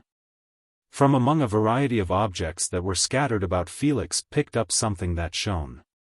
It was a diamond bracelet of one large stone, and a small square of blue china tile with a curious heraldic animal drawn on it. Evidently these had belonged to one or other of the party who had perished. Though startled at the first sight, it was curious that Felix felt so little horror. The idea did not occur to him that he was in danger as these had been. Inhaling the gaseous emanations from the soil and contained in the yellow vapor, he had become narcotized, and moved as if under the influence of opium, while wide awake and capable of rational conduct. His senses were deadened, and did not carry the usual vivid impression to the mind. He saw things as if they were afar off. Accidentally looking back, he found that his footmarks, as far as he could see, shone with a phosphoric light like that of touchwood in the dark. Near at hand they did not shine. The appearance did not come till some few minutes had elapsed. His track was visible behind till the vapor hid it. As the evening drew on, the vapor became more luminous, and somewhat resembled an aurora. Still anxious for water, he proceeded as straight ahead as he could, and shortly became conscious of an indefinite cloud which kept pace with him on either side. When he turned to look at either of the clouds, the one looked at disappeared. It was not condensed enough to be visible to direct vision, yet he was aware of it from the corner of his eye. Shapeless and threatening, the gloomy thickness of the air floated beside him like the vague monster of a dream. Sometimes he fancied that he saw an arm or a limb among the folds of the cloud, or an approach to a face. The instant he looked it vanished. Marching at each hand, these vapors bore him horrible company. His brain became unsteady, and flickering things moved about him, yet, though alarmed, he was not afraid. His senses were not acute enough for fear. The heat increased, his hands were intolerably hot as if he had been in a fever, he panted, but did not perspire. A dry heat like an oven burned his blood in his veins. His head felt enlarged, and his eyes seemed alight. He could see these two globes of phosphoric light under his brows. They seemed to stand out so that he could see them. He thought his path straight, it was really curved, nor did he know that he staggered as he walked. Presently a white object appeared ahead. And on coming to it, he found it was a wall, white as snow, with some kind of crystal. He touched it, when the wall fell immediately, with a crushing sound as if pulverized, and disappeared in a vast cavern at his feet. Beyond this chasm he came to more walls like those of houses, such as would be left if the roofs fell in. He carefully avoided touching them, for they seemed as brittle as glass, and merely a white powder having no consistency at all. As he advanced, these remnants of buildings increased in number, so that he had to wind in and out round them. In some places the crystallized wall had fallen of itself, and he could see down into the cavern. For the house had either been built partly underground, or, which was more probable, the ground had risen. Whether the walls had been of bricks or stone or other material he could not tell. They were now like salt. Soon wearying of winding round these walls, Felix returned and retraced his steps till he was outside the place, and then went on towards the left. Not long after, as he still walked in a dream and without feeling his feet, he descended a slight slope and found the ground change in color from black to a dull red. In his dazed state he had taken several steps into this red before he noticed that it was liquid, unctuous and slimy, like a thick oil. It deepened rapidly and was already over his shoes. He returned to the black shore and stood looking out over the water, if such it could be called. The luminous yellow vapor had now risen a height of 10 or 15 feet, and formed a roof both over the land and over the red water, under which it was possible to see for a great distance. The surface of the red oil or viscid liquid was perfectly smooth, and, indeed, it did not seem as if any wind could rouse a wave on it. Much less that a swell should be left after the gale had gone down. Disappointed in his search for water to drink, Felix mechanically turned to go back. He followed his luminous footmarks, which he could see a long way before him. His trail curved so much that he made many shortcuts across the winding line he had left. His weariness was now so intense that all feeling had departed. His feet, his limbs, his arms, and hands were numbed. The subtle poison of the emanations from the earth had begun to deaden his nerves. It seemed a full hour or more to him till he reached the spot where the skeletons were drawn in white upon the ground. He passed a few yards to one side of them, and stumbled over a heap of something which he did not observe, as it was black like the level ground. It emitted a metallic sound, and looking he saw that he had kicked his foot against a great heap of money. The coins were black as ink. He picked up a handful and went on. Hitherto Felix had accepted all that he saw as something so strange as to be unaccountable. During his advance into this region in the canoe he had in fact become slowly stupefied by the poisonous vapor he had inhaled. His mind was partly in abeyance. It acted, but only after some time had elapsed. He now at last began to realize his position. The finding of the heap of blackened money touched a chord of memory. These skeletons were the miserable relics of men who had ventured, in search of ancient treasures, into the deadly marshes over the site of the mightiest city of former days. The deserted and utterly extinct city of London was under his feet. He had penetrated into the midst of that dreadful place, of which he had heard many a tradition, how the earth was poison, the water poison, the air poison, the very light of heaven. Falling through such an atmosphere, poison. There were said to be places where the earth was on fire and belched forth sulphurous fumes. Supposed to be from the combustion of the enormous stores of strange and unknown chemicals collected by the wonderful people of those times. Upon the surface of the water there was a greenish-yellow oil, to touch which was death to any creature. It was the very essence of corruption. Sometimes it floated before the wind, and fragments became attached to reeds or flags far from the place itself. If a moorhen or duck chanced to rub the reed, and but one drop stuck to its feathers, it forthwith died. Of the red water he had not heard, nor of the black, into which he had unwittingly sailed. Ghastly beings haunted the site of so many crimes, shapeless monsters, hovering by night, and weaving a fearful dance. Frequently they caught fire, as it seemed, and burned as they flew or floated in the air. Remembering these stories, which in part, at least, now seemed to be true, Felix glanced aside, where the clouds still kept pace with him, and involuntarily put his hands to his ears lest the darkness of the air should whisper some horror of old times. The earth on which he walked, the black earth, leaving phosphoric footmarks behind him, was composed of the mouldered bodies of millions of men who had passed away in the centuries during which the city existed. He shuddered as he moved, he hastened, yet could not go fast, his numbed limbs would not permit him. He dreaded lest he should fall and sleep, and wake no more, like the searchers after treasure. Treasure which they had found only to lose forever. He looked around, supposing that he might see the gleaming head and shoulders of the half-buried giant, of which he recollected he had been told. The giant was punished for some crime by being buried to the chest in the earth. Fire incessantly consumed his head and played about it, yet it was not destroyed. The learned thought, if such a thing really existed, that it must be the upper part of an ancient brazen statue, kept bright by the action of acid in the atmosphere, and shining with reflected light. Felix did not see it, and shortly afterward surmounted the hill, and looked down upon his canoe. It was on fire. Chapter 24. Fiery Vapors. Felix tried to run, but his feet would not rise from the ground, his limbs were numb as in a nightmare, he could not get there. His body would not obey his will.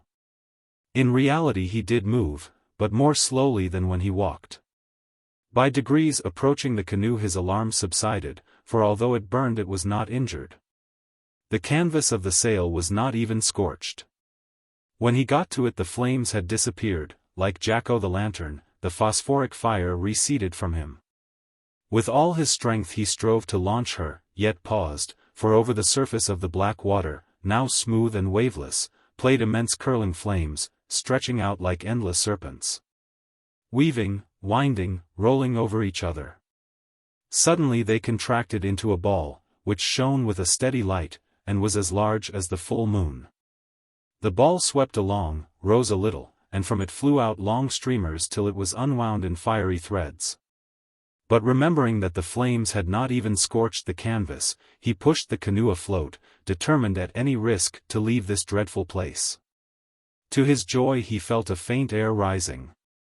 It cooled his forehead, but was not enough to fill the sail. He paddled with all the strength he had left. The air seemed to come from exactly the opposite direction to what it had previously blown, some point of east he supposed. Labor as hard as he would, the canoe moved slowly, being so heavy.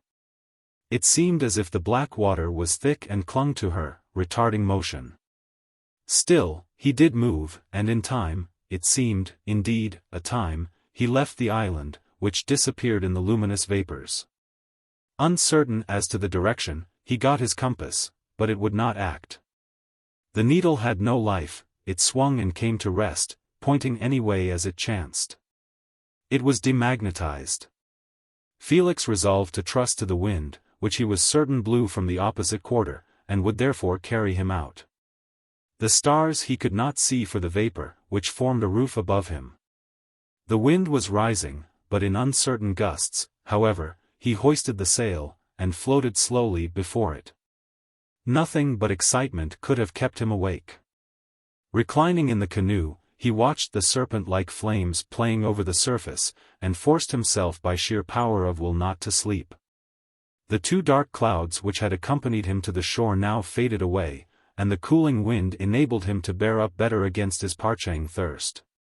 His hope was to reach the clear and beautiful lake, his dread that in the uncertain light he might strike a concealed sandbank and become firmly fixed. Twice he passed islands, distinguishable as masses of visible darkness.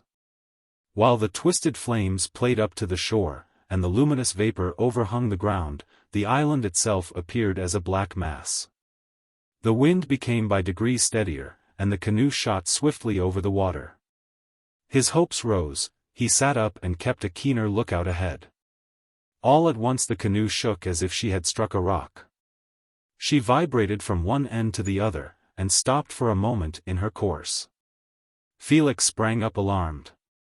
At the same instant a bellowing noise reached him, succeeded by a frightful belching and roaring, as if a volcano had burst forth under the surface of the water. He looked back but could see nothing. The canoe had not touched ground, she sailed as rapidly as before. Again the shock, and again the hideous roaring, as if some force beneath the water were forcing itself up, vast bubbles rising and turning. Fortunately it was at a great distance. Hardly was it silent before it was reiterated for the third time. Next Felix felt the canoe heave up, and he was aware that a large roller had passed under him. A second and a third followed. They were without crests, and were not raised by the wind, they obviously started from the scene of the disturbance. Soon afterwards the canoe moved quicker, and he detected a strong current setting in the direction he was sailing. The noise did not recur, nor did any more rollers pass under. Felix felt better and less dazed, but his weariness and sleepiness increased every moment. He fancied that the serpent flames were less brilliant and farther apart, and that the luminous vapor was thinner. How long he sat at the rudder he could not tell. He noticed that it seemed to grow darker, the serpent flames faded away, and the luminous vapor was succeeded by something like the natural gloom of night. At last he saw a star overhead, and hailed it with joy. He thought of Aurora. The next instant he fell back in the canoe firm asleep. His arm, however, still retained the rudder paddle in position, so that the canoe sped on with equal swiftness. She would have struck more than one of the sandbanks and islets had it not been for the strong current that was running. Instead of carrying her against the banks, this warded her off, for it drew her between the islets in the channels where it ran fastest, and the undertow, where it struck the shore. Bore her back from the land. Driving before the wind, the canoe swept onward steadily to the west. In an hour it had passed the line of the black water, and entered the sweet lake. Another hour and all trace of the marshes had utterly disappeared, the last faint glow of the vapor had vanished. The dawn of the coming summer's day appeared, and the sky became a lovely azure. The canoe sailed on, but Felix remained immovable in slumber. Long since the strong current had ceased, it scarcely extended into the sweet waters, and the wind only impelled the canoe. As the sun rose the breeze gradually fell away, and in an hour or so there was only a light air. The canoe had left most of the islets and was approaching the open lake when, as she passed almost the last, the yard caught the overhanging branch of a willow. The canoe swung round and grounded gently under the shadow of the tree. For some time the little wavelets beat against the side of the boat, gradually they ceased, and the clear and beautiful water became still. Felix slept till nearly noon, when he awoke and sat up. At the sudden movement a pike struck, and 2 moorhens scuttled out of the water into the grass on the shore. A thrush was singing sweetly, whitethroats were busy in the bushes, and swallows swept by overhead. Felix drew a long deep breath of intense relief. It was like awakening in paradise. He snatched up a cup, dipped, and satisfied his craving thirst, then washed his hands over the side, and threw the water over his face. But when he came to stand up and move, he found that his limbs were almost powerless. Like a child he tottered, his joints had no strength, his legs tingled as if they had been benumbed. He was so weak he crawled on all fours along to the mast, furled the sail kneeling, and dragged himself rather than stepped ashore with the painter.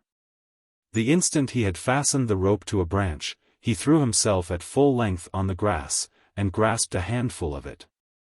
Merely to touch the grass after such an experience was intense delight. The song of the thrush, the chatter of the whitethroats, the sight of a hedge sparrow, gave him inexpressible pleasure. Lying on the sward he watched the curves traced by the swallows in the sky. From the sedges came the curious cry of the moorhen, a bright kingfisher went by. He rested as he had never rested before.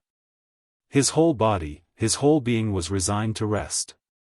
It was fully 2 hours before he rose and crept on all fours into the canoe for food. There was only sufficient left for 1 meal, but that gave him no concern now he was out of the marshes. He could fish and use his crossbow. He now observed what had escaped him during the night. The canoe was black from end to end. Stem, stern, gunwale, thwart, outrigger, mast and sail were black. The stain did not come off on being touched, it seemed burnt in. As he leaned over the side to dip water, and saw his reflection, he started. His face was black, his clothes were black, his hair black. In his eagerness to drink, the first time, he had noticed nothing. His hands were less dark.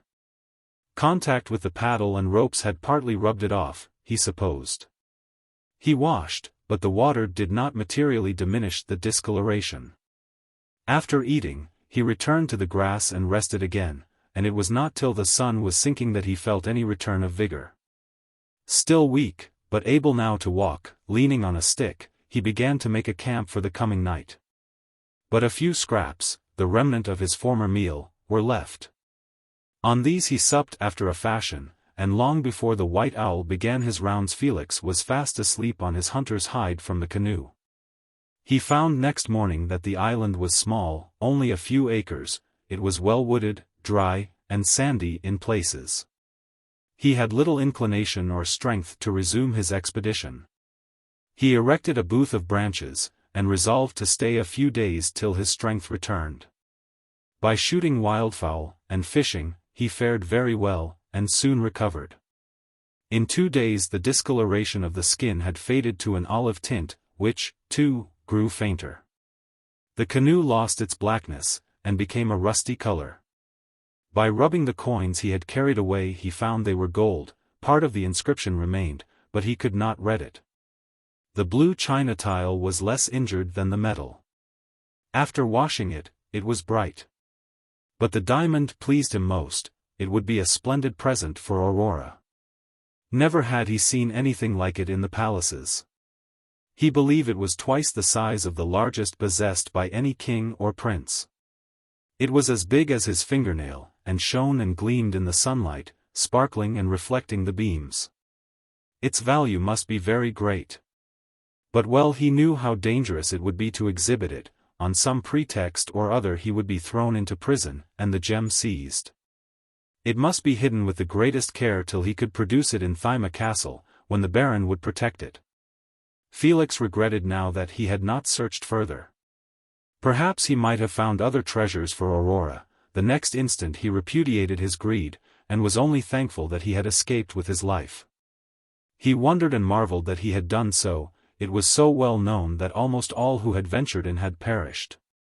Reflecting on the circumstances which had accompanied his entrance to the marshes, the migration of the birds seemed almost the most singular. They were evidently flying from some apprehended danger, and that most probably would be in the air. The gale at that time, however, was blowing in a direction which would appear to ensure safety to them, into, and not out of, the poisonous marshes. Did they, then, foresee that it would change? Did they expect it to veer like a cyclone and presently blow east with the same vigor as it then blew west? That would carry the vapor from the inky waters out over the sweet lake, and might even cause the foul water itself to temporarily encroach on the sweet. The more he thought of it, the more he felt convinced that this was the explanation. And, as a fact, the wind, after dropping, did arise again and blow from the east, though, as it happened, not with nearly the same strength. It fell, too, before long, fortunately for him. Clearly the birds had anticipated a cyclone, and that the wind turning would carry the gases out upon them to their destruction. They had therefore hurried away, and the fishes had done the same. The velocity of the gale which had carried him into the black waters had proved his safety, by driving before it the thicker and most poisonous portion of the vapor, compressing it towards the east, so that he had entered the dreaded precincts under favorable conditions. When it dropped, while he was on the Black Island, he soon began to feel the effect of the gases rising imperceptibly from the soil, and had he not had the good fortune to escape so soon, no doubt he would have fallen a victim. He could not congratulate himself sufficiently upon his good fortune. The other circumstances appeared to be due to the decay of the ancient city, to the decomposition of accumulated matter, to phosphorescence and gaseous exhalations. The black rocks that crumbled at a touch were doubtless the remains of ancient buildings saturated with the dark water and vapors. Inland similar remains were white, and resembled salt. But the great explosions which occurred as he was leaving, and which sent heavy rollers after him, were not easily understood. Till he remembered that in Sylvester's Book of Natural Things, it was related that the ancient city had been undermined with vast conduits, sewers, and tunnels, and that these communicated with the sea. It had been much disputed whether the sea did or did not still send its tides up to the site of the old quays. Felix now thought that the explosions were due to compressed air, or more probably to gases met with by the ascending tide. Chapter 25. The Shepherds. For 4 days Felix remained on the island recovering his strength. By degrees the memory of the scenes he had witnessed grew less vivid, and his nerves regained their tone. The 5th morning he sailed again, making due south with a gentle breeze from the west, which suited the canoe very well. He considered that he was now at the eastern extremity of the lake, and that by sailing south he should presently reach the place where the shore turned to the east again. The sharp prow of the canoe cut swiftly through the waves, a light spray flew occasionally in his face, and the wind blew pleasantly. In the cloudless sky swallows and swifts were wheeling, and on the water half a dozen mallards moved aside to let him pass. About 2 hours after he started he encountered a mist, which came softly over the surface of the water with the wind, and in an instant shut out all view. Even the sun was scarcely visible. It was very warm, and left no moisture. In 5 minutes he passed through and emerged again in the bright sunlight. These dry, warm mists are frequently seen on the lake in summer, and are believed to portend a continuance of fine weather. Felix kept a good distance from the mainland, which was hilly and wooded, and with few islands. Presently he observed in the extreme distance, on his right hand, a line of mountainous hills, which he supposed to be the southern shore of the lake, and that he was sailing into a gulf or bay.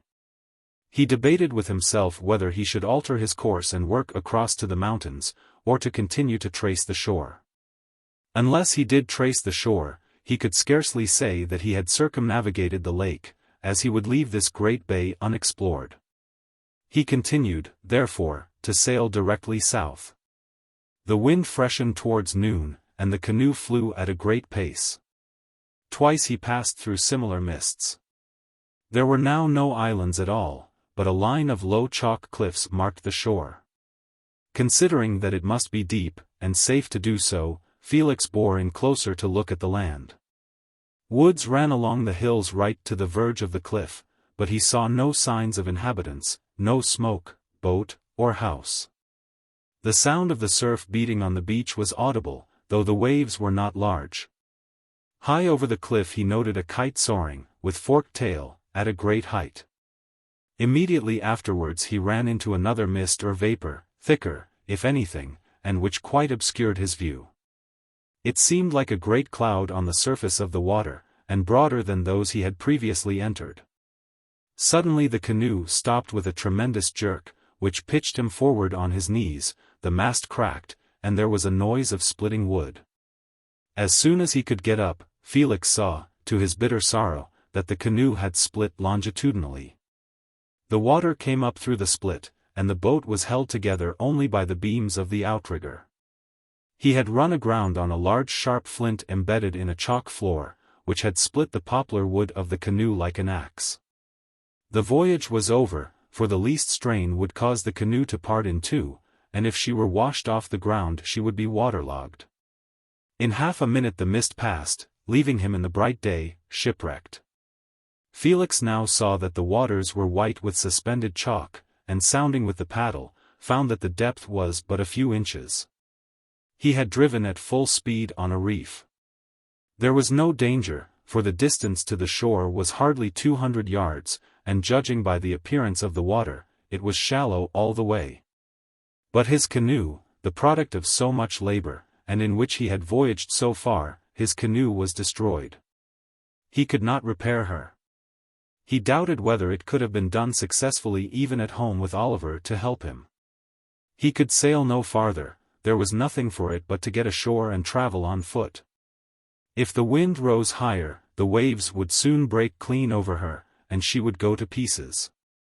With a heavy heart, Felix took his paddle and stepped overboard. Feeling with the paddle, he plumbed the depth in front of him, and, as he expected, walked all the way to the shore, no deeper than his knees.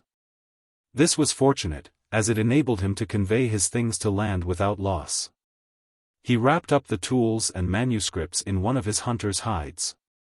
When the whole cargo was landed, he sat down sorrowfully at the foot of the cliff, and looked out at the broken mast and sail, still flapping uselessly in the breeze. It was a long time before he recovered himself, and set to work mechanically to bury the crossbow, hunter's hides, tools, and manuscripts, under a heap of pebbles.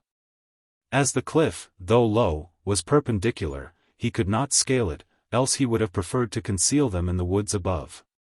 To pile pebbles over them was the best he could do for the present. He intended to return for them when he discovered a path up the cliff. He then started, taking only his bow and arrows. But no such path was to be found. He walked on and on till weary, and still the cliff ran like a wall on his left hand. After an hour's rest, he started again. And, as the sun was declining, came suddenly to a gap in the cliff, where a grassy sward came down to the shore. It was now too late, and he was too weary, to think of returning for his things that evening. He made a scanty meal, and endeavored to rest. But the excitement of losing the canoe, the long march since, the lack of good food, all tended to render him restless. Weary, he could not rest, nor move farther. The time passed slowly, the sun sank, the wind ceased, after an interminable time the stars appeared, and still he could not sleep. He had chosen a spot under an oak on the green slope. The night was warm, and even sultry, so that he did not miss his covering, but there was no rest in him. Towards the dawn, which comes very early at that season, he at last slept, with his back to the tree. He awoke with a start in broad daylight, to see a man standing in front of him armed with a long spear. Felix sprang to his feet, instinctively feeling for his hunting knife. But he saw in an instant that no injury was meant, for the man was leaning on the shaft of his weapon, and, of course, could, if so he had wished, have run him through while sleeping. They looked at each other for a moment.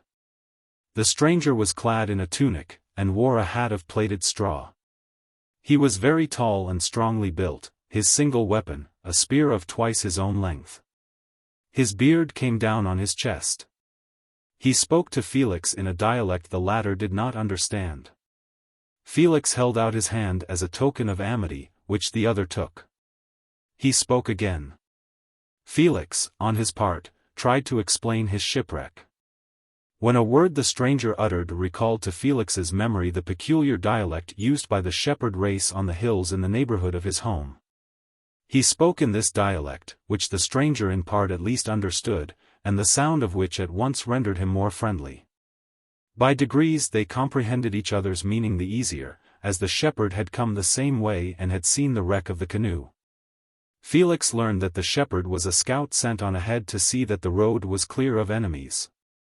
His tribe were on the march with their flocks, and to avoid the steep woods and hills which there blocked their course, they had followed the level and open beach at the foot of the cliff, aware, of course, of the gap which Felix had found.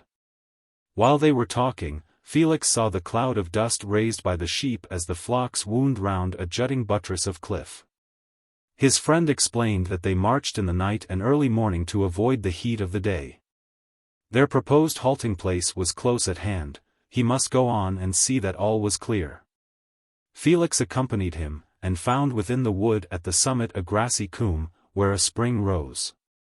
The shepherd threw down his spear, and began to dam up the channel of the spring with stones, flints, and sods of earth, in order to form a pool at which the sheep might drink. Felix assisted him, and the water speedily began to rise. The flocks were not allowed to rush tumultuously to the water. They came in about 50 at a time, each division with its shepherds and their dogs, so that confusion was avoided and all had their share. There were about 20 of these divisions, besides 80 cows and a few goats. They had no horses, their baggage came on the backs of asses. After the whole of the flocks and herds had been watered, several fires were lit by the women, who in stature and hardihood scarcely differed from the men. Not till this work was over did the others gather about Felix to hear his story. Finding that he was hungry, they ran to the baggage for food, and pressed on him a little dark bread, plentiful cheese and butter, dried tongue, and horns of mead. He could not devour a 50th part of what these hospitable people brought him.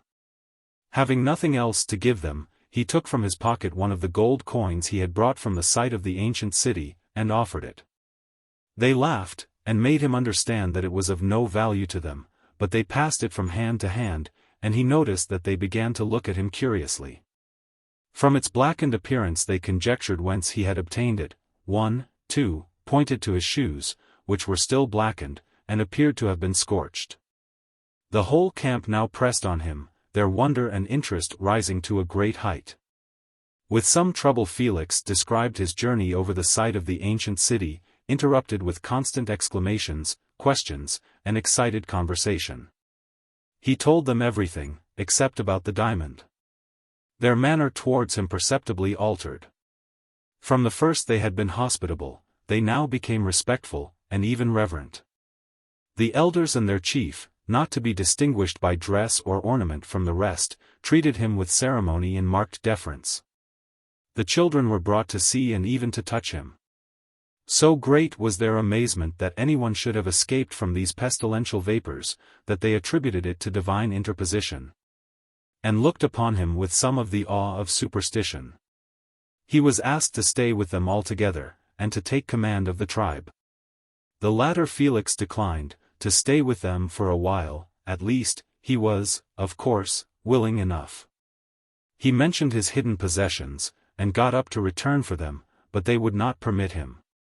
2 men started at once. He gave them the bearings of the spot, and they had not the least doubt but that they should find it, especially as, the wind being still, the canoe would not yet have broken up, and would guide them. The tribe remained in the green coombe the whole day, resting from their long journey. They wearied Felix with questions, still he answered them as copiously as he could. He felt too grateful for their kindness not to satisfy them. His bow was handled, his arrows carried about so that the quiver for the time was empty, and the arrows scattered in 20 hands. He astonished them by exhibiting his skill with the weapon, striking a tree with an arrow at nearly 300 yards. Though familiar, of course, with the bow, they had never seen shooting like that, nor, indeed, any archery except at short quarters. They had no other arms themselves but spears and knives. Seeing one of the women cutting the boughs from a fallen tree, dead and dry, and, therefore, preferable for fuel, Felix naturally went to help her, and, taking the axe, soon made a bundle, which he carried for her. It was his duty as a noble to see that no woman, not a slave, labored. He had been bred in that idea, and would have felt disgraced had he permitted it. The women looked on with astonishment, for in these rude tribes the labor of the women was considered valuable and appraised like that of a horse. Without any conscious design, Felix thus in one day conciliated and won the regard of the two most powerful parties in the camp, the chief and the women. By his refusing the command the chief was flattered, and his possible hostility prevented. The act of cutting the wood and carrying the bundle gave him the hearts of the women. They did not, indeed, think their labor in any degree oppressive, still, to be relieved of it was pleasing. The two men who had gone for Felix's buried treasure did not return till breakfast next morning. They stepped into the camp, each with his spear reddened and dripping with fresh blood. Felix no sooner saw the blood than he fainted. He quickly recovered, but he could not endure the sight of the spears, which were removed and hidden from his view. He had seen blood enough spilt at the siege of XVIII, but this came upon him in all its horror unrelieved by the excitement of war. The two shepherds had been dogged by gypsies, and had been obliged to make a round to escape. They took their revenge by climbing into trees, and as their pursuers passed under thrust them through with their long spears. The shepherds, like all their related tribes, had been at feud with the gypsies for many generations. The gypsies followed them to and from their pastures, cut off stragglers, destroyed or stole their sheep and cattle, and now and then overwhelmed a whole tribe. Of late the contest had become more sanguinary and almost ceaseless. Mounted on swift, though small, horses, the gypsies had the advantage of the shepherds. On the other hand, the shepherds, being men of great stature and strength, could not be carried away by a rush if they had time to form a circle, as was their custom of battle. They lost many men by the javelins thrown by the gypsies, who rode up to the edge of the circle, cast their darts, and retreated. If the shepherds left their circle they were easily ridden over. While they maintained formation they lost individuals, but saved the mass. Battles were of rare occurrence. The gypsies watched for opportunities and executed raids, the shepherds retaliated, and thus the endless war continued. The shepherds invariably posted sentinels, and sent forward scouts to ascertain if the way were clear. Accustomed to the horrid scenes of war from childhood, they could not understand Felix's sensitiveness. They laughed, and then petted him like a spoilt child. This galled him exceedingly. He felt humiliated, and eager to reassert his manhood. He was willing to stay with them there for a while. Nothing would have induced him to leave them now till he had vindicated himself in their sight. The incident happened soon after sunrise, which is very early at the end of June. The camp had only waited for the return of these men, and on their appearance began to move. The march that morning was not a long one, as the sky was clear and the heat soon wearied the flocks. Felix accompanied the scout in advance, armed with his bow, eager to encounter the gypsies. Chapter 26. Bow and Arrow. 3 mornings the shepherds marched in the same manner, when they came in view of a range of hills so high that to Felix they appeared mountains. The home of the tribe was in these hills, and once there they were comparatively safe from attack. In early spring when the herbage on the downs was scarce, the flocks moved to the meadow-like lands far in the valleys. In summer they returned to the hills, in autumn they went to the valleys again. Soon after noon on the 3rd day the scouts reported that a large body of gypsies were moving in a direction which would cut off their course to the hills on the morrow. The chief held a council, and it was determined that a forced march should be made at once by another route, more to the left. And it was thought that in this way they might reach the base of the slopes by evening. The distance was not great, and could easily have been traversed by the men. The flocks and herds, however, could not be hurried much. A messenger was dispatched to the hills for assistance, and the march began. It was a tedious movement. Felix was wearied, and walked in a drowsy state. Towards 6 o'clock, as he guessed, the trees began to thin, and the column reached the first slopes of the hills. Here about 30 shepherds joined them, a contingent from the nearest camp. It was considered that the danger was now past, and that the gypsies would not attack them on the hill, but it was a mistake. A large body almost immediately appeared, coming along the slope on the right, not less than 200, and from their open movements and numbers it was evident that they intended battle. The flocks and herds were driven hastily into a coombe, or narrow valley, and there left to their fate. All the armed men formed in a circle, the women occupied the center. Felix took his stand outside the circle by a gnarled and decayed oak. There was just there a slight rise in the ground, which he knew would give him some advantage in discharging his arrows, and would also allow him a clear view. His friends earnestly entreated him to enter the circle, and even sought to bring him within it by force, till he explained to them that he could not shoot if so surrounded, and promised if the gypsies charged to rush inside. Felix unslung his quiver, and placed it on the ground before him. A second quiver he put beside it, 4 or 5 arrows he stuck upright in the sward, so that he could catch hold of them quickly. 2 arrows he held in his left hand, another he fitted to the string. Thus prepared, he watched the gypsies advance. They came walking their short wiry horses to within half a mile, when they began to trot down the slope. They could not surround the shepherds because of the steep-sided coombe and some brushwood, and could advance only on 2 fronts. Felix rapidly became so excited that his sight was affected, and his head whirled. His heart beat with such speed that his breath seemed going. His limbs tottered, and he dreaded lest he should faint. His intensely nervous organization, strung up to its highest pitch, shook him in its grasp, and his will was powerless to control it. He felt that he should disgrace himself once more before these rugged but brave shepherds, who betrayed not the slightest symptom of agitation. For 1 hour of Oliver's calm courage and utter absence of nervousness he would have given years of his life. His friends in the circle observed his agitation, and renewed their entreaties to him to come inside it. This only was needed to complete his discomfiture. He lost his head altogether. He saw nothing but a confused mass of yellow and red rushing towards him, for each of the gypsies wore a yellow or red scarf, some about the body, some over the shoulder, others round the head. They were now within 300 yards. A murmur from the shepherd spearman. Felix had discharged an arrow. It stuck in the ground about 20 paces from him. He shot again. It flew wild and quivering, and dropped harmlessly. Another murmur, they expressed to each other their contempt for the bow.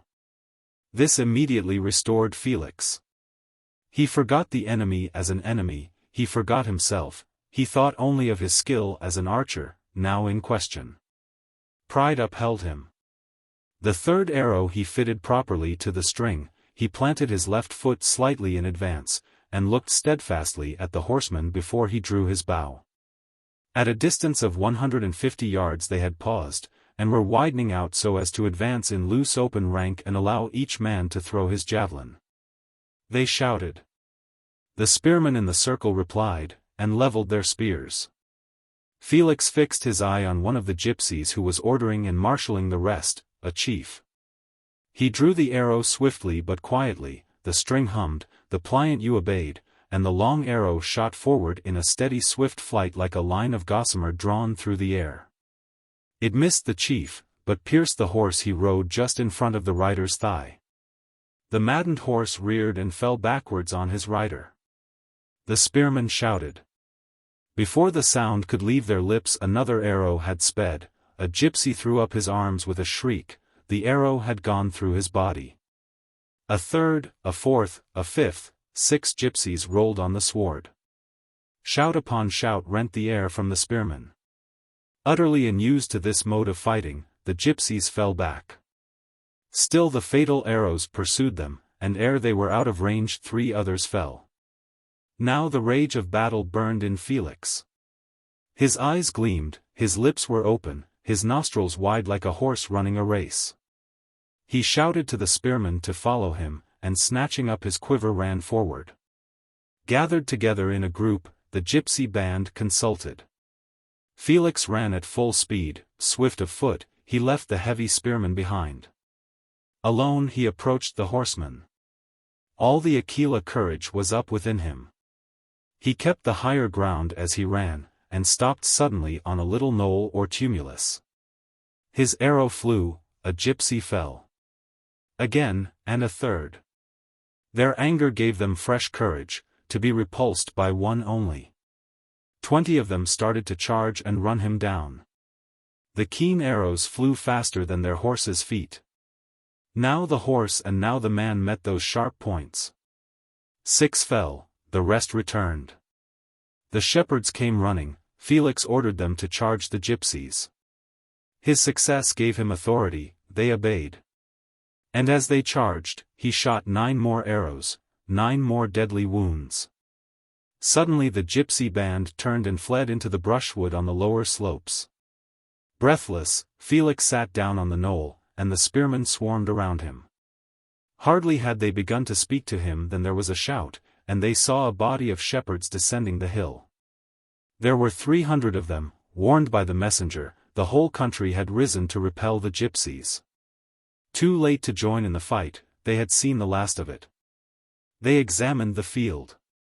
There were 10 dead and 6 wounded, who were taken prisoners, the rest escaped, though hurt. In many cases the arrow had gone clean through the body. Then, for the first time, they understood the immense power of the yew-bow in strong and skillful hands. Felix was overwhelmed, they almost crushed him with their attentions. The women fell at his feet and kissed them. But the archer could scarcely reply, his intense nervous excitement had left him weak and almost faint, his one idea was to rest.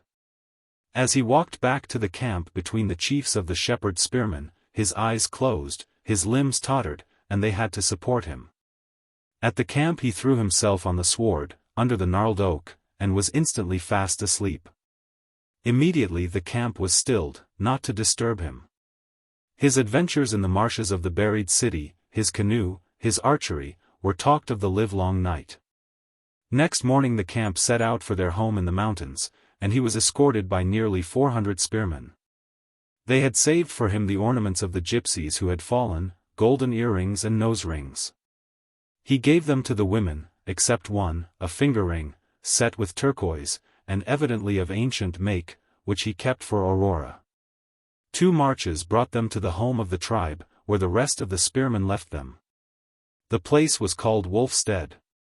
Felix saw at once how easily this spot might be fortified. There was a deep and narrow valley like a groove or green trench opening to the south. At the upper end of the valley rose a hill, not very high, but steep, narrow at the ridge, and steep again on the other side. Over it was a broad, wooded, and beautiful vale. Beyond that again the higher mountains.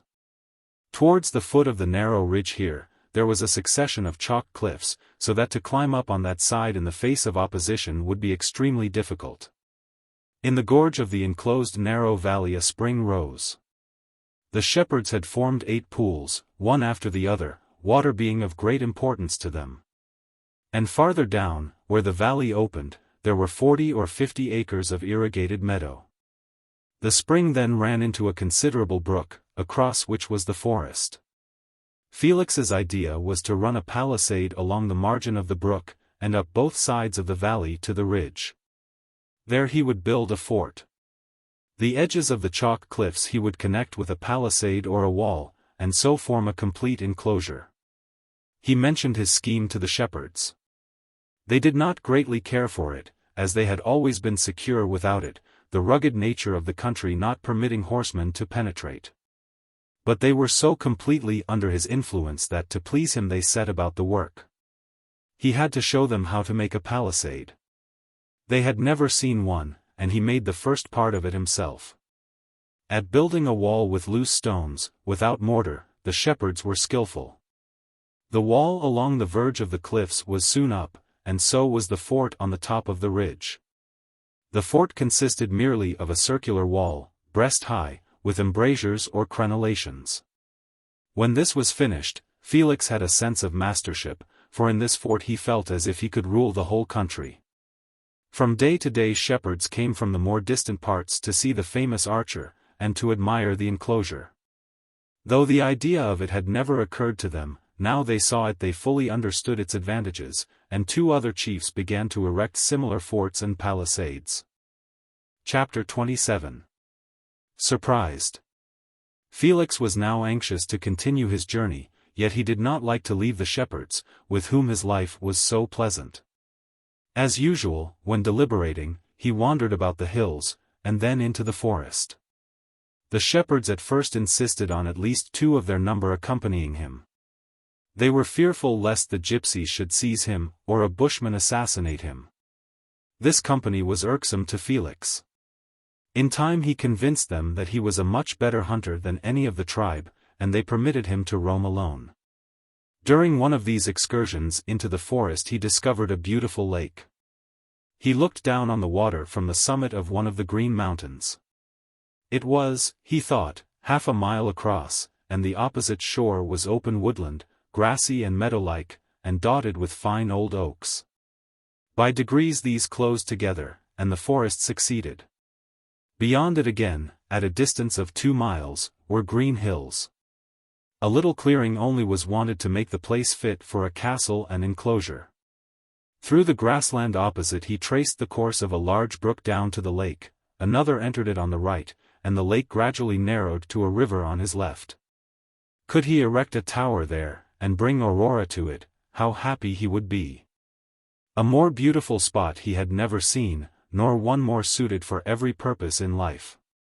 He followed the course of the stream which left the lake, every now and then disturbing wild goats from the cliffs, and twice he saw deer under the oaks across it. On rounding a spur of down he saw that the river debouched into a much wider lake, which he conjectured must be the Sweet Waters. He went on till he reached the mouth of the river, and had then no doubt that he was standing once more on the shore of the Sweet Water Sea. On this, the southern side, the banks were low. On the other, a steep chalky cliff almost overhung the river, and jutted out into the lake, curving somewhat towards him. A fort on that cliff would command the entrance to the river. The cliff was a natural breakwater, so that there was a haven at its base. The river appeared broad and deep enough for navigation, so that vessels could pass from the great lake to the inland water. About 6 or 7 miles, he supposed. Felix was much taken with this spot. The beauty of the inland lake, the evident richness of the soil, the river communicating with the great lake, the cliff commanding its entrance. Never, in all his wanderings, had he seen a district so well suited for a settlement and the founding of a city. If he had but 1,000 men. How soon he would bring Aurora there, and build a tower, and erect a palisade. So occupied was he with the thought that he returned the whole distance to the spot where he had made the discovery. There he remained a long time, designing it all in his mind. The tower he would build yonder, 3/4 of a mile, perhaps a mile, inland from the opposite shore, on a green knoll, at the base of which the brook flowed. It would be even more pleasant there than on the shore of the lake.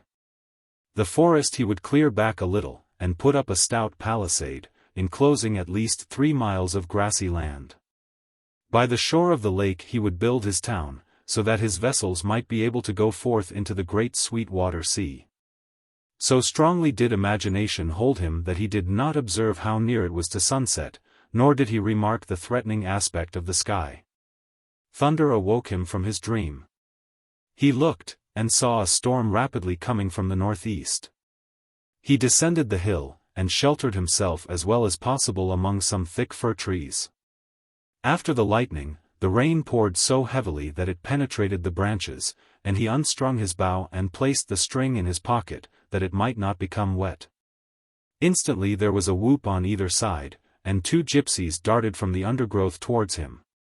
While the terrible bow was bent they had followed him, tracking his footsteps. The moment he unstrung the bow, they rushed out. Felix crushed through between the firs, by main force getting through, but only opening a passage for them to follow. They could easily have thrust their darts through him, but their object was to take him alive, and gratify the revenge of the tribes with torture. Felix doubled from the firs, and made towards the far distant camp, but he was faced by 3 more gypsies. He turned again and made for the steep hill he had descended. With all his strength he raced up it, his lightness of foot carried him in advance, and he reached the summit 100 yards ahead. But he knew he must be overtaken presently, unless he could hit upon some stratagem. In the instant that he paused to breathe on the summit, a thought struck him. Like the wind he raced along the ridge, making for the great sweet water, the same path he had followed in the morning. Once on the ridge the 5 pursuers shouted. They knew they should have him now. There were no more hills to breast. It was not so easy as they imagined. Felix was in splendid training, he kept his lead, and even drew a little on them. Still he knew in time he must succumb, just as the stag, though swifter of foot, ultimately succumbs to the hounds. They would track him till they had him. If only he could gain enough to have time to string and bend his bow. But with all his efforts he could not get away more than the 100 yards, and that was not far enough. It could be traversed in 10 seconds, they would have him before he could string it and fit an arrow. If only he had been fresh as in the morning. But he had had a long walk during the day and not much food. He knew that his burst of speed must soon slacken, but he had a stratagem yet. Keeping along the ridge till he reached the place where the lake narrowed to the river, suddenly he rushed down the hill towards the water. The edge was encumbered with brushwood and fallen trees. He scrambled over and through anyhow, he tore a path through the bushes and plunged in. But his jacket caught in a branch, he had his knife out and cut off the shred of cloth. Then with the bow and knife in one hand he struck out for the opposite shore. His hope was that the gypsies, being horsemen, and passing all their lives on their horses, might not know how to swim. His conjecture was right, they stopped on the brink, and yelled their loudest. When he had passed the middle of the slow stream their rage rose to a shriek, startling a heron far down the water. Felix reached the opposite shore in safety, but the bowstring was now wet and useless. He struck off at once straight across the grasslands, past the oaks he had admired, past the green knoll where in imagination he had built his castle, and brought Aurora, through the brook. Which he found was larger than it appeared at a distance, and required 2 or 3 strokes to cross. A few more paces and the forest sheltered him. Under the trees he rested, and considered what course to pursue. The gypsies would expect him to endeavor to regain his friends, and would watch to cut off his return. Felix determined to make, instead, for another camp farther east, and to get even there by a detour. Bitterly he reproached himself for his folly in leaving the camp, knowing that gypsies were about, with no other weapon than the bow. The knife at his belt was practically no weapon at all, useful only in the last extremity. Had he a short sword, or javelin, he would have faced the 2 gypsies who first sprang towards him.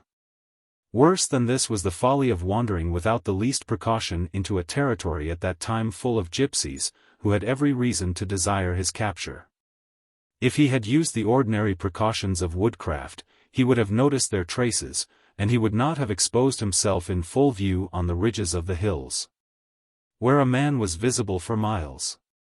If he perished through his carelessness, how bitter it would be. To lose Aurora by the merest folly would, indeed, be humiliating. He braced himself to the journey before him, and set off at a good swinging hunter's pace, as it is called, that is, a pace rather more than a walk and less than a run, with the limbs somewhat bent, and long springy steps.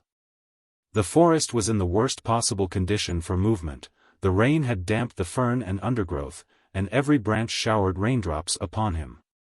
It was now past sunset and the dusk was increasing, this he welcomed as hiding him. He traveled on till nearly dawn, and then, turning to the right, swept round, and regained the line of the mountainous hills after sunrise. There he rested, and reached a camp about 9 in the morning, having walked altogether since the preceding morning fully 50 miles. This camp was about 15 miles distant from that of his friends. The shepherds knew him, and one of them started with the news of his safety. In the afternoon 10 of his friends came over to see him, and to reproach him.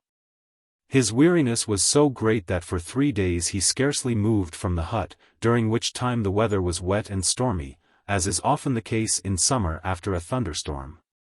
On the 4th morning it was fine, and Felix, now quite restored to his usual strength, went out with the shepherds.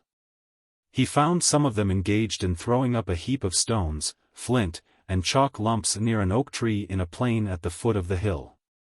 They told him that during the thunderstorm 2 cows and 10 sheep had been killed there by lightning, which had scarcely injured the oak. It was their custom to pile up a heap of stones wherever such an event occurred, to warn others from staying themselves, or allowing their sheep or cattle to stay near the spot in thunder. As it was observed that where lightning struck once it was sure to strike again, sooner or later. Then, said Felix, you may be sure there is water there. He knew from his study of the knowledge of the ancients that lightning frequently leaped from trees or buildings to concealed water. But he had no intention of indicating water in that particular spot. He meant the remark in a general sense.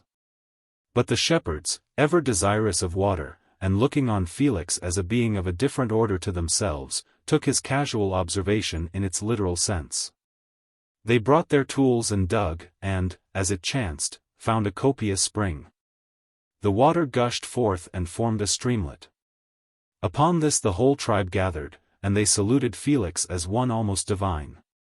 It was in vain that he endeavored to repel this homage, and to explain the reason of his remark, and that it was only in a general way that he intended it. Facts were too strong for him. They had heard his words, which they considered an inspiration, and there was the water. It was no use, there was the spring, the very thing they most wanted. Perforce Felix was invested with attributes beyond nature.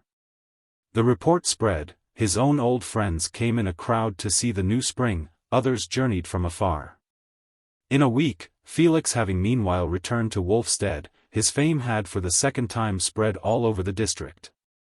Some came 100 miles to see him. Nothing he could say was listened to. These simple, straightforward people understood nothing but facts, and the defeat of the gypsies and the discovery of the spring seemed to them little less than supernatural. Besides which, in innumerable little ways Felix's superior knowledge had told upon them. His very manners spoke of high training. His persuasive voice won them. His constructive skill and power of planning, as shown in the palisades and enclosure, showed a grasp of circumstances new to them. This was a man such as they had never before seen. They began to bring him disputes to settle. He shrank from this position of judge, but it was useless to struggle. They would wait as long as he liked, but his decision they would have, and no other. Next came the sick begging to be cured. Here Felix was firm. He would not attempt to be a physician, and they went away. But, unfortunately, it happened that he let out his knowledge of plants, and back they came. Felix did not know what course to pursue.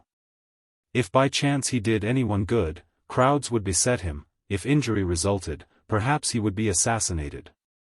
This fear was quite unfounded. He really had not the smallest idea of how high he stood in their estimation. After much consideration, Felix hit upon a method which would save him from many inconveniences.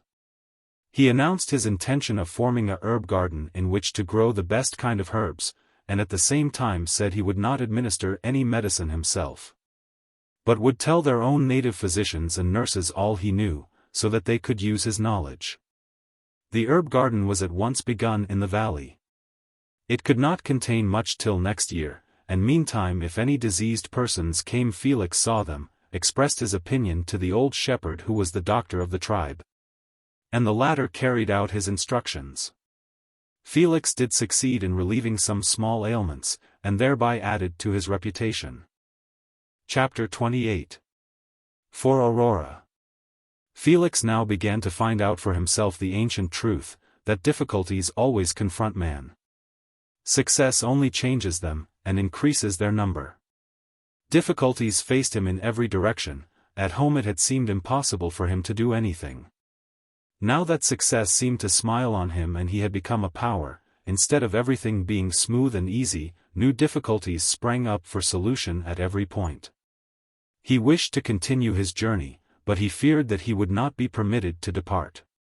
He would have to start away in the night, in which case he could hardly return to them again, and yet he wished to return to these, the first friends he had had, and amongst whom he hoped to found a city. Another week slipped away, and Felix was meditating his escape, when one afternoon a deputation of 10 spearmen arrived from a distant tribe, who had nominated him their king, and sent their principal men to convey the intelligence. Fame is always greatest at a distance, and this tribe in the mountains of the east had actually chosen him as king, and declared that they would obey him whether he took up his residence with them or not. Felix was naturally greatly pleased. How delighted Aurora would be. But he was in perplexity what to do, for he could not tell whether the Wolfstead people would be favorably inclined or would resent his selection.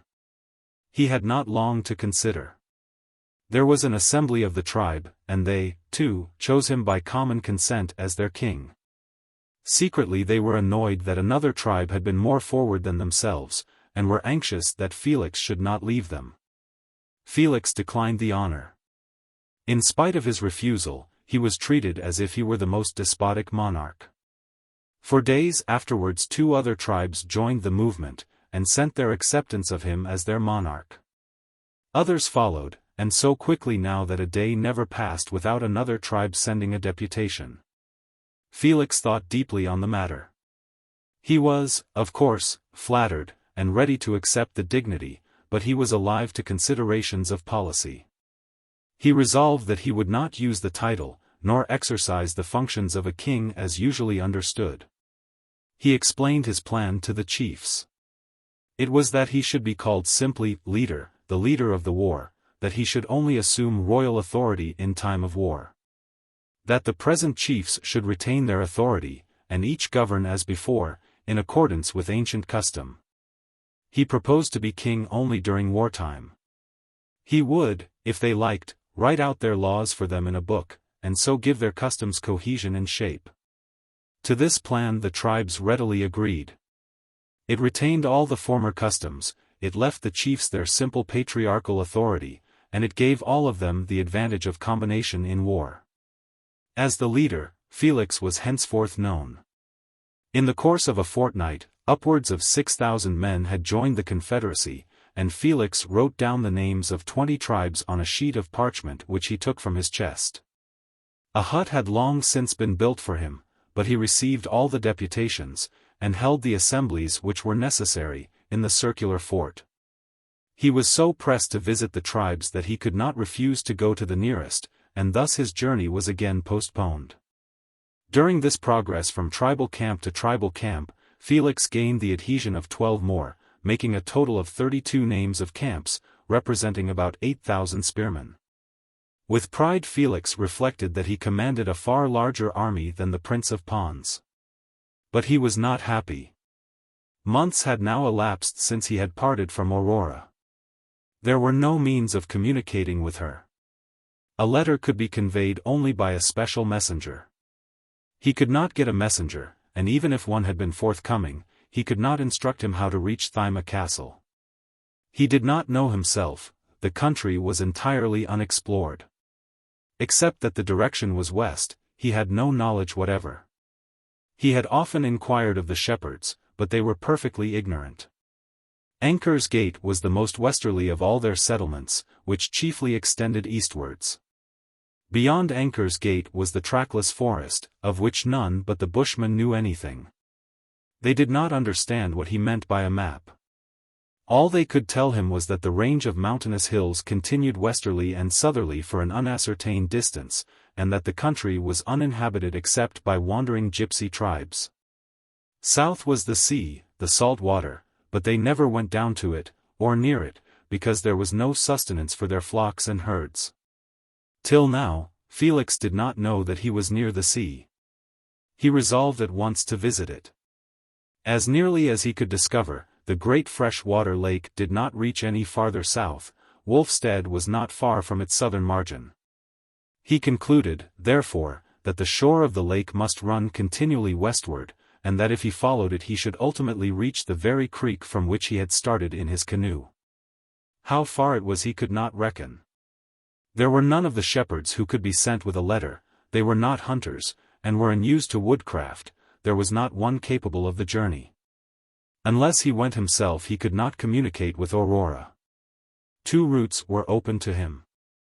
One straight through the forest on foot, the other by water, which latter entailed the construction of another canoe. Journey by water, too, he had found was subject to unforeseen risks. Till he could train some of the younger men to row a galley, he decided not to attempt the voyage. There was but the forest route left, and that he resolved to attempt, but when? And how, without offending his friends?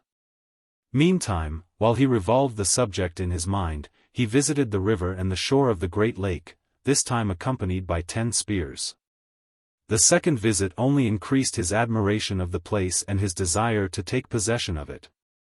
He ascended a tall larch, from whose boughs he had a view out over the lake. The shore seemed to go almost directly west. There were no islands, and no land in sight, the water was open and clear. Next day he started for the sea. He wished to see it for its own sake, and, secondly, because if he could trace the trend of the shore, he would perhaps be able to put together a mental map of the country, and so assure himself of the right route to pursue when he started for Thyma Castle. His guides took him directly south, and in 3 marches, 3 days, brought him to the strand. This journey was not in a straight line. They considered it was about 35 or 40 miles to the sea, but the country was covered with almost impenetrable forests, which compelled a circuitous path. They had also to avoid a great ridge of hills, and to slip through a pass or river valley, because these hills were frequently traversed by the gypsies who were said, indeed, to travel along them for hundreds of miles. Through the river valley, therefore, which wound between the hills, they approached the sea, so much on a level with it that Felix did not catch a distant glimpse. In the afternoon of the 3rd day they heard a low murmur, and soon afterwards came out from the forest itself upon a wide bed of shingle, thinly bordered with scattered bushes on the inland side. Climbing over this, Felix saw the green line of the sea rise and extend itself on either hand. In the glory of the scene he forgot his anxieties and his hopes, they fell from him together, leaving the mind alone with itself and love. For the memory of Aurora rendered the beauty before him still more beautiful, love, like the sunshine, threw a glamour over the waves. His old and highest thoughts returned to him in all their strength. He must follow them, he could not help himself. Standing where the foam came nearly to his feet, the resolution to pursue his aspirations took possession of him as strong as the sea. When he turned from it, he said to himself, "This is the first step homewards to her, this is the first step of my renewed labor." To fulfill his love and his ambition was one and the same thing. He must see her, and then again endeavor with all his abilities to make himself a position which she could share. Towards the evening, leaving his escort, he partly ascended the nearest slope of the hills to ascertain more perfectly than was possible at a lower level the direction in which the shore trended. It was nearly east and west, and as the shore of the inland lake ran west, it appeared that between them there was a broad belt of forest. Through this he must pass, and he thought if he continued due west he should cross an imaginary line drawn south from his own home through Thyma Castle. Then by turning to the north he should presently reach that settlement. But when he should cross this line, how many days' traveling it would need to reach it, was a matter of conjecture, and he must be guided by circumstances, the appearance of the country, and his hunter's instinct. On the way back to Wolfstead Felix was occupied in considering how he could leave his friends, and yet be able to return to them and resume his position. His general idea was to build a fortified house or castle at the spot which had so pleased him, and to bring Aurora to it. He could then devote himself to increasing and consolidating his rule over these people, and perhaps in time organize a kingdom. But without Aurora the time it would require would be unendurable. By some means he must bring her. The whole day long as he walked he thought and thought, trying to discover some means by which he could accomplish these things. Yet the more he considered the more difficult they appeared to him. There seemed no plan that promised success, all he could do would be to risk the attempt. But 2 days after returning from the sea it chanced towards the afternoon he fell asleep, and on awakening found his mind full of ideas which he felt sure would succeed if anything would. The question had solved itself during sleep, the mind, like a wearied limb, strained by too much effort, had recovered its elasticity and freshness, and he saw clearly what he ought to do. He convened an assembly of the chief men of the nearest tribes, and addressed them in the circular fort. He asked them if they could place sufficient confidence in him to assist him in carrying out certain plans, although he should not be able to altogether disclose the object he had in view. They replied as one man that they had perfect confidence in him, and would implicitly obey. He then said that the first thing he wished was the clearing of the land by the river in order that he might erect a fortified dwelling suitable to his position as their leader in war. Next he desired their permission to leave them for 2 months, at the end of which he would return. He could not at that time explain the reasons, but until his journey had been made he could not finally settle among them. To this announcement they listened in profound silence. It was evident that they disliked him leaving them, yet did not wish to seem distrustful by expressing the feeling. Thirdly, he continued, he wanted them to clear a path through the forest, commencing at Anchor's Gate and proceeding exactly west. The track to be 30 yards wide in order that the undergrowth might not encroach upon it, and to be carried on straight to the westward until his return. The distance to which this path was cleared he should take as the measure of their loyalty to him. They immediately promised to fulfill this desire, but added that there was no necessity to wait till he left them, it should be commenced the very next morning. To his reiterated request for leave of absence they preserved an ominous silence, and as he had no more to say, the assembly then broke up. It was afternoon, and Felix, as he watched the departing chiefs, reflected that these men would certainly set a watch upon him to prevent his escape. Without another moment's delay he entered his hut, and took from their hiding-place the diamond bracelet, the turquoise ring, and other presents for Aurora.